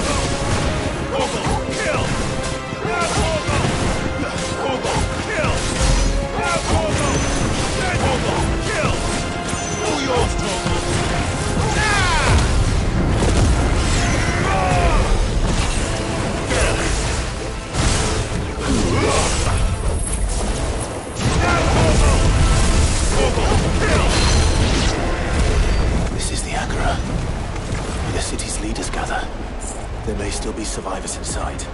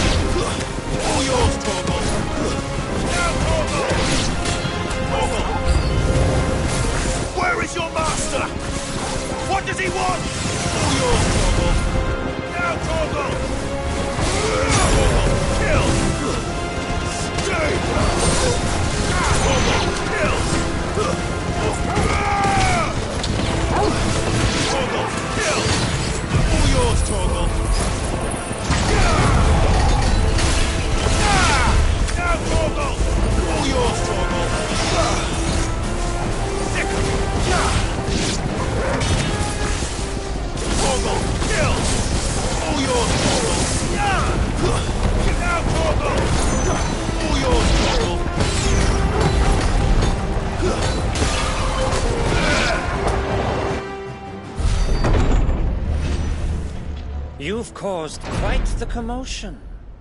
But then I would expect no less from you, Muthos. You again. I don't believe we've been introduced. You were in my family's crypt, and now you're here, with an army of Akashic thralls. Manners, Lord Rossfield? They are men, like you and me. Albeit ones unburdened by the wills that drive our kind to madness. They are pure. They are divine. What? And they are all that remains in this once raucous city. You'll pay for what you've done. As you wish. I confess I have been very much looking forward to this. Pardon me this indulgence, Your Majesty. The vessel shall not be spoiled.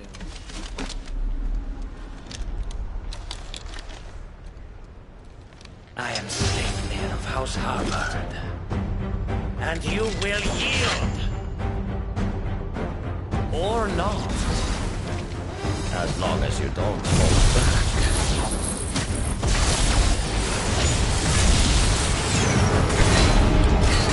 Over here! Torgal, kill!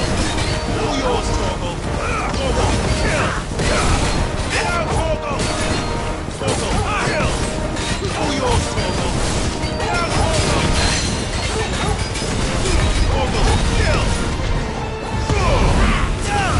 Go!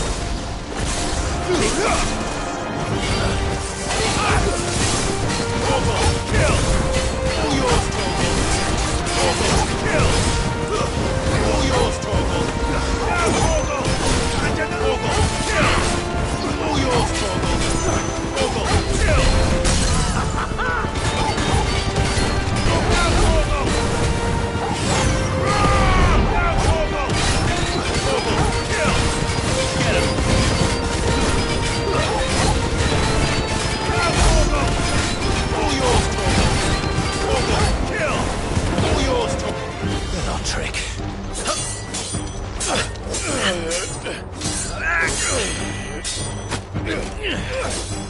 Fuck! You will forgive me if my performance seems uninspired. It is just that I expected so much more from our chosen one. Perhaps this will kindle your flame? What now? A gift from my liege lord's armory.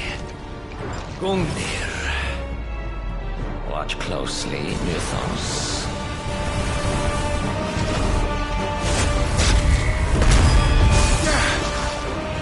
Yes! Yes! Give me thunder!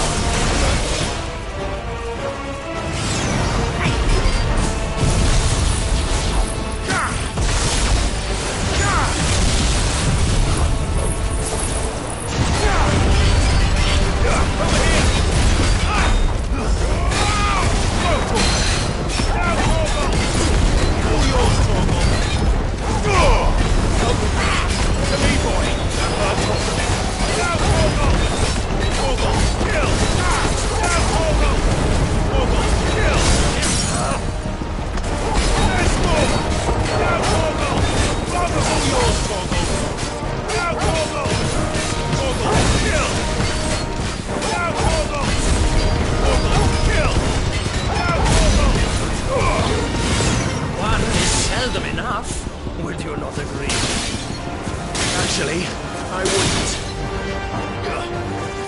Over here! Torgal, kill! All yours, Torgal!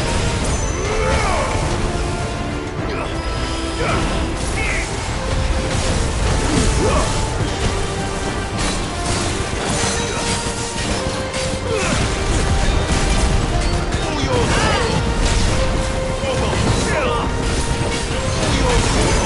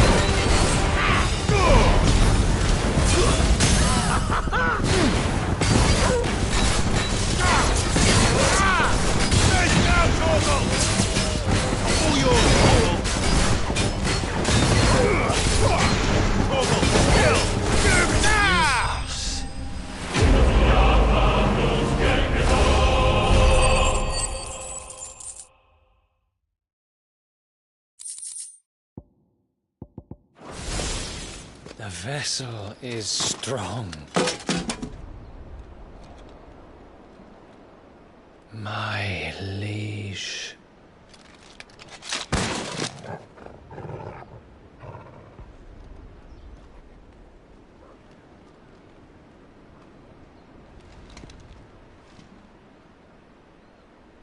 Clive!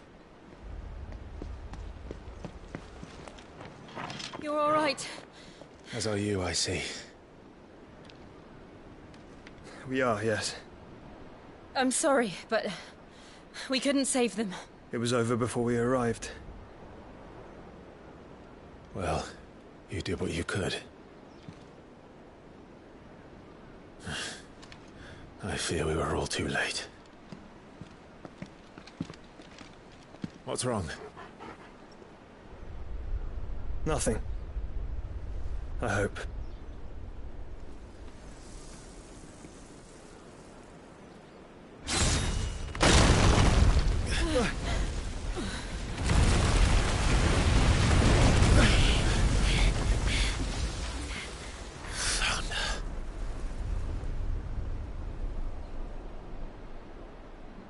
Leaving so soon, Mythos? It's the king. Indeed. You may kneel before Barnabas Tharm, Warden of Ash and King of Walud. Get back.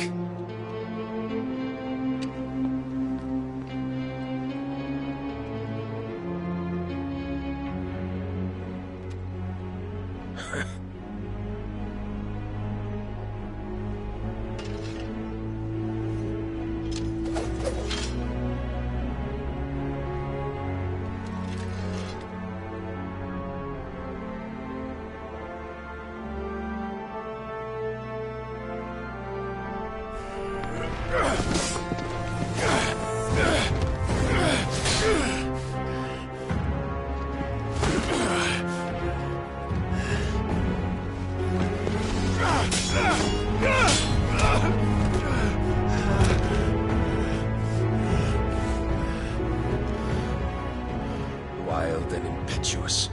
I expected more of the boy who bested my Lord Commander. Yet I see why my master covets you so. The power within you, Mythos. The potential.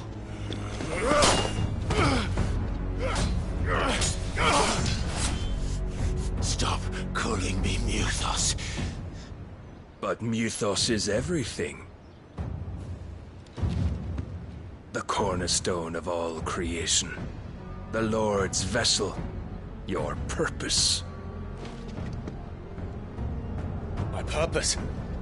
To surrender my mind and body to that thing.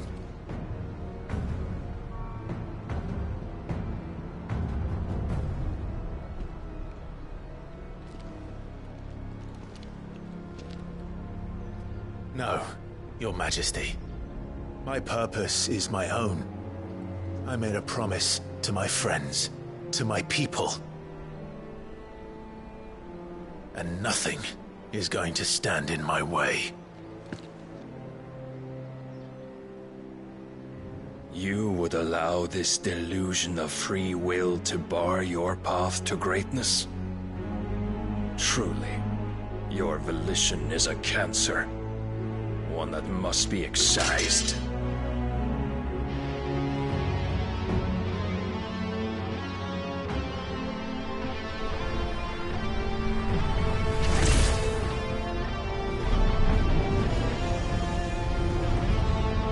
Try it.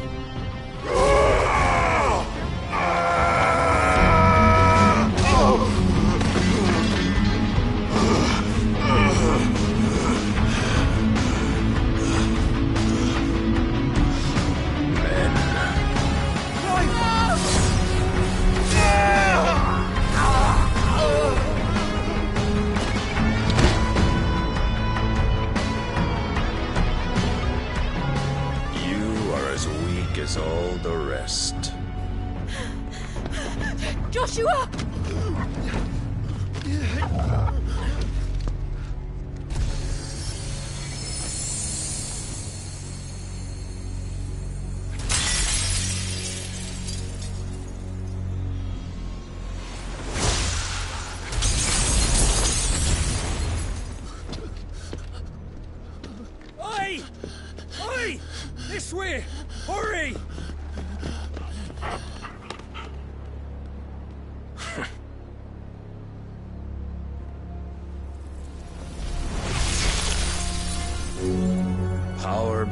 reckoning, and they use it as a crutch. Such a waste.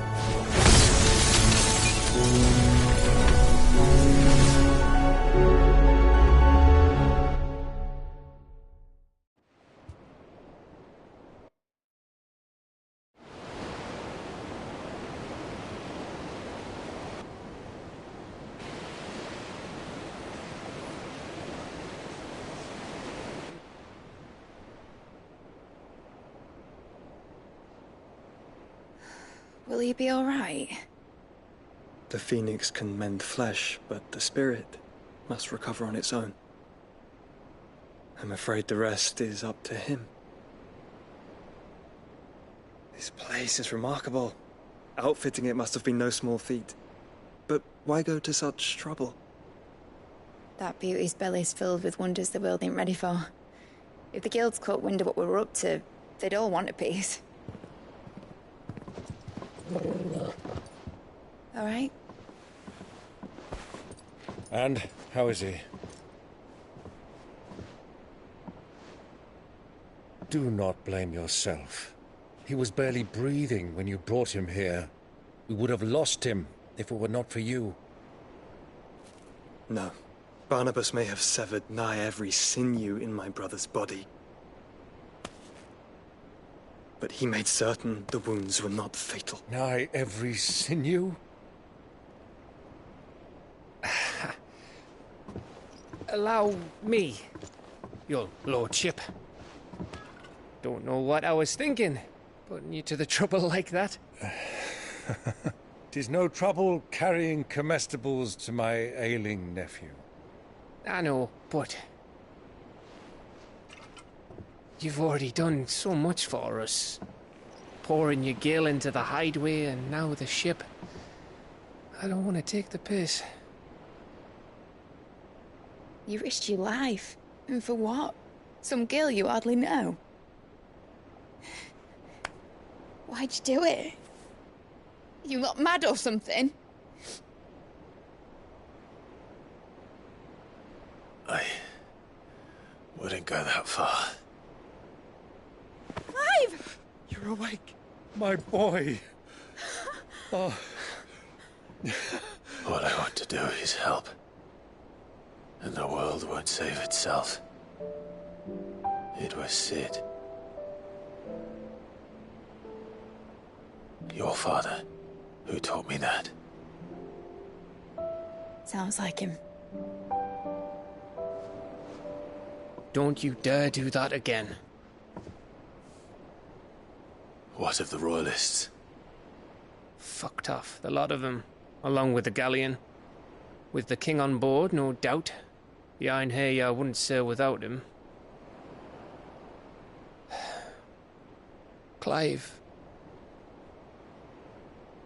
Jill didn't come back. What do you mean?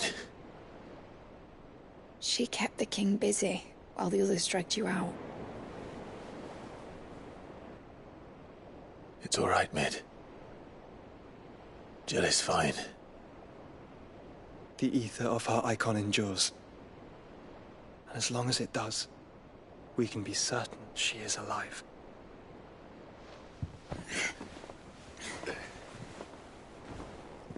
We must pursue the Black Galleon.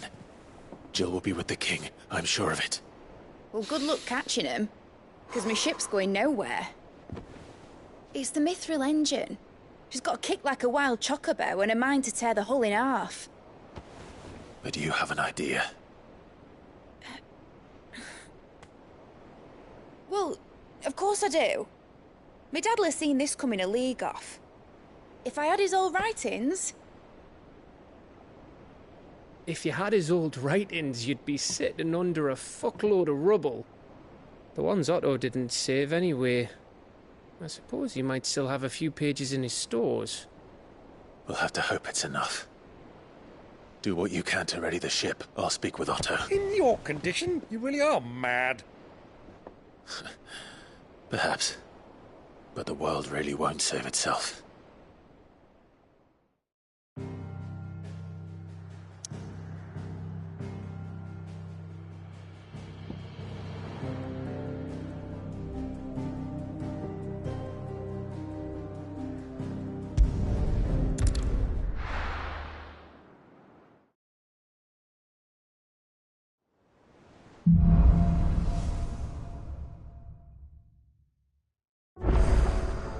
All right.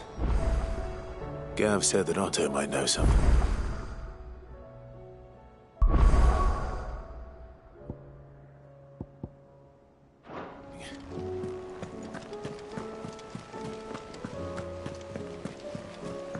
Cole said it was an army of Akashi. How are we supposed to do our duty? No, indeed. Clive. Allow me to educate you.